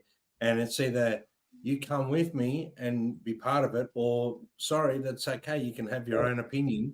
I think he's been really smart about it, and I think that's a really good thing that he's done that. No, massive credit to Wolf. Yeah, 100%, Brad. I agree. I'm sure he's going to be, as far as Wolf's concerned. If Alex didn't tell you, I'm not telling you anything about Alex. Okay. Yeah, I totally agree with that. Yeah, 100%. I still don't think he would talk bad about the dead, but I think until Alex is gone, he wouldn't say anything. I don't think. I think he literally I have multiple parents. Two dads, and so it's like I understand. Like if I was to side with my one of my dads. There's beef or whatever. So if he was to say, I'm gonna go on this tour with Sammy and Michael, it's like he might lose a relationship with Alex, who is probably he his blood. He probably cares more about it. So he's dancing. He's walking a fine line, and like Brad was saying, like he's following his own path, and he knows the scrutiny he's gonna get. So, you know, the best thing he can do, I think, is do his own stuff. And he hasn't been a dick about it. He hasn't ever said, like, you know, he's a smart kid. He's respectful. I don't know. Or, I mean, kid, he's 13 years older than me, but I just think I think he's doing well. The only thing I will say is that I would like him to just push the envelope of music a little bit. You know, and that has nothing to do with playing like Eddie or playing a crazy solo. I just hope that he does a little bit of experimenting when it comes to like music, the state of music, because nothing I've heard from him isn't really anything I haven't heard yet. I mean, he wasn't a John and I, after I watched that Andrew Bennett footage or whatever, the whole time he's playing Primus. He's on bass. He's playing Primus. He's playing all this stuff. And I said, I wonder what he's listening to. And John said, not Van Halen. And I was like, he didn't listen to Van Halen. He wasn't a fan of Van Halen, I don't think, on his own time. I mean, he might have asked Ed when he was young, but he was a fan of Jerry is a race car driver. That's and I don't know if anyone's listened to the newest the interview with Chris Gill, but he lists a ton of people that he like, Meshuggah and all these bands. He said straight up, like, oh, this song is like Meshuggah meets Beatles or whatever. And it's like, so he was not a Van Halen fan. His music's not going to sound like Van Halen because he didn't spend his life trying to play that stuff like we have. So, but Tanner, I don't want him to sound like Van Halen. Neither do I. Neither do I. No, that's what I'm saying. Yeah, there's no expectation from. I don't want him to sound like Van Halen. I don't want him to sound like Trivium and all the bands he's been in before. It's just, or listen to it. It just sounds like. He's never going to admit to liking Van Halen if he doesn't, because he'll get crucified for it. So he's learned. Exactly. Yeah, I totally. Yeah, exactly. He's learned. Yeah. He loves Van Halen. He's not going to go, yeah, I love Van Halen, Mean Streets or whatever. He's not going to, man. He's going to keep that. Start wearing Van Halen t-shirts, bro. Yeah. Well, Wolfgang preferred. He obviously loves Van Halen because his dad was in it. That's why. But he's not going to turn around and go, they're a massive. That's why I'm trying to write music because of Van Halen. He's going to put that on ice for many, many years. Yeah. Until he's got his own recognition, and then smart. That's smart. Yeah. Well, everyone. Yeah. I mean, Eddie did that. Eddie and the whole band did that. You don't tend to. I mean, like when you first come out and someone says, "Oh, you sound like so and so," you don't go, "Oh yeah, that's because I copied this from them." Like. Greta Van Fleet there, like they pretended for about 5 years there, like Led Zeppelin, we don't sound like Led Zeppelin, what do you mean? And then finally they were just like, okay, yeah, duh, like we like Led Zeppelin, like, and and people will pretend like, oh, I actually I had the same influences as them, that's why I sound like them. And it's like, whatever, you don't have to talk about it, but I just think, I'm eager to hear more and more from him. The more I hear, the more I want to hear more. I was psyched to hear that he was using Ed's guitars, which has nothing to do with him sounding like Ed. I just think it's interesting that he has that arsenal. I just want to hear more and more. It'll be interesting to see what he does with the EVH brand as far as that side of the business goes too. Moving forward, I think the fact that that guitar that he's going to be pushing is, I think that's going to be a good seller. There's always room in the market for it's grown on me. Yeah, and he's road testing electric it. Spanish. Yeah. And hey, Brody. I hope Brody, you've just jumped in here. Talk to us. What have you heard anything about Wolfgang Van Halen? Have you heard his music? Have you got an opinion? Oh man, if I join the conversation, would it matter? you know, opinions are, you know, like parts of an anatomy, you know. Sure.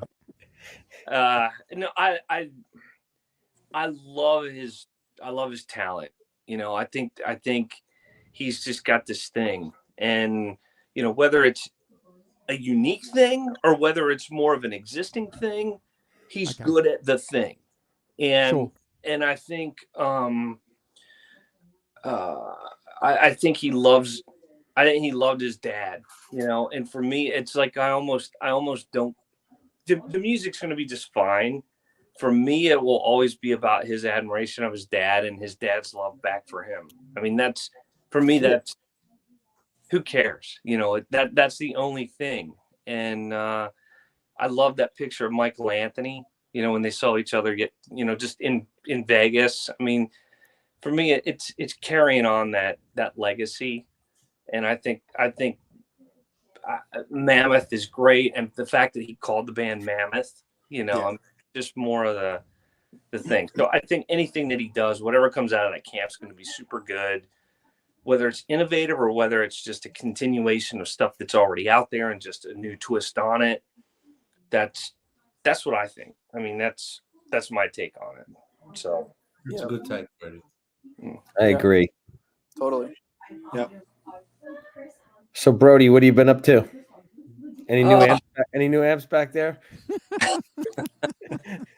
Oh man, I don't think so. I don't know. What amp are you right now? Is your one that you're playing right now the most? You feel The one closest to the door. Whenever it's the lightest one, whatever you can carry in with one load. You know, like the little pig nose. Yeah. Well, actually, you know, I drag out with me all the time is a little PV Classic 30. Yeah. You know, unless you have to show up, and you know, full transparency here, I was playing a couple of months ago with this band called Monkey Do. We're actually playing tomorrow night, and these guys are like, they sound like Cheap Trick. Oh wow. You know, so it's so much fun, like just these cool pop songs. And so I get to like just plagiarize every Clapton riff I've ever learned in the middle of all these songs, and they're like, oh, that's really great. But so the first time that I went out and played with them, it was a number of other bands out there, and I sort of sized them up, like, who are these guys and when are they going to show up? And I've never done this before ever, but I went in like full gear flex, because this guy comes with a basket weave, 412 Marshall with I don't know if it was a 50 or 100 watt, plexi thing. And I'm like, he's going to get crucified if he wants to make that thing practical in this little club. Yeah, right. And I'm getting ready to grab this little PV Classic 30. No way, I'm going to get laughed at if I do that. So I took a matchless with me. I'm like, all right, nobody can, if you want to talk about street cred, I'm going to take a matchless in here. So I took, that in, and a really cool Les Paul, one of the like collector's choice Les Pauls, and basically played a Clapton Strat, the whole night, because it was one of those, when you go for a lead, you just turn up that mid boost thing and you got your own thing. But it worked too, because I had to set up in front of this guy, and here's how old I am too, because we were talking about who plays first, or who, what time, how do you set it up? And I said, well, look, I vote first, because the sooner I can be home sitting in my chair, not in a crowded environment, the happier I am. So if you guys want to be the headliners, and go for it, everybody.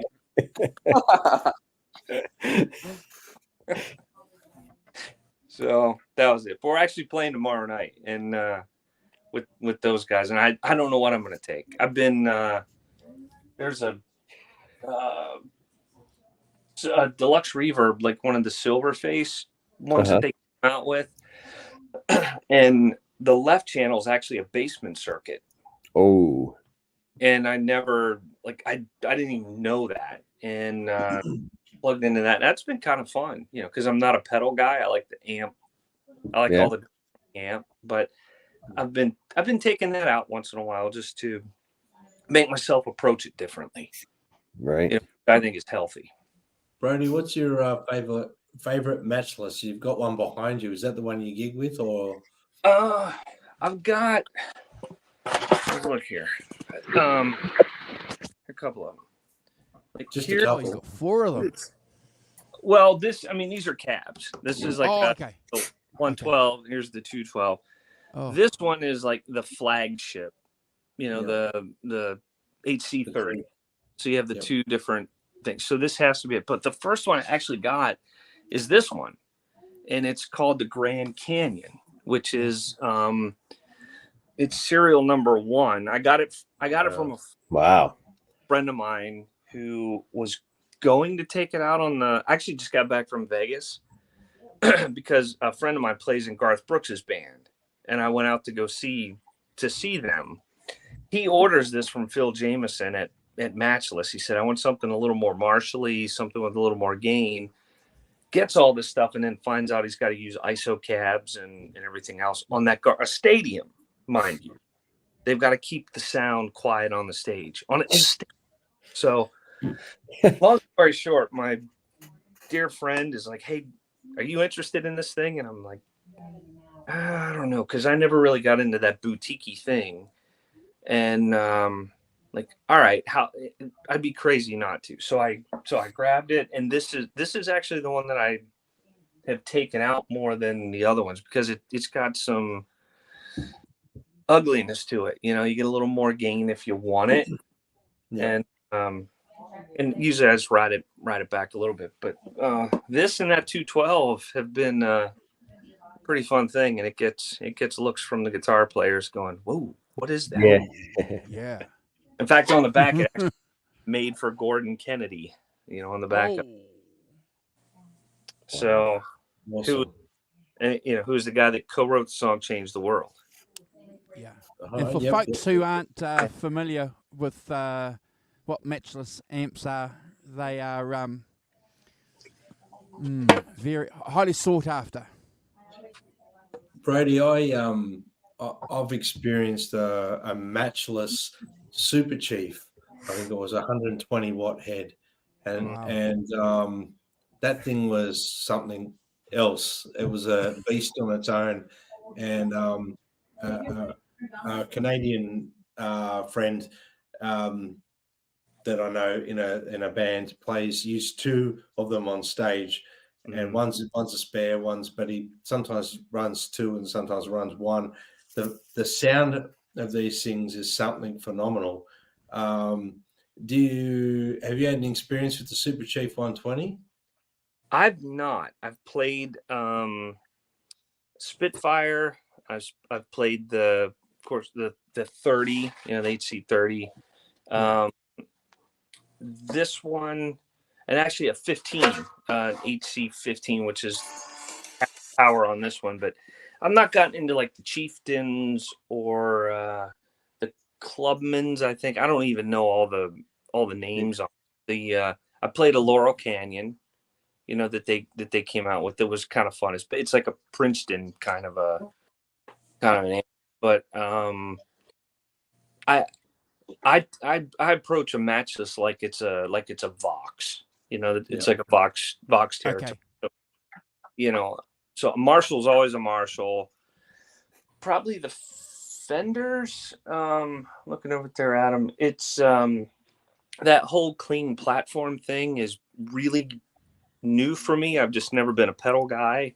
So the Tweeds, turn them up and let them, sag and distort out. That's been a fun thing. But it's more the EL style tubes that have been, kind of my thing. And I really don't, unless you're covering something that needs a specific effect, little reverb and dirt, and I ride the knob on whatever I plug into it. And if you want it to sound like a Les Paul, you plug in a Les Paul or a Junior or a Strat or whatever. And that's just sort of been my approach. The amp, I always say I want my amp to be like vanilla ice cream, and whatever sundae I want to make is based on the guitar I plug it into. Yeah. It's a good way to metal way to zone. go. Yeah, but I'm a dinosaur now because you walk in and they're like, "What's that thing with a speaker in it? What profile download?" or what, you know. What I are. Yeah. What I are. I are. And you know, a lot of times, like down here, nearly every Sunday I'm playing in playing in a church, you know, somewhere, because it's Nashville and everybody plays in a church somewhere on Sunday. And usually it's not like the songs or anything to get excited about, but it's that discipline of here they are, here's the structure, here's what you want to sound like. So it makes you grab a pedal that's got shimmer in it, or it makes you grab something that's got a specific delay or whatever, and, you know, walk in, and you got to figure out if there's another guitar player, are they going to show up with a Gibson? And, you know, then do you show up with something Fenderish, you know, to try to complement them? And if you don't know, you just show up with a Gretchen, you know, you can tuck right in between whatever's there. But most of them now, like I literally last week played in one of these churches. It was like 1,500 people, you know, in the service. And I've played there before, and I went in and the sound guy goes, "Hey, we still have that amp in the back if you want to use it." You know, which was it's a Blackface Deluxe Reverb, you know. Wow. But the point of it, I mean, it's a reissue and it sounds great, but yeah, it's off stage, it's in the back, but everybody else that comes in, they're all running like the Universal Audio or a Kemper or some amp simulator, and I can't wrap my head around it. It doesn't feel right to me. You know, it's like playing with in-ears. I'm a dinosaur. I'm irrelevant. I'm a dinosaur. I don't like in-ears. I don't like direct plugins. Give me air. Does your drummer play with like a click or anything like that? Not in the band settings. Most of the guys, they don't. It's just you roll with it. But in a couple of the band settings, it really just depends on the drummer. Some guys like to play with it. Some guys in the band like to hear it themselves. I don't. I just the drummer's my click. Yeah, exactly. I've seen some of those mega churches where they play the songs over and over again, and they literally, I mean, they have full click backing tracks in their ears, the drummers, and then they'll have like 3, 2, 1, bridge or whatever, and it'll tell you like what's coming next. Wow. And I don't know, it's crazy to me. Yeah. I think there's a lot of it's pretty 50-50 the arguments I've heard on people saying that's totally cheating, it takes all the feel out of music, and then the complete opposite where people are just like, you know. Yeah. I think I've seen some people that makes them play better. You know, if they're more comfortable with that, then great. We call every place you go, they have a nickname for whoever the person is going 3, 2, intro 2, 3, 4. You know, and it's just a real thing. And sometimes you know, with these songs, the hardest thing about playing them is remembering how many times you're going to repeat the chorus. Yeah. And I was like, are we on the 15th time or the this? To be fair, though, guys, what's happening in the modern worship music situation today? It's just a reflection of the modern music practices that a modern popular band would be doing today if they were on tour. Yeah. There's nothing different with the way that it's been produced in a mega church and or on concert. You're right. It's not a blues jam. It's not the blues club, you know. Well, so yeah. So it's not really their music either sometimes. No. So I totally get. I do get it sometimes. I just I'm only 23, but I'm kind of an elitist in the idea of like bands should be playing off of each other, and not just a bunch of people, a bunch of people with a click in their ears, just kind of playing what the song. I don't know. All right, you completely restored my faith. Yeah, exactly. You're a freak for a 23-year-old. I saw a video. I saw a video of that new band Polyphia, and they've got a lot of their studio tracks are just like hip hop beats with guitar and stuff, and so I get it. Mm-hmm. That's the studio stuff. But when they play it live, I saw this was like almost a year ago now, I think. But the drummer lost his in-ears went out, and they didn't have a replacement or something like that. So they had his drum tech was tapping tapping on his leg or something like that to get the time to be aligned with their backing tracks, and I was like, that's not music. Yeah. Like, that's not. You know what that's like? Have you ever seen that video where the people are on this people mover in an airport? Yeah. Stops and they don't know what to do. It's like you could keep walking, and it's sort of like that. But I've been, again, it's whatever. Whatever makes them play better, what, more comfortable. Practice makes it play better. Yeah, but then, we mentioned about where are we drawing the lines on how slick we're allowed to be in what part of the music bit. So by the same token, I could say, oh, those people that are using electronic tuners are cheating. They should be able to tune by ear. It's I've got a personal bugbear when I go see a cover band and the lead singer's got the little iPad stuck on the on the mic stand, and they got the lyrics there and stuff like that. But like you said, whatever it is that helps you do what you're about to do, and someone else's opinion on what I do to do what I do, really, how much that work? Yeah, and I think the thing that I probably really have an opinion on that, is I don't like tracks. If it's going to be played, have somebody there playing it. Because it's difficult to play off of something that's going to be exactly what it is on its own time. Doing what it's doing. But when you get into that situation, there's an element of staleness, that comes with that. And maybe only if you play, if you played in a band, you understand that playing off of each other, that dynamic, still time, that this thing could fall on its face any minute. Exactly. Or this thing could be a moment of greatness that you can't plan. Duplicate. You can't Well, duplicate. there's visual cues. Visual cues are a big thing too. I mean, even if it's just very minor, just seeing a drummer play can make you, as a guitarist, play amazingly. Being in time. But when you play along to a track, you don't see a drummer, or you don't see a keyboard player. It's just like, okay, this is good. And personally, I think. Tanner, you said something really, really important about the visual cue. There's a famous clip of Derek and the Dominoes playing on the Johnny Cash show, and the bass player is standing right by Jim Gordon, Carl Rattle.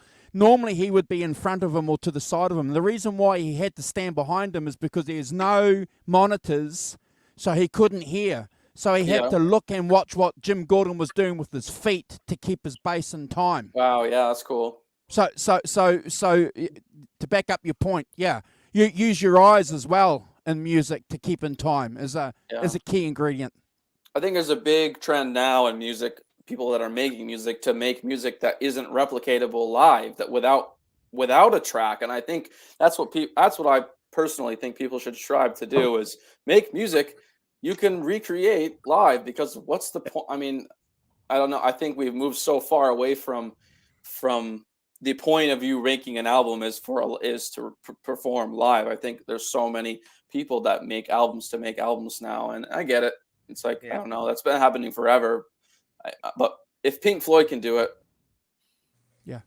I think it all comes around full circle to what we were talking about before.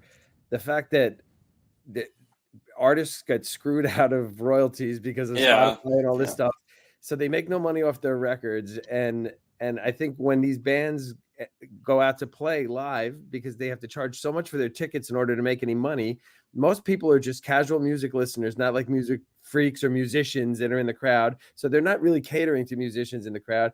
And people want to hear, I'm paying $180 for a ticket, I want it to sound like the album. And in order to make it sound like the album, they have to have tracks playing in the background. It's just part of this disposable music world that we live in nowadays. Disposable is exactly the word. Yep. It's also, we don't want to get into the mistake of having to unnecessarily label what is an either or situation as a good or bad situation. Like I've got friends that play in various bands. My cousin's band is basically a trio with a singer cover band that uses tracks. And they do it well, and they use it for keyboard backings and stuff like that, just bass guitar drums. And it is what it is. It's a cover band. They're not out there making some grand artistic statement. Yeah. And I've got another friends of mine that play in a cover band. It's 3 guitars, bass, and drum, and a singer. It's a 6-piece band. They have no backing tracks, anything at all. Whatever they do. My brother-in-law's the guitar player. He rocks up with some sort of, I don't know, Blues Deluxe or Hot Rod Deluxe type of Fender amp. He's got a Strat, a Les Paul, a Tube Screamer, and a Wah-Ped, and that's it. And he'll play AC/DC on the Strat. Who cares? And they have a good time with it, and everybody enjoys it. So just to say that this is the way means that that other way's not good or bad. It's irrelevant. It's just something different. And it's how well you do with what you use and what you got. Yeah, there's like two camps you come from. The people that want to hear the quote unquote, I won't even say the record, but the recording. Yeah. Version. They want to hear it live, like they've heard it in their, I call them their hearing aids. But these $200 things that you shove in your ear, and which is a whole like quality of listening. It's like you don't even know what something good sounds like when you spend life living with AirPods. And so if you want to go and watch that in a room and have it sound exactly like it sounds on Spotify or whatever the kids are streaming these days. But the other ones that want to go and hear that song played in a way that will only ever be played that way that night. Exactly. Yeah. And is one right and one wrong? One righter or wronger than the other? I don't know. The thing that makes me go to live performances, whether it's a play or even a comedy show, is you don't know what's going to happen. The anticipation of how they're going to perform. They could be good that night. They could be a little, off a little bit. Something can happen. In a comedy show, you get hecklers, so they have to ad lib and all this kind of stuff. That's what makes a lot of that kind of stuff magical. And when you walk out, you're not thinking that was exactly the way I expected it. You're going, did you see that part when something screwed up and they recovered and it was magical and it was so cool to see that? And that's what you walk away with, And if you scrub it down so clean and neat, you're never going to get that magic.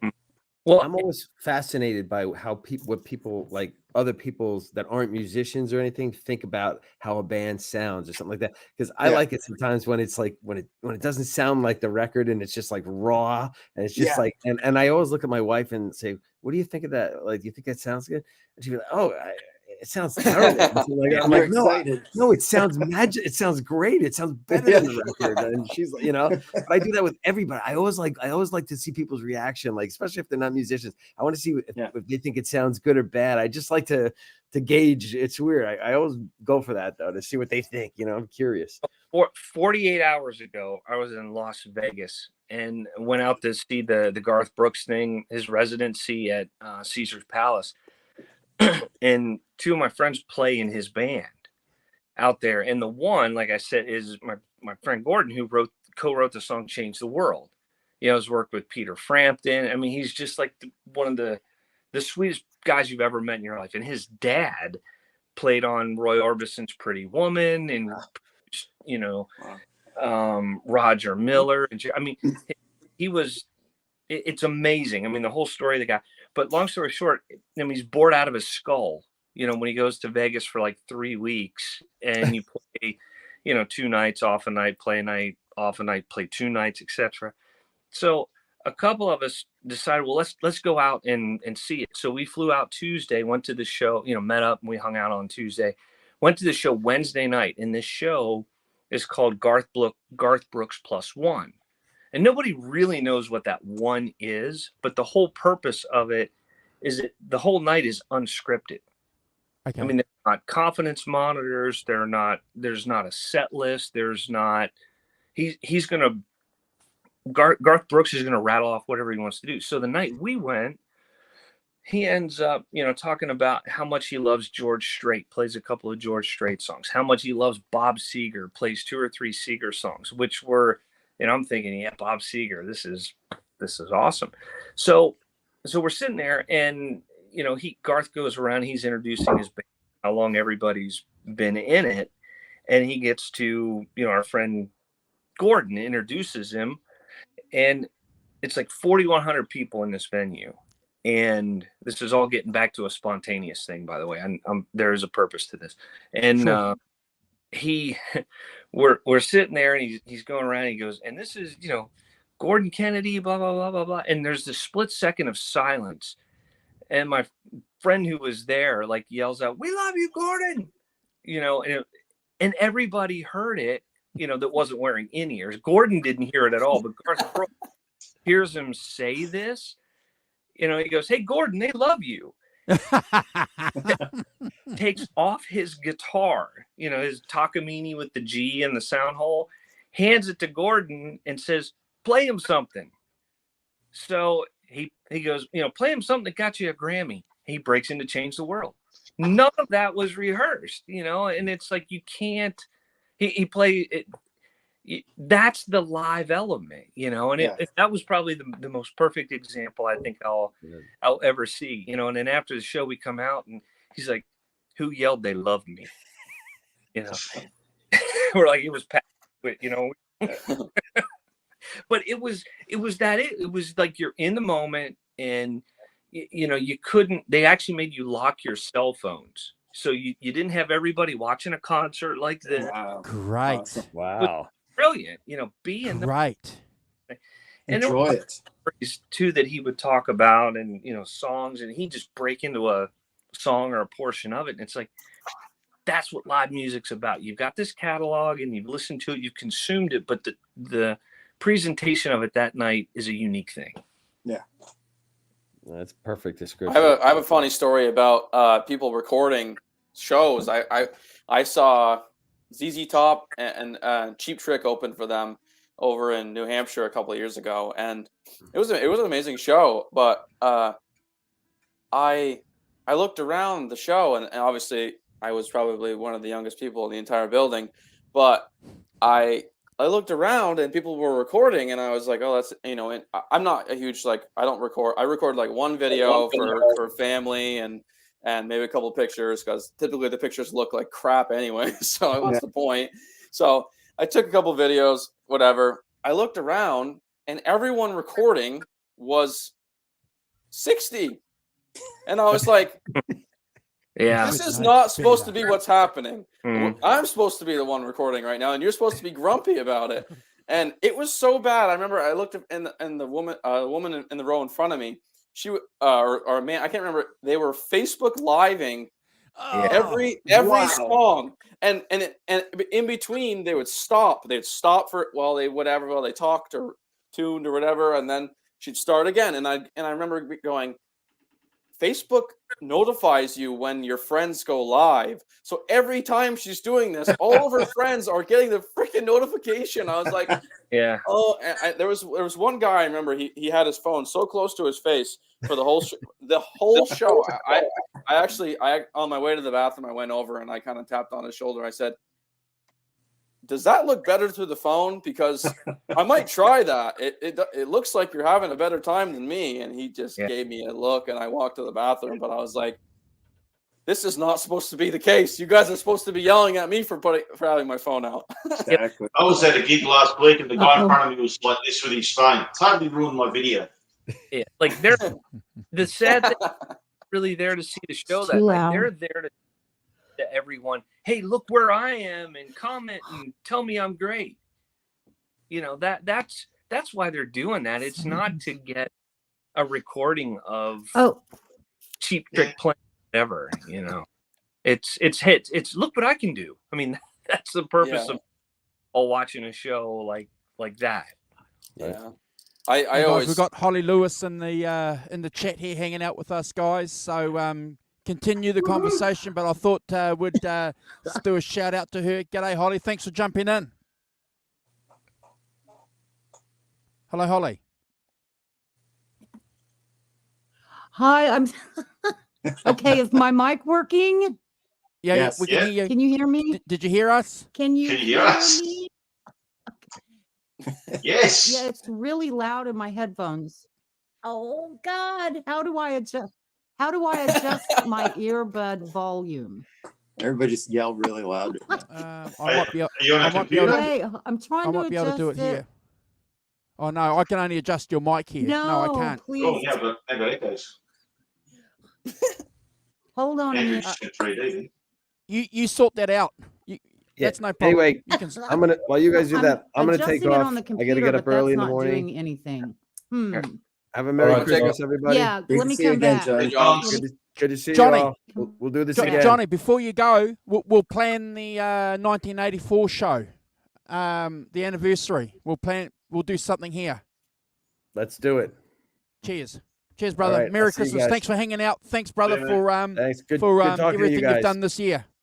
See ya. Have a great John. Christmas. Have a great holiday. Merry You too. Christmas. You. So that 1984 anniversary show is going to be coming up, guys. So yeah, we'll plan that and we'll get together and we'll hang out and we'll talk about that album for a couple of hours. What do you reckon, Brad? Count me in. Yeah. Hey, I've just got to jump in because I play in 3 or 4 different bands. One of them uses tracks, one of them doesn't.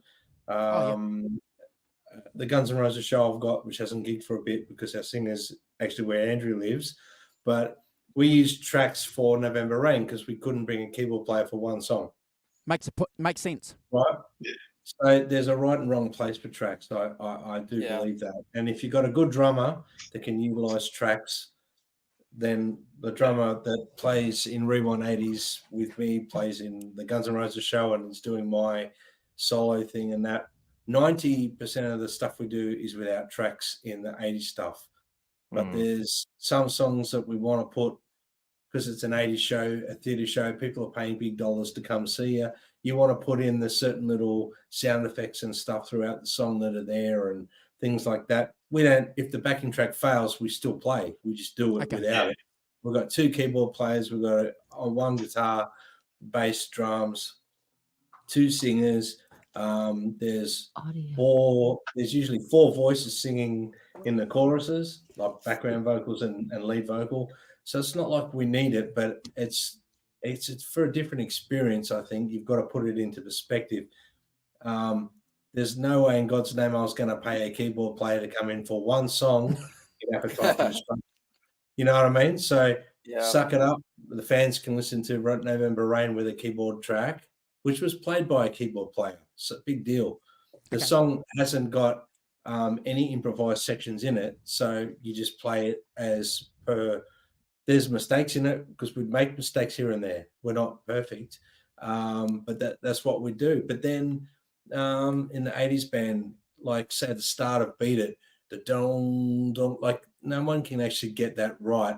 So we have that. There's a couple of sound effects in it that Michael Jackson, actually his voice.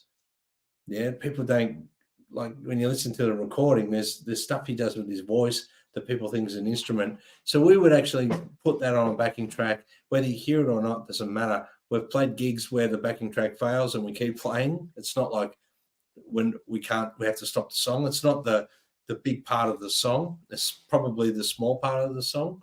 And then there's songs where, like I said, it's all guitar, bass, 2 keyboards, drums, and usually 4 vocals in the song. So I see a place for it. I don't think it's bad. I bet you bottom dollar Van Halen used tracks in 91 or 92, like on the Carnal Knowledge or the background vocals. There's stuff that I think tracks are utilized for well. I would hate to be in a band that relied heavily on tracks for everything. That would be something that I couldn't be part of a band like that because you need some spontaneity as well. You need to be in a blues band. I can't imagine why you would have tracks. It doesn't make sense. in an Good point. 80s tribute band that is covering a song from start to finish. It might be Blondie, it might be Madonna, it might be Michael Jackson, might be Van Halen, might be Guns N' Roses.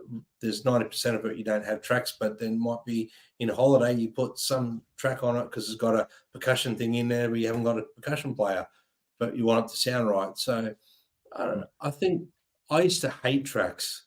I used to think there's no reason to do a band, get someone else to play.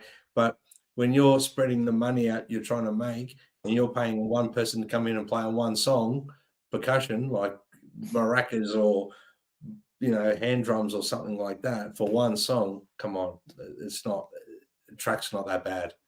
No, you're right, bro. And some of the best gigs I've seen have been to weddings where they've got the same scenario that John was talking about before, where they've got two guitar players and a vocalist, and they've got the keyboards and the drums and all that on a backing track, and they've engaged with the audience. Mind you, half of them are half pissed, and that's always a good thing, though, isn't it, when you're at a gig and that situation is going on. But look, everything has to be within the context of what's been presented. You're right, bro, because if you're going to an 80s gig, a corporate gig, you want to hear that honk honk, that beep beep, that car beep in that song. You want to hear it because that effect is pivotal to the song, to that memory. If you don't have that honk honk, yeah. And then there's the flip side of it. You like I said, a blues band. You're not going to hear backing tracks in a blues band because it's a lot of improvisational stuff and a lot of like amalgamation, especially in a 3-piece band. It's 33% each member is keeping it together. So you expect it's like a bit of sloppiness. You expect a bit of speeding up and slowing down. Spontaneity, the mirror off each other, the playing off each other, the stuff like that. It's different. So each thing's different, I guess, but for the majority of fans that will come and watch Rewind 80s at a theatre show, they want to hear that stuff in the songs. They don't want to miss it. And we're already a 7-piece band. You know what I mean? Like, how much bigger do you want to be and start losing money each member just to have someone come in and play hand drums for one song? That's other members try to schedule. Just one other point. Another personality too, Brody. Yeah. One other point I want to back up what you're saying is like, give me an angel, send me an angel, for example. If you don't have that keyboard intro at the start of the song, which is what the song's about, and if you don't have a keyboardist because they're sick or crook or whatever, or doing something else, you can play that and still play in front of it, can't you? Which is what you've probably done, bro. Well, we have 2 keyboard players in Rewind 80s, so that they play that. And most 80s stuff has got 3 and 4 keyboard parts in each song, like when you're talking about a lot more of the electronic stuff, yeah? Yeah. So there's usually 2 or 3 keyboard parts, but between two keyboard players, they pull it off between them. If I would love 2 guitar players in the band as well, but it's like how much extra, but there's no guitars on tracks, there's no drums, there's no bass, there's no singing.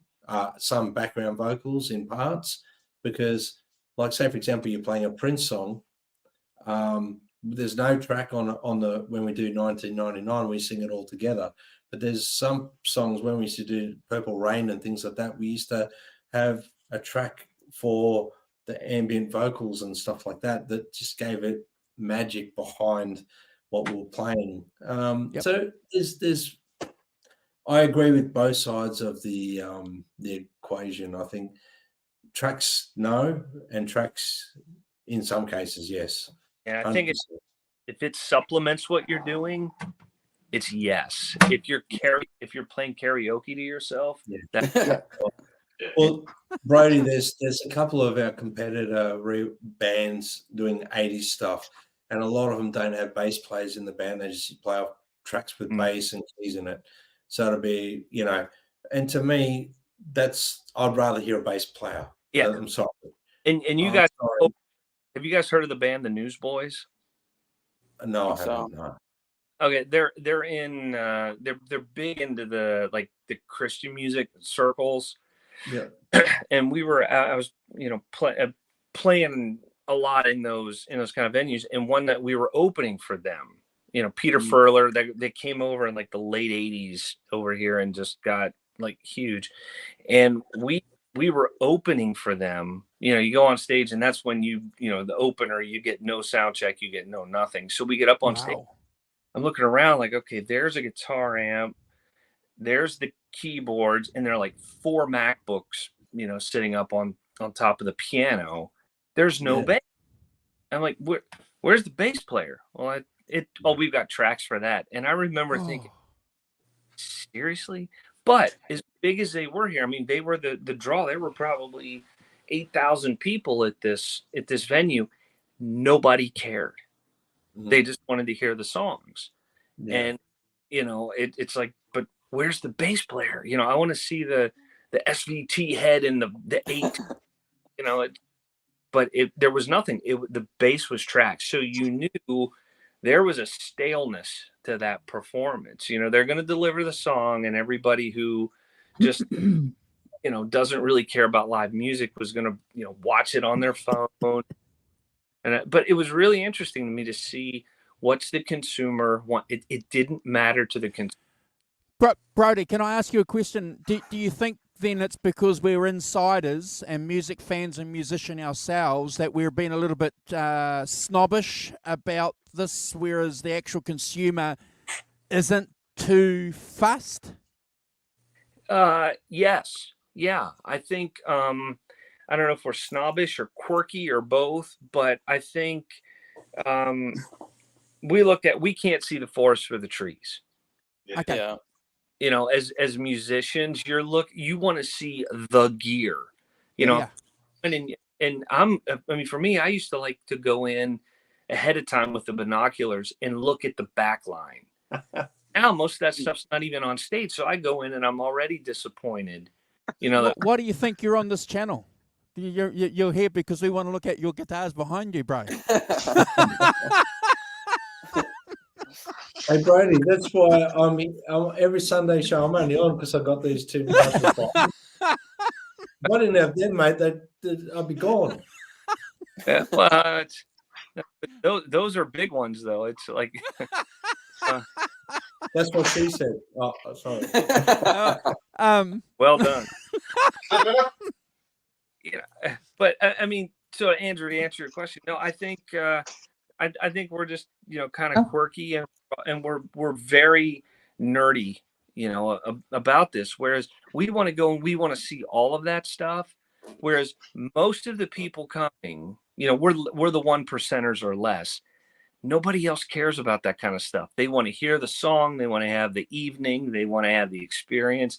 That doesn't matter. So if you look at it purely from an economic standpoint, to deliver that element of it, to Brad's point on, to hire somebody to play the November Rain stuff versus have it on a track, the math is clear, on that. Dynamic band, another personality, another schedule. It doesn't make sense, for that element. Now, if you're a man in a band in a can, that shows up with like everything on this little gadget, and they're singing and strumming a guitar, and you're hearing drum. No, just get me out of here. Then again, though, if you've got one guy up front with his guitar who's a good vocalist and a good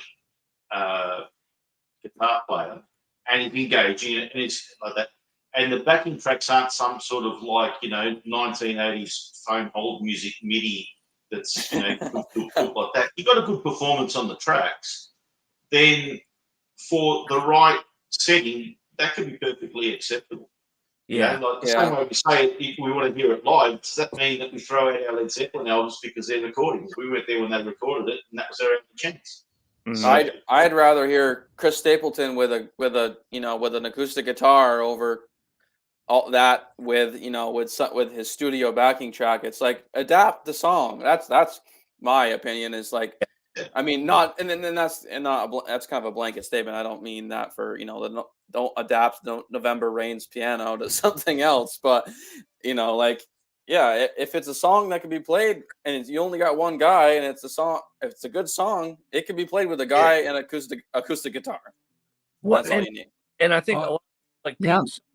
being here in Nashville, you know, they come in, they go down on Broadway and they think that's the greatest thing in the world. Like, do you hear all these bands? They could make it. They could be this, they could be that.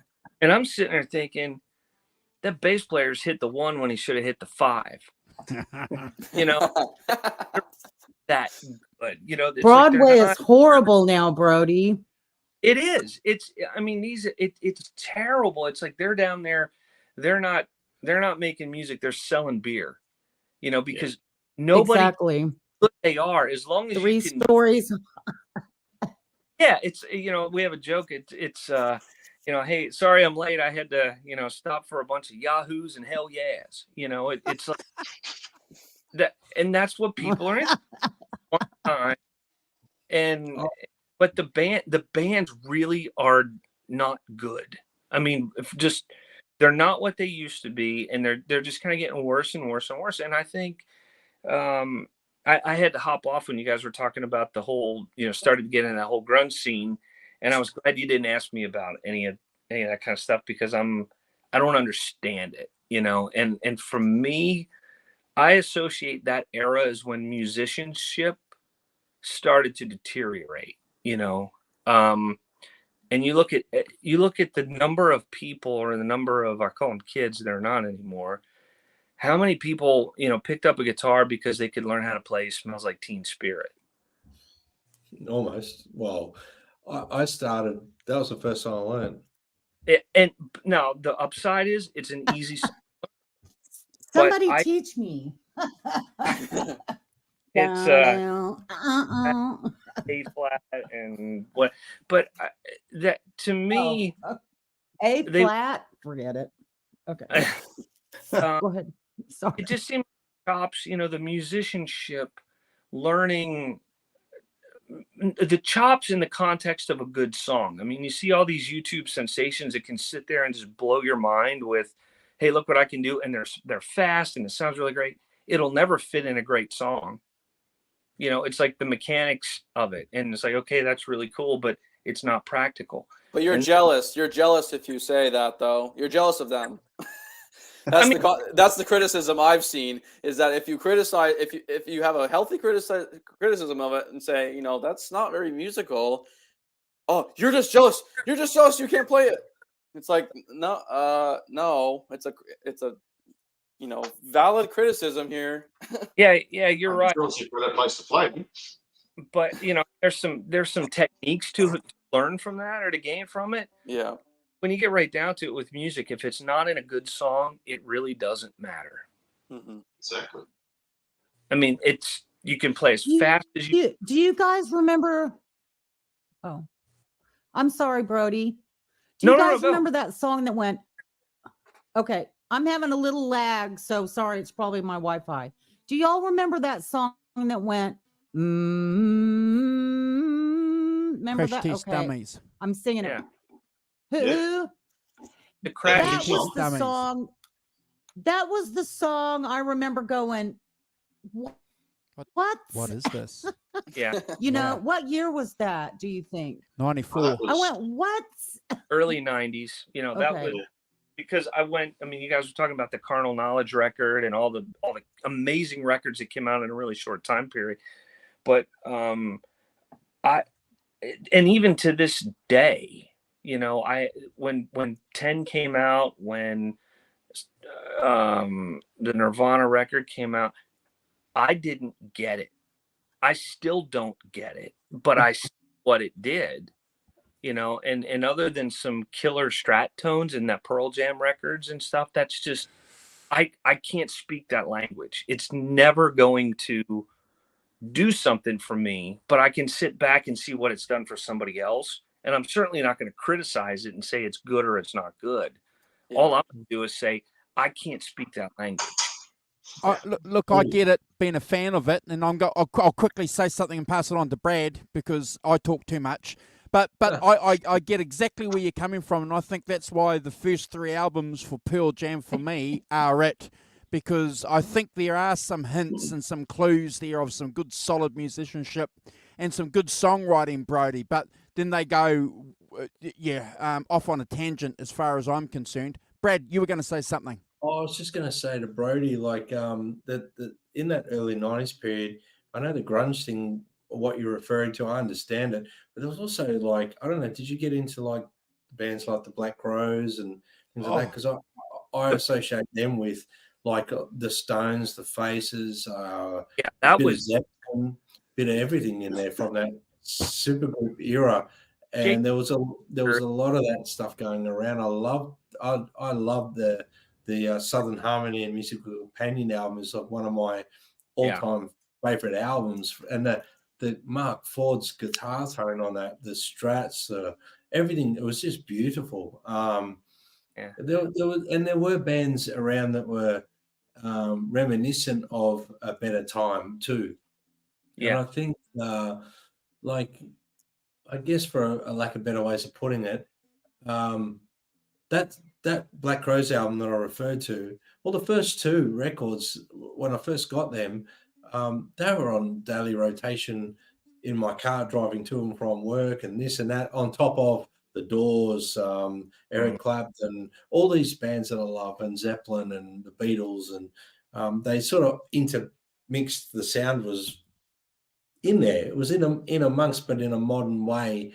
But I guess for a lack of better ways of putting it, like I heard Black Sabbath all through Soundgarden. That's what I heard. I heard Black Sabbath. Yeah, but I heard more of a different style of vocals in it, and it my ears pricked up because I could hear those influences that in there, and I could hear Zeppelin, I could hear Robert Plant's voice a bit in Chris Cornell, but then there was something I couldn't put my finger on what it was. But I do understand what you're saying, Brody, in that sense, where the decline of music, because there was also a lot of shit bands coming out too. But that's every era. I think we've had a lot of crap bands come out. You know, I mean, put this way, I'd much prefer to hear music of that 90s period than what's coming out now, with a few exception of a few good bands. You know what I mean? 100%. Yeah, and I think, I mean, to your point, the year that it came out is independent of the style of it that it was, because that Shake Your Moneymaker record, that was rock and roll. That was not. That wasn't. That was. And it was on rotation for me too. I thought that was the coolest thing, and the only thing that's been as impactful to me since then, as far as new bands, has been like Blackberry Smoke. Yeah, they're good. Yeah. Oh, and have you guys heard of a band called Rival Sons? Yeah, Rival Sons. Yeah. They're worth checking out if you dig fuzz and all that stuff. They're very cool. Yeah. But even I mean, and you said about Chris Cornell. When I heard him, I remember loving that guy's voice. Love Chris Cornell. Oh my God. Yeah, He's I mean, amazing. he had, and again, I knew it was with him. I knew it was something really good, and I kind of got it, but I didn't. It's not like I'm ever going to put on a Soundgarden record and listen to it to enjoy it. Again, because I don't understand it. Yeah, fair enough. I understand that too. There's a few bands in the. Yeah. I don't understand opera. Yeah. Go ahead, Brad. No, there's a few bands that were coming out in the 90s that I loathed, and I won't say the names of it because it's not relevant these days. They're still not around. You know, it's not worth bagging bands, but that's not what we're here to do. You know, I think we're just having a general discussion. So I love hearing everyone's opinion on music, though. It's great, you know, to hear the difference of opinion for, like, you know, this channel. Sometimes I bite my tongue a lot because I go, I want to shake people sometimes to go, why are you so like stuck in that one set way? And I mean, Van Halen's a perfect example. People are just so like, it's all Ed's music. Like, I just don't, that whole argument I don't want to get into now either, but, you know. You don't get that argument in AC/DC fans. You don't That's get what that I'm saying. argument. No, in, you don't. Some you do. And okay. Not to the degree, not 100% like you do with the Van Halen ones. It seems like very. I've never really understood it. I guess if David Lee Roth, you know, and I'm saying this hypothetically, if he passed on and then Sammy came on, it probably would have been received a little better maybe than David Lee Roth and then parting. And I love 1984, as Conk was saying, is one of my favorite albums of Van Halen. But my favorite album of Van Halen all time is For Unlawful Carnal Knowledge, and I'll stand behind that as long as I'm living and breathing, because I love it. And that's me, I love it. But I love all eras of Van Halen. I love all eras of AC/DC. It's all music, and really, I love all eras of Clapton, and people bag Clapton for certain things he did, but I love it. I mean, there's certain albums I won't put on naturally to go listen to. I won't go, but if it comes on, I'll be like, oh yeah, I've heard this in ages. It's cool, It's yeah.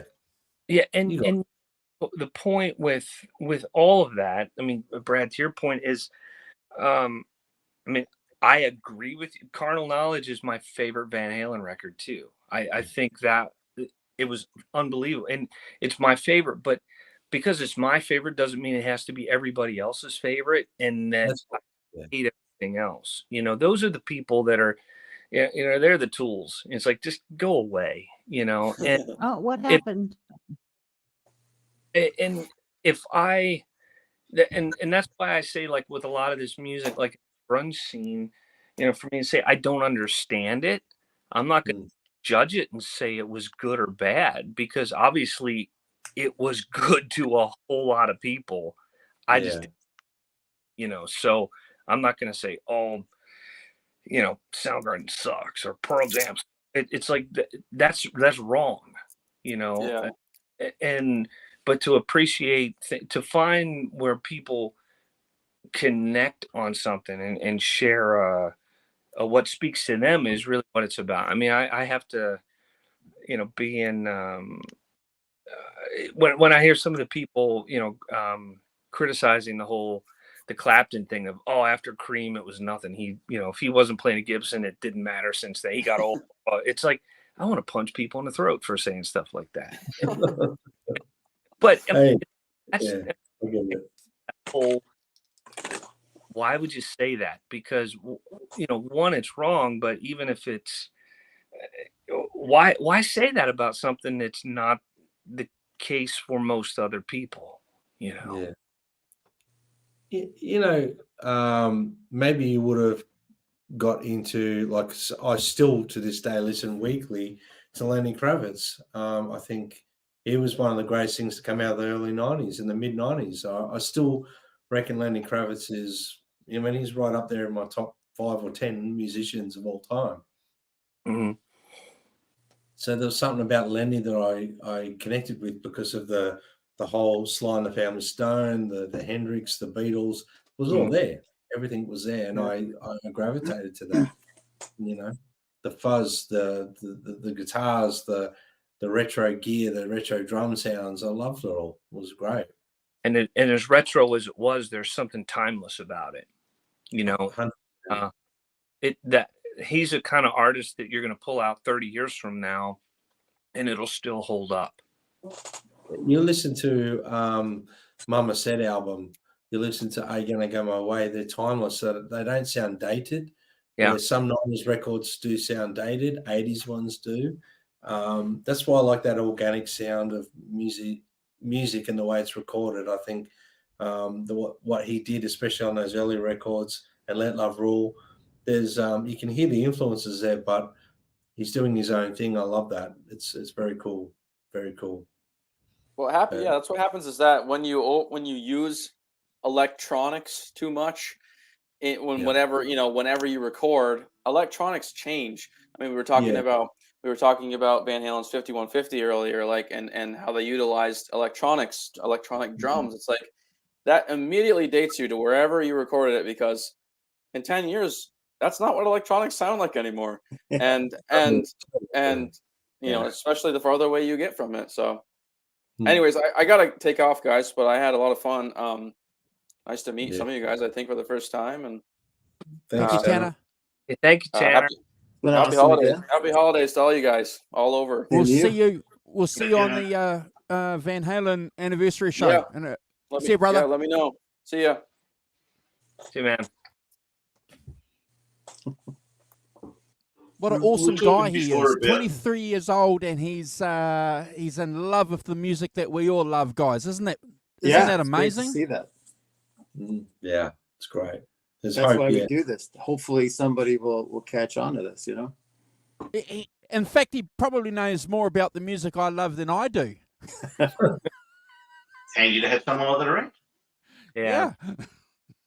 It's really weird when you hear a young person talk about stuff that you've experienced all your life, and they you know, you have this, you realize that they couldn't have possibly have grown up with it, but because of all the, you know, Wikipedia and everything else, where they can research this stuff in a relatively short period of time, you know, you can talk one-on-one with some of these people, but they've taken the time to learn this stuff, and it's great to see that, because it gives a little bit of relevance to what we grew up with. You know, it just didn't disappear. My parents' music was like big band stuff, and by the time I came around, it had disappeared. You know, I only knew about it from them. You know, it wasn't a common thing. Like, you know, AC/DC or Guns N' Roses are selling out big shows. That was really rare for my parents' music. Like, it didn't happen at all. Yeah. You know, during that grunge era, you know, I'm glad it happened, because it made me, you know, take a hard right or a hard left, or, you know, a different direction, and going right into that. I went back and really dug into the old Robert Johnson recordings, the Freddie King, you know, the BB King, those original recordings, and the Kroners. I got about Sinatra and the Rat Pack and Tony Bennett, and, you know, to this day, I think Dean Martin's probably my favorite singer on the planet. Sure. Those guys were great. They were. Oh, yeah. And those songs were so rich.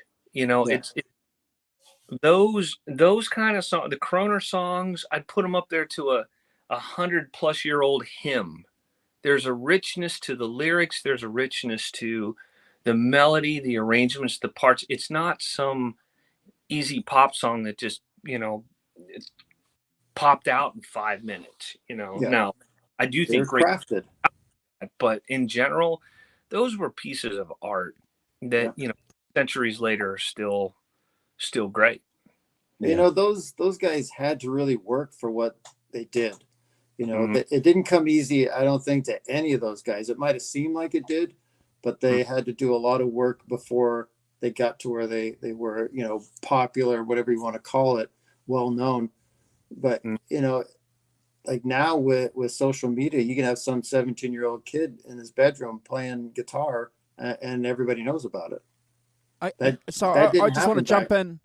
I just want to jump in and back up what Brody said quickly, guys. Two things about the crooners that you're talking about. I used to work with a guy that was Elvis impersonator, and he was very, very good at it, Brody. And anyway, he got involved in this band because of the success of Michael Bublé. And they were playing at a local casino here, playing that kind of music. And I remember having a conversation with him, talking to him about it and how he had to learn these Dean Martin songs and these Frank Sinatra songs.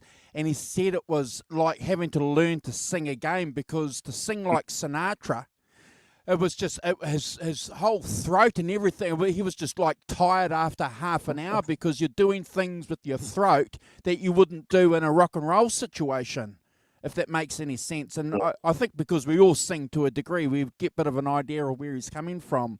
But I agree with you. It's a whole different technique, a whole different art. But also one other thing I want to throw in, guys, too, if you can give me one more second. Isn't it interesting that the grunge and the rock and roll thing that you're talking about, I remember reading reviews when Van Halen's Balance came out by reviewers saying that it's a disappointing album, that Van Halen didn't take into account what was happening in the grunge, rock and roll music categories and incorporate that in Balance. They got lambasted for it. And you guys probably know those or have read those similar things. But I remember thinking, well, that's strange. Yeah, and that gets back to that timeless piece of it. I mean, that was just that was an ignorant comment, you know, that basically turned music into dairy. You know, that to imply that Van Halen had expired is just moronic. Yeah. You know, good point. You may not have liked it, but okay, yeah, there's this new thing coming on, but the fact of the matter is grunge is not here today. You know, it's a little sticky. I mean, it's still there. There's still, you know, at some point, every era is going to have a Time Life, you know, recording of best sounds of the 90s or, you know, whatever. But it's really not a genre anymore. Yeah. It's no different to like the punk movement in the late 70s when they were, you know, saying the same thing about all the dinosaur bands that, you know, that had gotten too big and too important for themselves, and it all became a, you know, the rebelliousness and spontaneity of rock and roll as per Bill Haley and Elvis and all of that was lost in the type of stuff that, not that I personally agree with this, but like what the Eagles are doing, Pink Floyd, these sort of bigger bands, you know, that were putting out a much more mature, for lack of a better term, sound.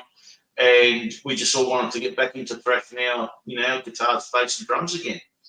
And I think just all of this stuff, it's to a certain degree, you know, a cycle that keeps going on and again and then again.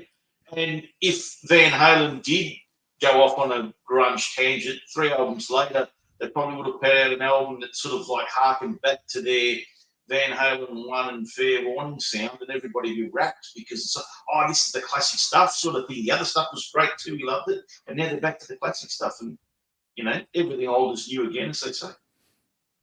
Yeah, I think when you put down roots, you know, you always come back to them to some extent, and I think you know, grunge to a certain extent, I mean, it probably wasn't different than the punk scene. You know, it's like whether you liked it or not, there was a change of the guard. There was this. All comes back to the roots of rock and roll. You know, there is this element of rebellion. You know, this whatever. Exactly. And so you just, you know, you need to do that. And when punk came out, it was like, okay, this is, you know, some of this stuff's a little too polished. We need some more, you know, just anger or angst or whatever. And then, you know, then the 70s, you know, went on and you had, you know, the Fleetwood Macs and the Eagles, and you had some amazing stuff, but then you had the disco era, you know, in there. Then you get into the 80s and, you know, call it the hairband thing or whatever. There was this sort of over the top production look, whatever, that just got to a point where it needed a reset. So literally almost overnight, you know, these guys that had, you know, better hair than their girlfriends, you know, but still had the chops, all of a sudden these guys that are angry at their dads and they're wearing and whatever's laying around that may or may not be in tune. It was about the changing of the approach. Yeah. And in both cases, for the punk and for the grunge thing, it was replacing a very overproduced and very much like, these guys up on stage don't look like the guys in, well, some of the audiences did look like them, but, you know, sort of like, they were obviously, you could see it was a stage persona sort of thing. They probably wouldn't walk around like that, you know, day to day. Whereas both the punk people and the grunge people was like sort of, you just have to walk in off the street, grab a guitar, and start playing, and kind of the same thing. It removed the inaccessibility of it that had been built up as it went along. Yeah. everything gets tired after a while, you know. And the new kids that are coming along, they look at this, they're 5 minutes old, and they see something that we like, that we've liked for 10 minutes. That's too old. I don't want this. This isn't my stuff. This is your stuff. So the next thing coming along is the next new thing. This is fresh. It's new. It's the new uniform, you know. I mean, you look at the Ramones, and they were so rebellious, but yet they had uniforms. They all dressed alike. They all called themselves the same name. That's what the Beatles did in the 60s. You know, they all had that different look. And yeah, it just gets tired after a while. And maybe not to us because we grew up with it and we want to keep seeing it. Yeah. Like when grunge came in, I went through a lot of disappointment because I had gone through high school with Guitar Hero after Guitar Hero after Guitar Hero. So I was used to waiting for the next Guitar Hero to come along, and it was Nirvana. Like there's not enough for me. It's not there enough. And you know, it was a struggle. And then Metallica sort of fell through. You know, they kind of went that grunge thing. They cut their hair, they wore makeup. What are you doing? You know, please make a Metallica album just to help me out here, you know. And it took a while. I forgot that. I You're eventually right. found some They bands like Green Day. I embraced, which I thought was a real shock to me because there's no guitar solos, but I played that record over and over, you know. But So, there are hooks and there are songs, and it's not hard for somebody who hears that to be able to play a Green Day song. Yeah. You know, so from that, applaud a band like Green Day, you know, because they have that energy, they have a cool, fun songs, they have that inspiring thing that makes some 12-year-old kid want to pick it up and be like Billy Joe, you know. Yeah. And they can do it an hour with a good instructor, you know, showing them, you know, the bar chord. It's like 1, 4, 5, 6 minor, and you can play the coolest Green Day songs ever. Exactly. You know, and that's admirable, you know, to me. Yeah. Yeah, it taught me And a lot, really. it could also be the thing is once we learn to play and we start to analyze music and find out how it's all done. We're kind of like a bunch of musicians in the crowd not being able to enjoy the magic of another musician because we know where he's hitting the pigeon. Yeah. You know? You can like tell. I said, you wonder how your friends that are non-musicians go and see a band, whether they got tracks or not, or whether they're doing something different every night or not, or whatever. And just we forget that the gear, the musicianship, the show, you know, that it's all just a greater part. It's all part of a greater vocabulary in all of us, just to be able to get a feeling out of it. You know, it's not music for music's sake. It's music because your favorite song is your favorite song because of how much you feel when you hear it. Yeah. And if you look at the whole, like, I don't know who was saying it, that it was sort of like a gang, you know, or everybody's be in, you know, this, like a gang really, you know, whether it's, you know, proper suits and a tie, like the Beatles looked, or like a lot of the bands had the same suits in the day. And then, you know, in the punk scene, they, you know, the uniform became a leather jacket, and you know, in grunge it became flannel. Yeah, there you go. Ripped jeans. And I think with, you know, and the same is true with musicians that go to a concert. You know, there are a couple things you can spot a musician a mile away. One, they're probably standing there like this, you know, and they're wearing some article of clothing that's advertising gear. Yeah. You know, and it say, hey, I want to be like them, and I'm too cool to enjoy this, so I'm just going to stand here like this. You know? Yeah, you're not dancing around. Yeah. Meanwhile, your friends are having the time of their life, and they don't care if their track's being played or if, you know, that somebody. It's just be there in the enjoy it. You know, and musicians we're a quirky bunch sometimes. Well, yeah, we're the guys walking out going, the hi-hat didn't sound right. Did you pick that up? You know? Can you believe the mic placement on the snare? You know? Yeah. But yeah, I mean, it's the same thing resold to us over and over, and it's just switching the ingredients a little bit.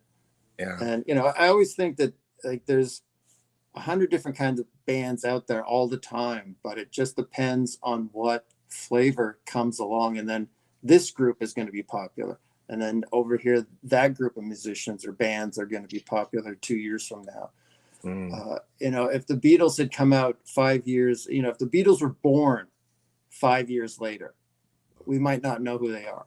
They would have done the exact same thing, although they were also influenced too, and that makes a huge difference on what they're going to produce, and so on down the road with other bands. It's and who's to say if they didn't do what they did when they did it, that someone else wouldn't have come along and done it before they had a chance to do it 5 years later. Mm-hmm. Yeah, and maybe not someone do all the things that the Beatles did, but definitely if the Beatles weren't there to do all the things they did, all of them would have been done, whether it be by 3 people or 50 people. But eventually, all that stuff gets done. Yeah, one of the funny things about the Beatles, they said like why are you so popular, or whatever it was, a question. I think it was George Harrison, and he said, well, we're the ones that got the record deal. Yeah.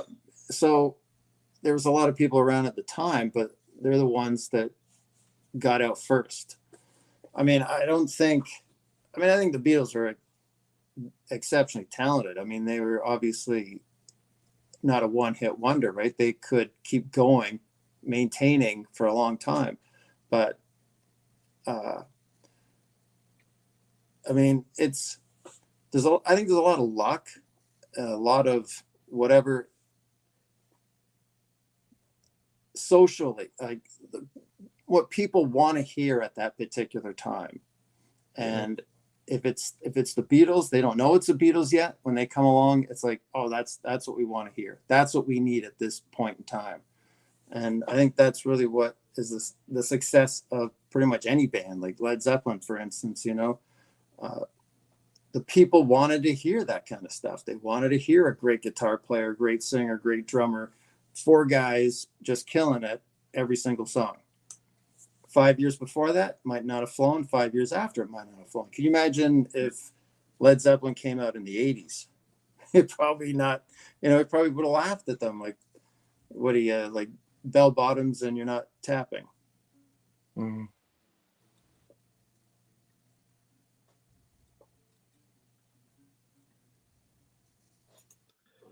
Have you guys heard of Philip Sayce?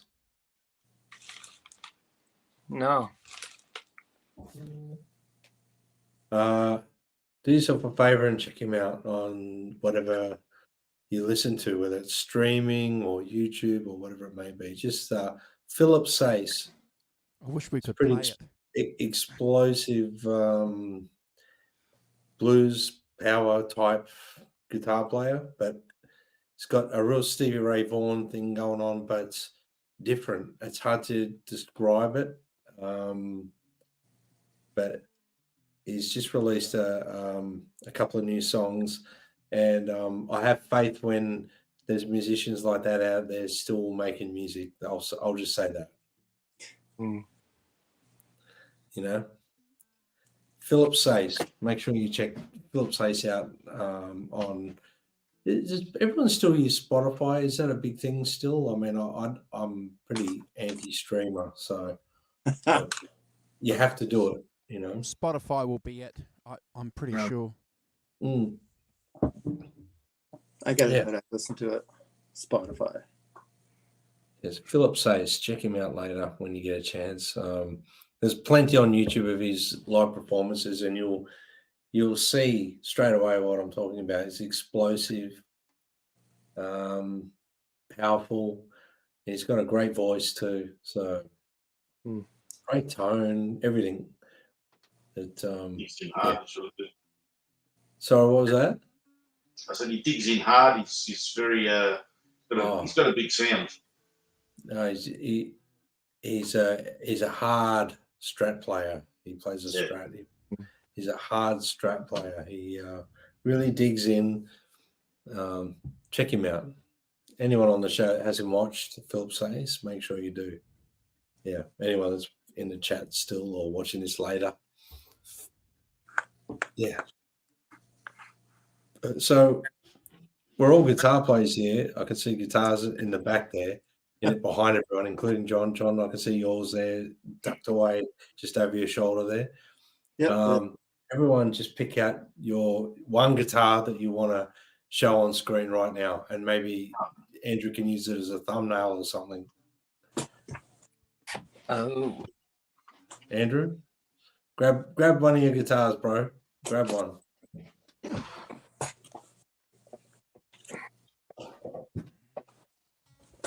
These are some tasty guitars there.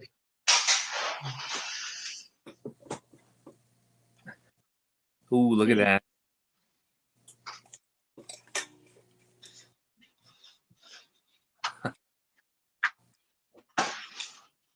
We were talking about CNH before.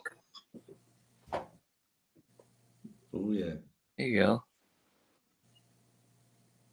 Nice. I grabbed the closest one. So. That's still a beauty, mate. Don't worry, it looks great. I love that color. Tangerine. This was my 50th birthday gift. Wow. And see that? That's from my friend who played plays with Garth Brooks.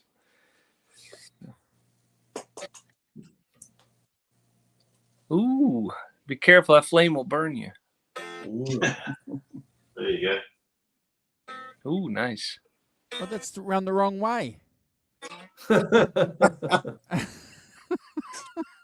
Jeez. Don't upset John. He looks cranky now. You can't upset me and give a shit what you think. What about We've you, got a Andrew? special. We've got a special person in the chat. What? I'm trying to read some of those stickers, Johnny. Oh, Okay. the tattoo. Batman. Hot Wheels. Yeah, that's cool. Hey. Is that David Letterman or David Koresh? Oh, this guy? Yeah. That's Smokes Poutine. That's a Canadian thing. Oh, it's a Canadian thing. Okay. Yeah. Batman. You guys know what poutine is?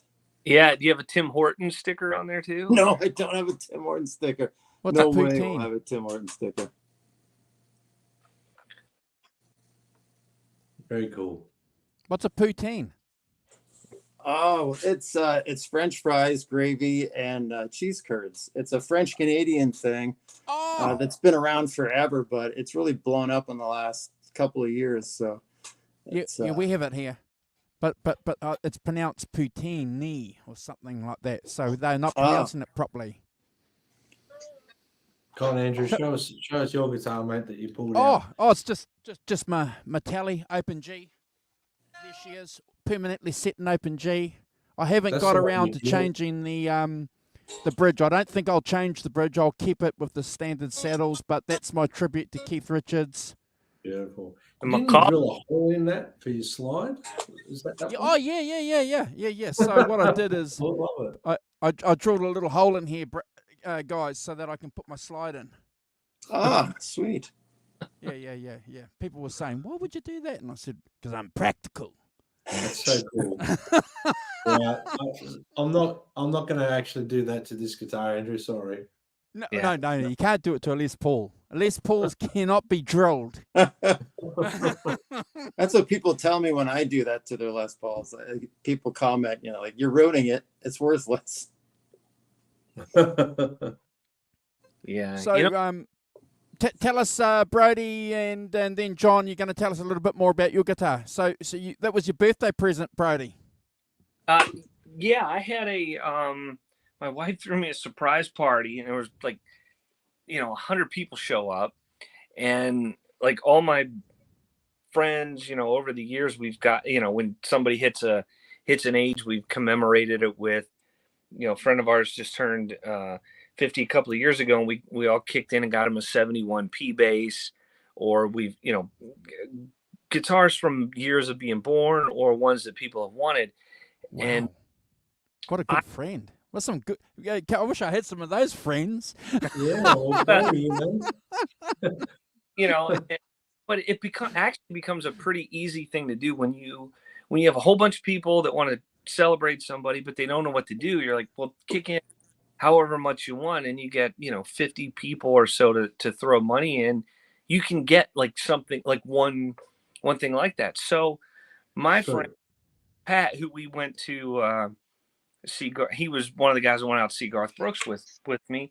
He knew that I was actually looking at this one because that Garth Brooks Stadium tour was over, and my friend was he was like, well, I'm going to go ahead and get rid of, sell a couple of things. Are you interested in it? And I went over and I played this, and I thought it was ugly as sin. And I thought there should never be a humbucker in a Strat. I'm a purist, that way.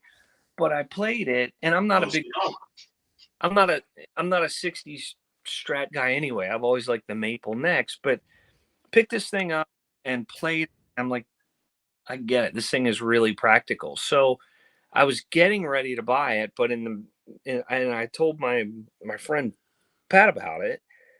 He finds out, and at that point, my wife had already said to him, what guitar should we get him for his birthday?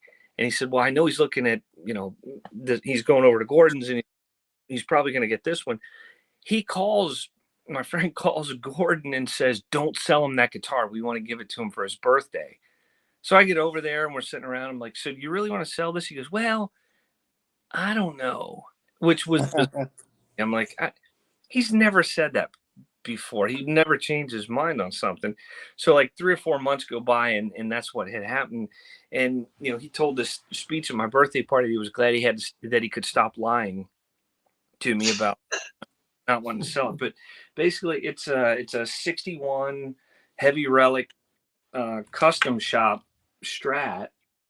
It's had the slop beat out of it, and some kind of Seymour Duncan humbucker in it, which again is, if you want to take a Swiss Army knife with you, this thing can be really practical, because you can go up here into the, that real neck stratty thing, and then you can get, ugly down here if you want to. But it's then it has this pick guard on it that has they had that Garth Brooks G engraved on it. And it's going to be on all the documentaries that they filmed all that whole tour. And this guitar was used on most of that. So, it's just real special and unique and beautifully ugly. Very cool. And you don't know what that pickup is? What's that? Seymour Duncan one? You don't know which Seymour Duncan is in the bridge? I don't know. It doesn't even say on the paperwork on the inside, so I'm not sure which one it is. And the other thing I'm not sure of is on the 5-way, I think it's the full humbucker and the middle one. Like, I didn't know if it might have been wired so that if you went like in this position, sometimes they auto split, sometimes they don't. Yeah, and I kind of wish it would, because I use that sound a lot. It's like, 2, 4, and 5 are my Strat positions. But with this, it ends up being, the bridge, these two, or just the humbucker by itself, which is really, that there's something to be said for a super Strat, if you will. Yeah. Cool. Beautiful, Brady. Thanks for Johnny. showing us that. Tell us a bit about the axe that you held up. The one that's Well, got the this is hand grip. Yeah. Well, it's kind of a combination of a lot of things. This is a true Frankenstein guitar. This is just parts that I had laying around the house probably 15, 16 years ago. And I realized, hey, I got enough. I could just quickly bolt a guitar together and I would have a fully functional guitar. Every part on this guitar came from another guitar. So that's what I kind of like about it. And after I put it together, it played really well. So it's one of my favorite guitars. And I've done a lot of experimenting with it. If you look in here, I've got a steel bar. That's a 1/4 inch flat bar. And that runs from the neck all the way down right to the tone block in here. And you can see there's a giant bolt and that goes through to the Floyd. So underneath the pick guard, there's another flat bar that runs across. The Floyd isn't mounted to the body, but to a steel flat bar. So it was kind of an experiment that I was fooling around with at the time. And you can see the big, the neck plate on there. I tried to make that as big as possible. Nice big bolt right through into the steel bar. The spring claw is mounted to that bar as well. On an angle? It just happens because I have a bolt through the middle. So the tension is more on this side than the other side. So it's just wherever it happens to be. So that's not going to go back and forward, is it? Yeah, like I can move this if I get my finger in here the right way. So I can push it, like you can see it. Yeah. If I get it the right way. I mean, you know, the normal adjustment of the spring claw as you would with a normal 2 screws into the wood. No, you can't. See, that's why I have it up like so high. See how high it is right up to the top here. So I guess that's where, well, it's not a floating Floyd. So it doesn't matter. So yeah. So I had it figured out that it has enough tension that the block is pushing against the flat bar. Yeah. So it's like very cool. So yeah, it's a fun guitar. I'm gonna work on this coming up in a little while. I have a whole bunch of ideas, electronic stuff I want to do to it, and some kill switches, just really fun things. I also want to actually, this is kind of a neat idea. I have it sitting right here. Kind of the old Eddie drill trick, and so I'm going to mount this car. It's an old road race car that I have. I'm going to mount it under the strings and hook it up to a 9-volt with a kill switch button, and it'll be like the Eddie's drill. That's So very it'll cool. be kind of cool. You'd be able to see the tires spin. It's going around. It's very cool. So this is a wacky guitar that I really love because I can do stuff like that with it, and it's really fun to play. Cool. That's so John, cool. that funny Yes. guitar you've got, that funny guitar, tell us about that funny guitar. The funny, it hasn't really got that much of a story. It's a brand called Profile that some Australian, very hard to find information on, but some Australian guitar shop went and got an old proper American Strat and took it to a factory in Japan, and they were making these great copies. And it's basically a 50s spec Strat. It's got the maple neck and an ashtop body, but with a sort of like 70s sort of like look about it, with the tortoise shell in there. And this one, I put a single Duncan hot rails in the bridge. When I actually bought this guitar, I bought it some guy at the trading post. He had a DiMarzio, some sort of stacked single coil in the neck that was really a bridge pickup. So it was very basic sounding, but he had the original pickup, so he gave me that, and I put that back in, and then I swapped out the other one. But yeah, as far as an interesting story, not too much. Just a good Strat. It's a nice guitar to play. It's got a nice of a big neck. One of the weird things that happened was one time I was driving around with a mate of mine, and out of the corner of my eye, as we passed a street which I knew there was a guitar shop down, I thought I saw this in the window, and I bought another one. It was the days when you could get Strats for like $250. So I've got actually a good back. Wow. And funnily enough, the neck's a little thinner. These are the days where everything was handmade, pre-CNC, I suppose. And this one's still got its 3 single coils. But yeah, they're good guitars. They're as good as any Fender I've picked up. Beautiful. And yeah, I'm happy with them. That's so cool, man. Is that a point or 3 point or 3 bolt plate on Sorry? the back? No, force. Force. Okay. Yeah. Yeah, it's very, very much a 50 spec with the old style flip-flop type tuners, and the only thing that they really don't have good on them is the pickups are like just your ceramic magnet bar at the back of the pickups, so they're not really sort of. That's the only thing that they didn't copy faithfully, I suppose. Mm-hmm. But everything else is pretty much spot on. And the strings look like they're around the wrong way, John. Well, they're around the right way for the way that the guitar is. Are those the guys that play on the songs with backmasking in them? So yeah. Pretty much. Jeez. That's what. All right, bro. Yeah, so it's all relative.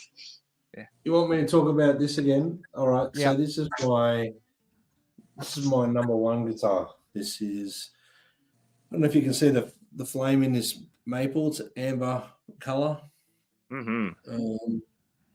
It's got a 3D thing going on with the quilted maple. Yeah, you can see it. Very beautiful. Changes color a little bit depending on the light, but it's actually a trans amber color.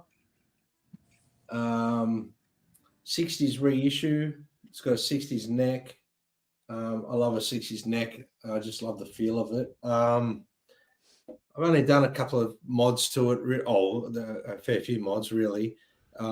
First one was I changed the plastic rubbish cover they put on these things. Got to do that. Found a bunch of them because I play this live nearly every gig. This has played since 1999 that I've ever done. So that the whatever it was, that cover plate there broke about the first few months, and I had to replace it, and I ended up putting that on. So I put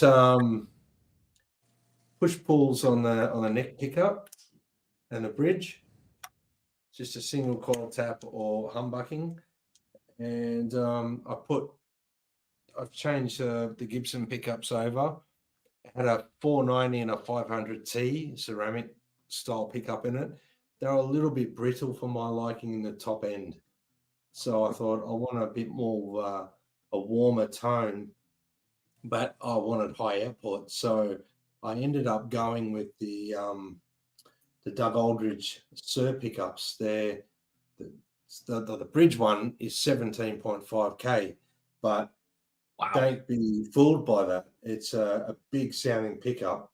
It's got a lot of low range. It's got a very good punchy tone in the mids, and the bottom end is really tight. Now the wonderful thing about them is when you back the volume off, it doesn't lose any warmth, and it stays like high output pickups, in my opinion. When you back the volume off, they tend to get a bit brittle, but this one stays really warm, and there's something magical about these pickups, and I don't know what it is, whatever John Sir's done with them. When you get up on these higher strings here, and when you're doing all that stuff up high, and then you drop back down to playing chords here, the continuity, it's the dynamic, the feel of everything is the same. And that's just when you're playing straight into an amp, you can really hear that they made sure that as you go up the fretboard and you're hitting the highest strings up top here, that it's just as volume and punchy as what the low strings are. Like they've got the dynamic really well. I think this guitar is a very natural mid-range tone, and these pickups work really well. Now, these pickups might not work really well on every Les Paul, because some Les Pauls are very bottom-endy and some are very top-endy. But this guitar in particular, it's just a magical guitar. It's something about it. I've got a few Les Pauls and I've played many, many, many Les Pauls, but this one is that's the magic one for me anyway. It's pretty much played every single gig I've ever done, and it's on my recordings. I've done gigs where I've had to play Les Pauls and Strats on stage, and when I toured, so I even reposted something just recently, a Facebook memories. They're wonderful for certain things, and it with came that Bowie, up with that Bowie gig you did. David Bowie, yeah, and I had to play a lot of Mick Ronson stuff, the Mick Ronson era David Bowie stuff, so I needed a Les Paul. But then when it came to like China Girl and the Stevie Ray Vaughan and the stuff that required a Strat, I just did the coil tap the neck pickup on China Girl, and it sounded amazing. Sounded brilliant. So for me, this is my number one guitar. I don't know. There's just something magical about it. I mean, if I just play the thing that got me is when I started playing it, very acoustic, like it's very loud acoustically. Yeah. Rings and sustain is there. So I always do that with guitars when I first pick it up, and if that continues to ring out and I'm feeling it resonate against my chest, I know it's a good guitar. What's the measured the output on the neck pickup?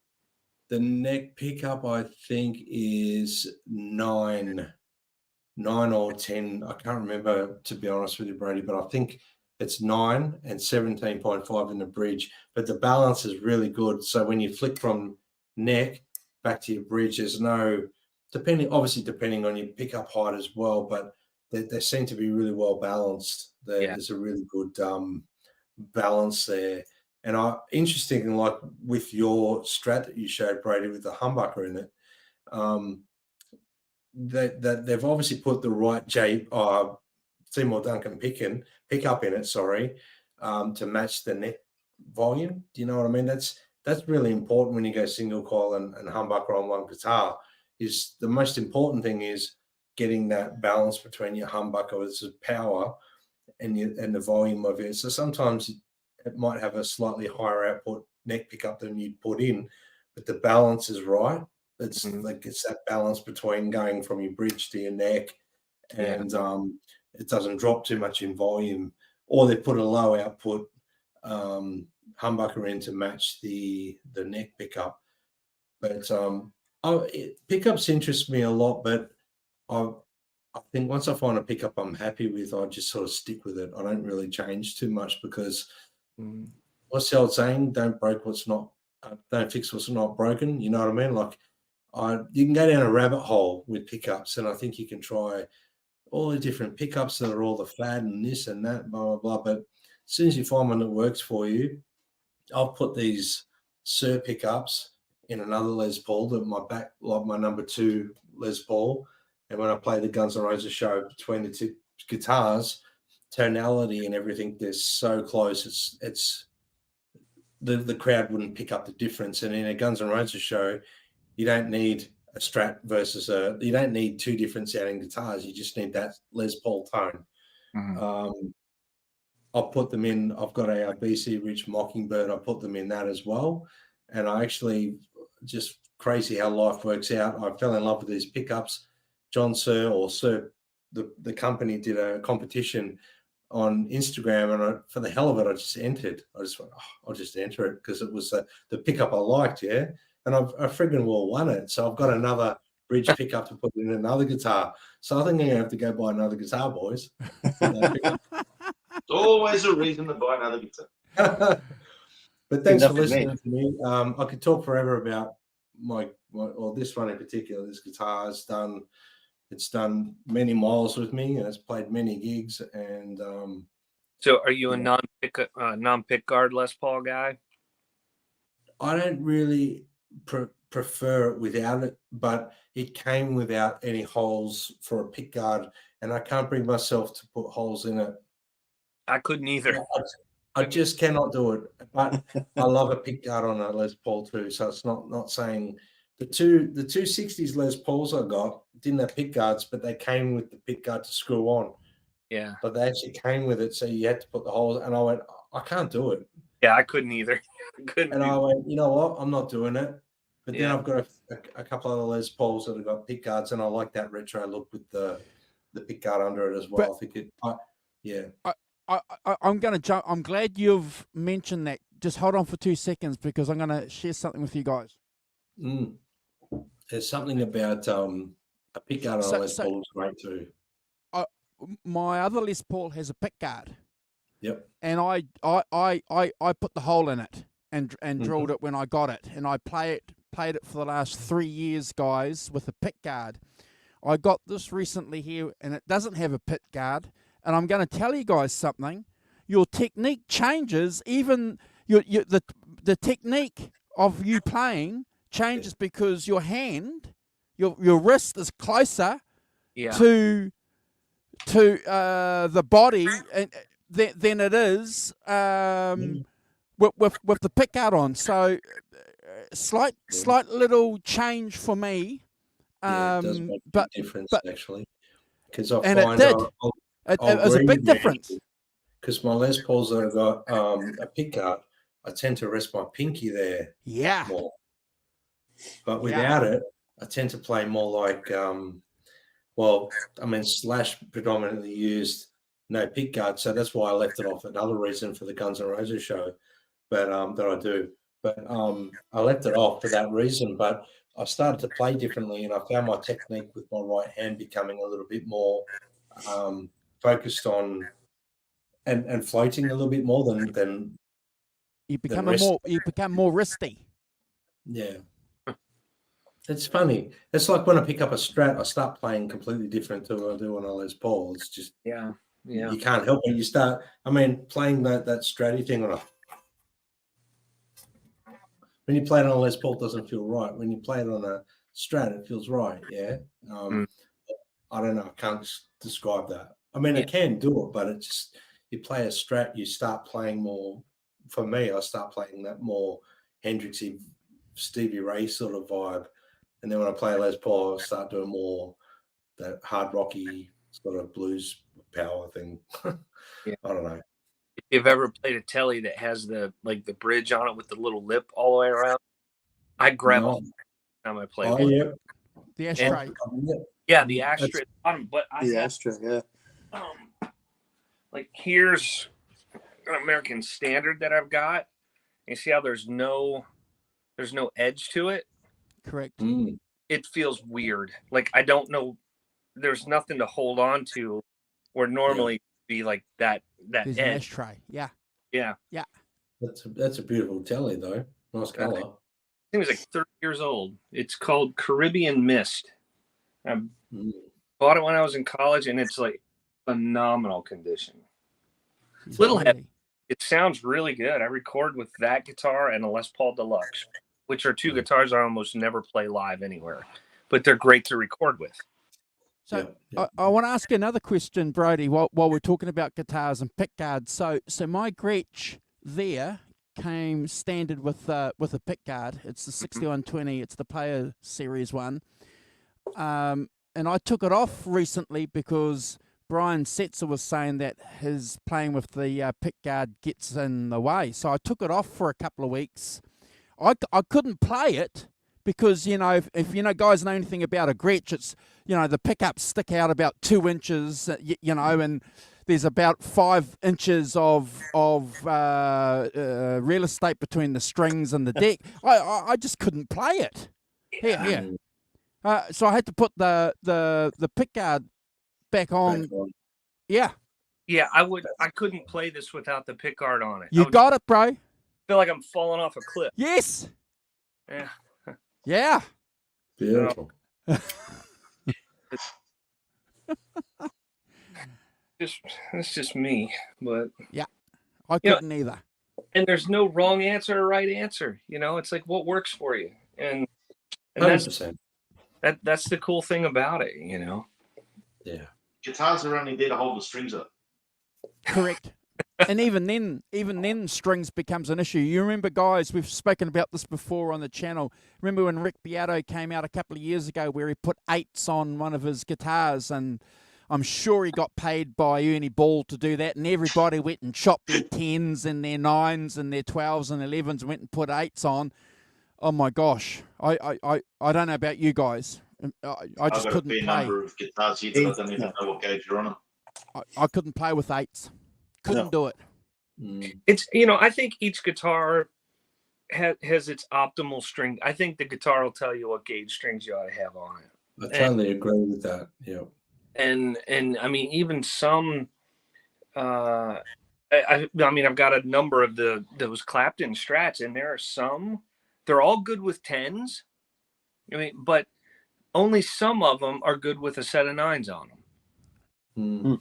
And I can't. That's interesting. Like the Gretsch, I don't even remember what gauge is on here, but I wouldn't go below a 10 on something like this. Mhm. You know, but 10 seem to work all the way around, but there are some when you don't want to work for it, or if you put 9s on it, you pick that up and you're like, wow, this is a lot easier. Yeah. You know, and you end up a little harder than you need to. But After I had my, I used to use 10s and 11s depending on the tuning. If I was half a step down, I'd use 11s. If I was standard, I'd use 10s on a Les Paul and a Strat. For some reason, I just stuck with what I knew. And then I had my stroke and I had to get my right hand back. My left hand obviously was lagging and everything, as well as my brain wanted my hands to do something they wouldn't do. But one of the things I had to do was go down a string gauge to 9. I had to go to 9s. So I just couldn't handle the 10s. It was too hard. And now I've got really used to 9s, and I actually really quite dig 9s.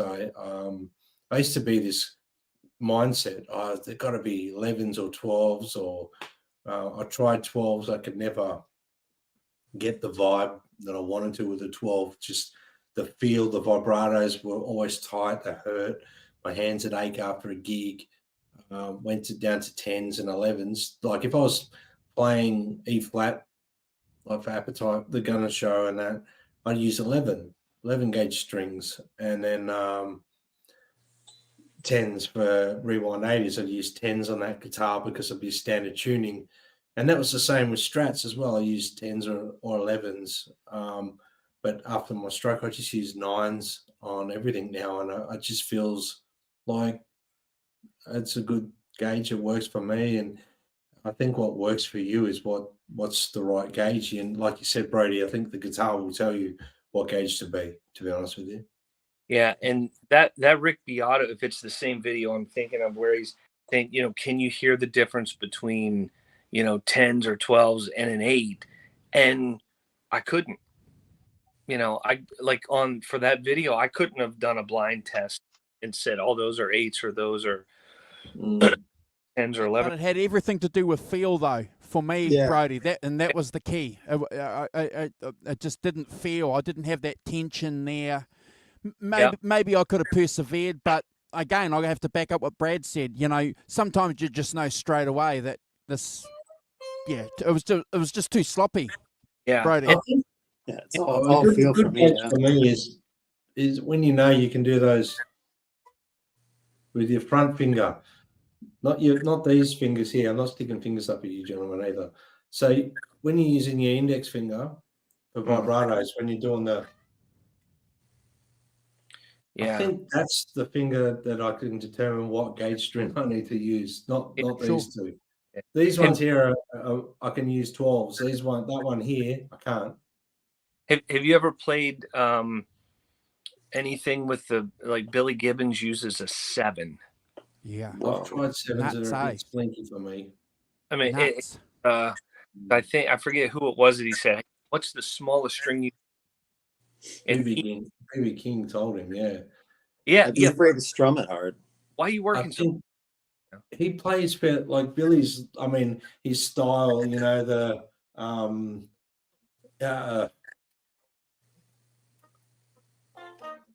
plays very light. Like he's got a big tone and he's got the big Texas thing going, but he plays very light as opposed to someone like Stevie Ray Vaughan used to, or Philip Sayce, like I mentioned before, and even Clapton plays quite heavy compared to Billy Gibbons, really, with his vibratos and the way he sings and bends those notes, the way he does all that stuff. I think I'd snap strings on a 7 because I play too hard. Yeah. But I think you like everything, you know, we're all very precious about all the different specifications of the gear that we use and everything. But the minute you change one thing, you got so many other things to adjust as well to make up for it if you want to. So, you know, like if you think you're going to get a thicker tone out of thicker strings or whatever, you know, you've got your pickup height, you've got the way you attack the strings, you've got, you know, how you set your amp, how you set your EQs and stuff like that, what effects you put on it, you know, more gain or whatever. So there's just so much in the puzzle that goes to make the overall end result that you can afford to experiment and tweak things and just adjust everything else to go on with it. Yeah, and if you keep I keep my action so low that I it's right on the verge of buzz, and I know where it is on it. And if you go from like a 10 to a 9, even just that reduction in the tension, you got to adjust your. I have to adjust the saddle height on it to bump them up just a hair, or they're going to choke out everywhere. And your relief sometimes too. Yeah, and I keep my neck's pretty flat, and if you get it flat, and at that point it'll choke out even when it's flat, and you can just let a little back into it. But if you're, I'm looking over here, like I have, like I said, kind of a mix of some of these Clapton Strats have 10s and some have 9s on them, and I can go out like tomorrow. I'm taking. I've got an old black with the lace sensors, and then the other one's got the noiseless. And I can go back and forth, and there's unplug one, go to the other one, and there's really the output's the same on them. And one's got a set on it currently, and the other's got 10s. Even from that, I can't tell. Just one's a little easier, but it's not like the output of it's different. Yeah. I went from 9s to 9.5, and I found it wasn't a big difference, but just enough that I liked them better. Wow. Yeah, and I used to played experience 9s for years and years. The half gauge thing, I did try 10.5s for a long time, and I actually enjoyed 10.5 because in E flat, I thought 11s at times after playing like 3 or 4 shows in a row that went for nearly 3 hours, my fingertips were starting to feel raw. And I thought I went that half gauge down, and it made a big difference. Yeah.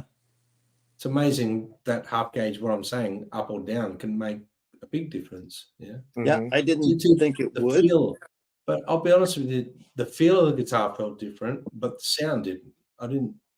I was quite happy with, and like I said, my 9s sound great too. I'm happy with 9s. I think they sound great. So that's what I'm currently using on my Les Paul at the moment. And I could probably go back up to 10s at some point, but I've got quite comfortable. So, it's, I think. And we've had, there's an element of muscle too. If you, like I played the one band I played in for quite a while, the lead singer almost always played the guitar, and he would play mediums on there. So 13.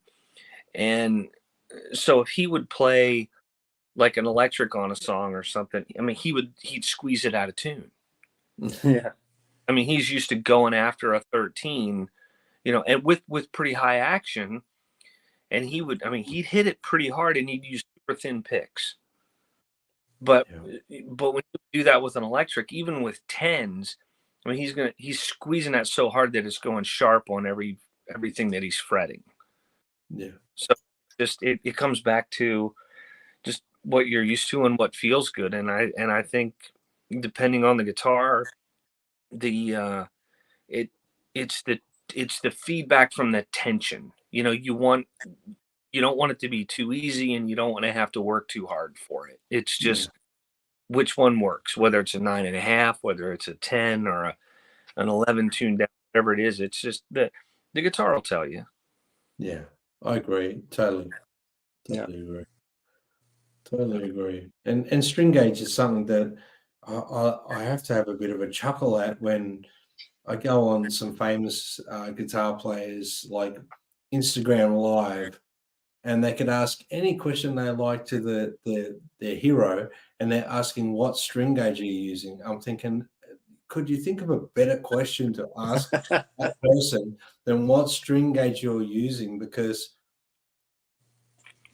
for me, a string gauge is personal. So what you're playing like what is string not gauge are you using, necessarily bro? what's going to be right for me. Because, What string gauge are you using, bro? I told you already, bro. Just been No, silly. but I agree with you. What a stupid question. Well, okay, we're insiders though, but what a silly question. I think so. I mean, you got the opportunity to ask any question like, can you play that bit out of this song for me to watch what you're doing there? Oh, what string gauge you use? Well, it depends on the guitar. And exactly what Brody said. That's what the person said. And I thought that was a waste of a question. Yeah. I thought that person could have answered something like, oh, you know, how do you play that run in this song? Oh, I don't know. Let me try and work it out for you and show it. Yeah. It's not going to make you a better guitar player by knowing somebody plays tens.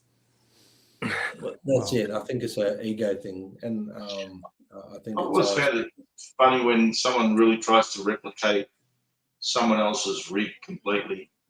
Yeah. And, you know, sort of taking it goes both ways too, because like, you know, sort of like, you know, I hear people complain, oh, you can't do, you need to have the Les Paul sound to do this song or whatever like that. And I've seen the opposite of that as well.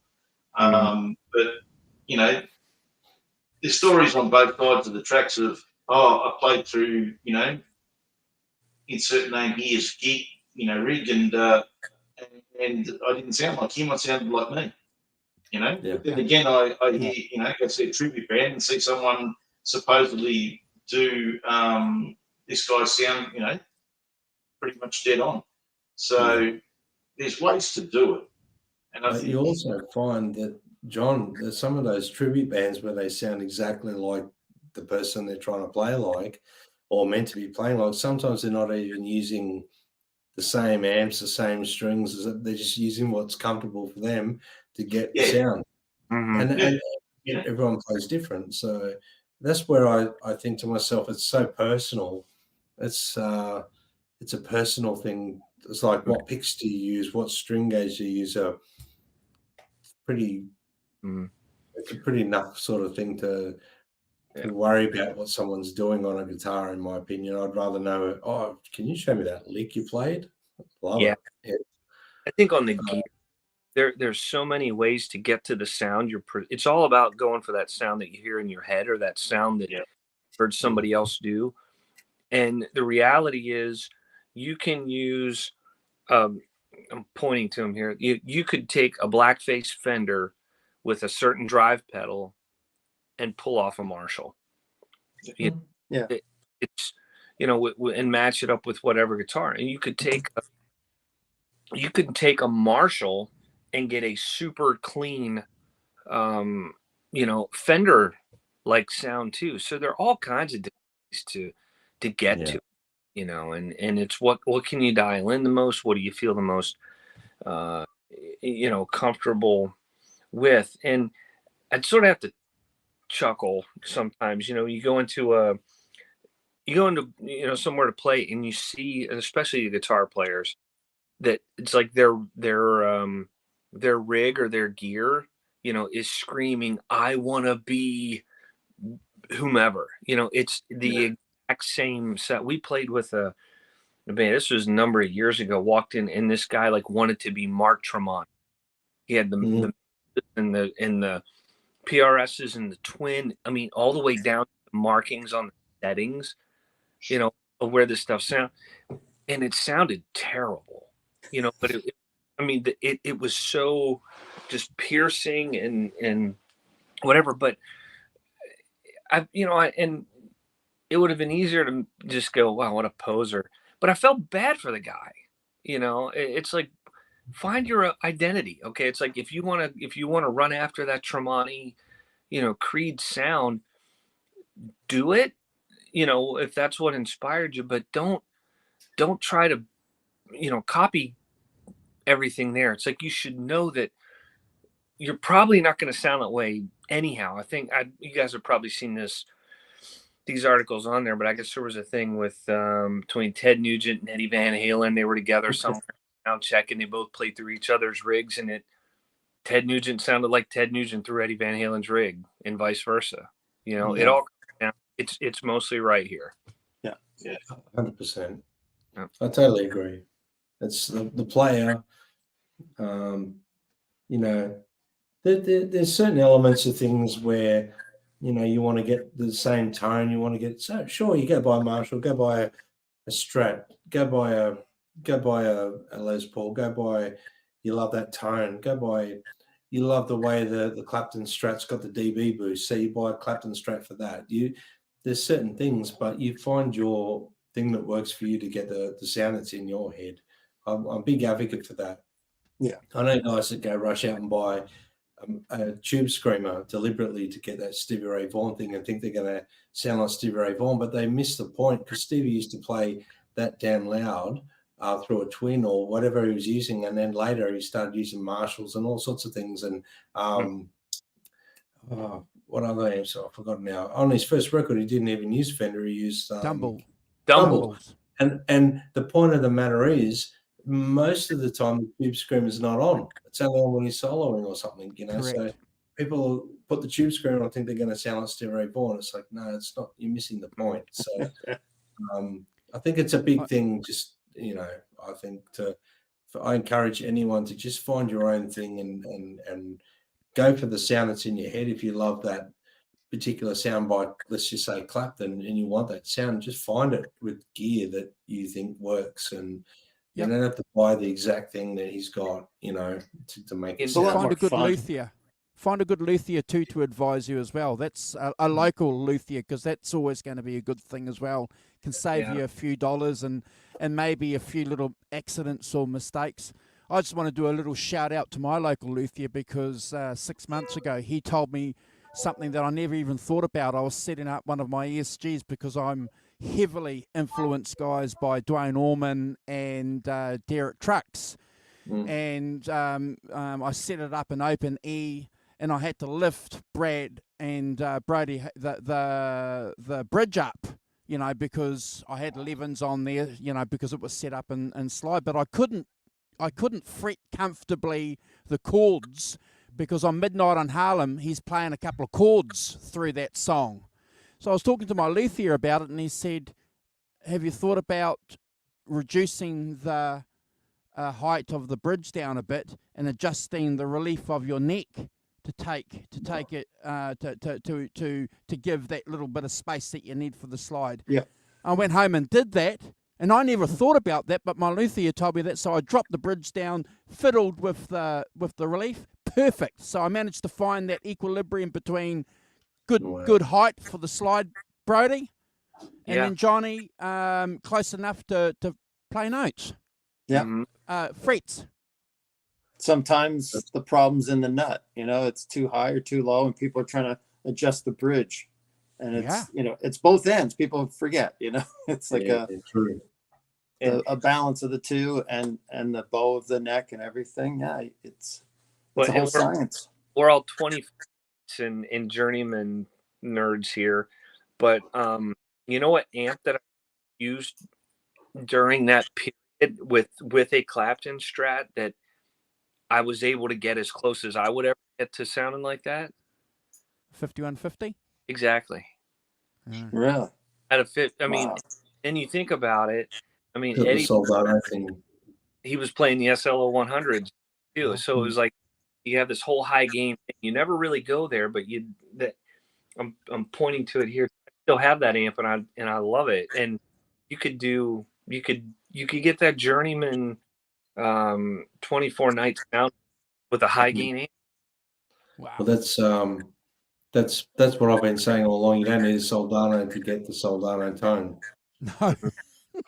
Yeah. Buy a cheap 5150. If I high gain up my my Marshall, which has been modified, by the way, shouts out to Tone Revival Engineering, I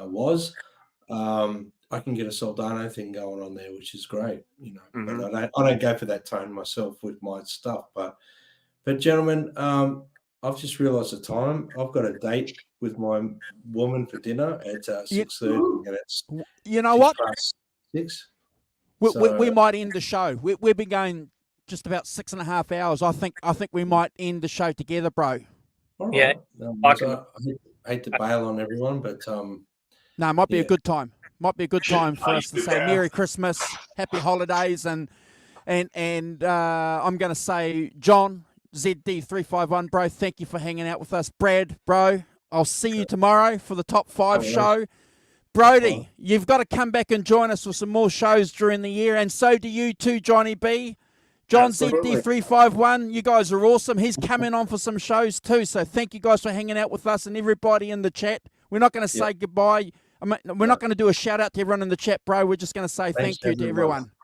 Thanks to everyone who joined today. Yeah. Merry Christmas, everybody. Merry Christmas. Thanks, everyone who joined. My mum, everyone. So all the best, guys. This was a lot of fun.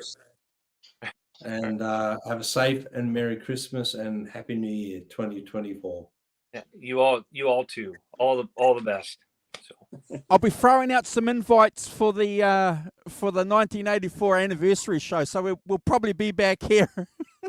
Yep. Well, you know, around January the 1st. 40 years. Oh my God. 40 years. So we'll throw out some invites. So if you guys want to join us for that show too, you guys are more than welcome. So we'll just have a round table. Sounds Oh my good, Lord, for about 3 hours, probably talking about that. All right, gents. We're out of here. Yeah. Love and leave yous, guys. All Take right. it easy, Cheers, guys. brother. Been fun. All right. See y'all. Bye.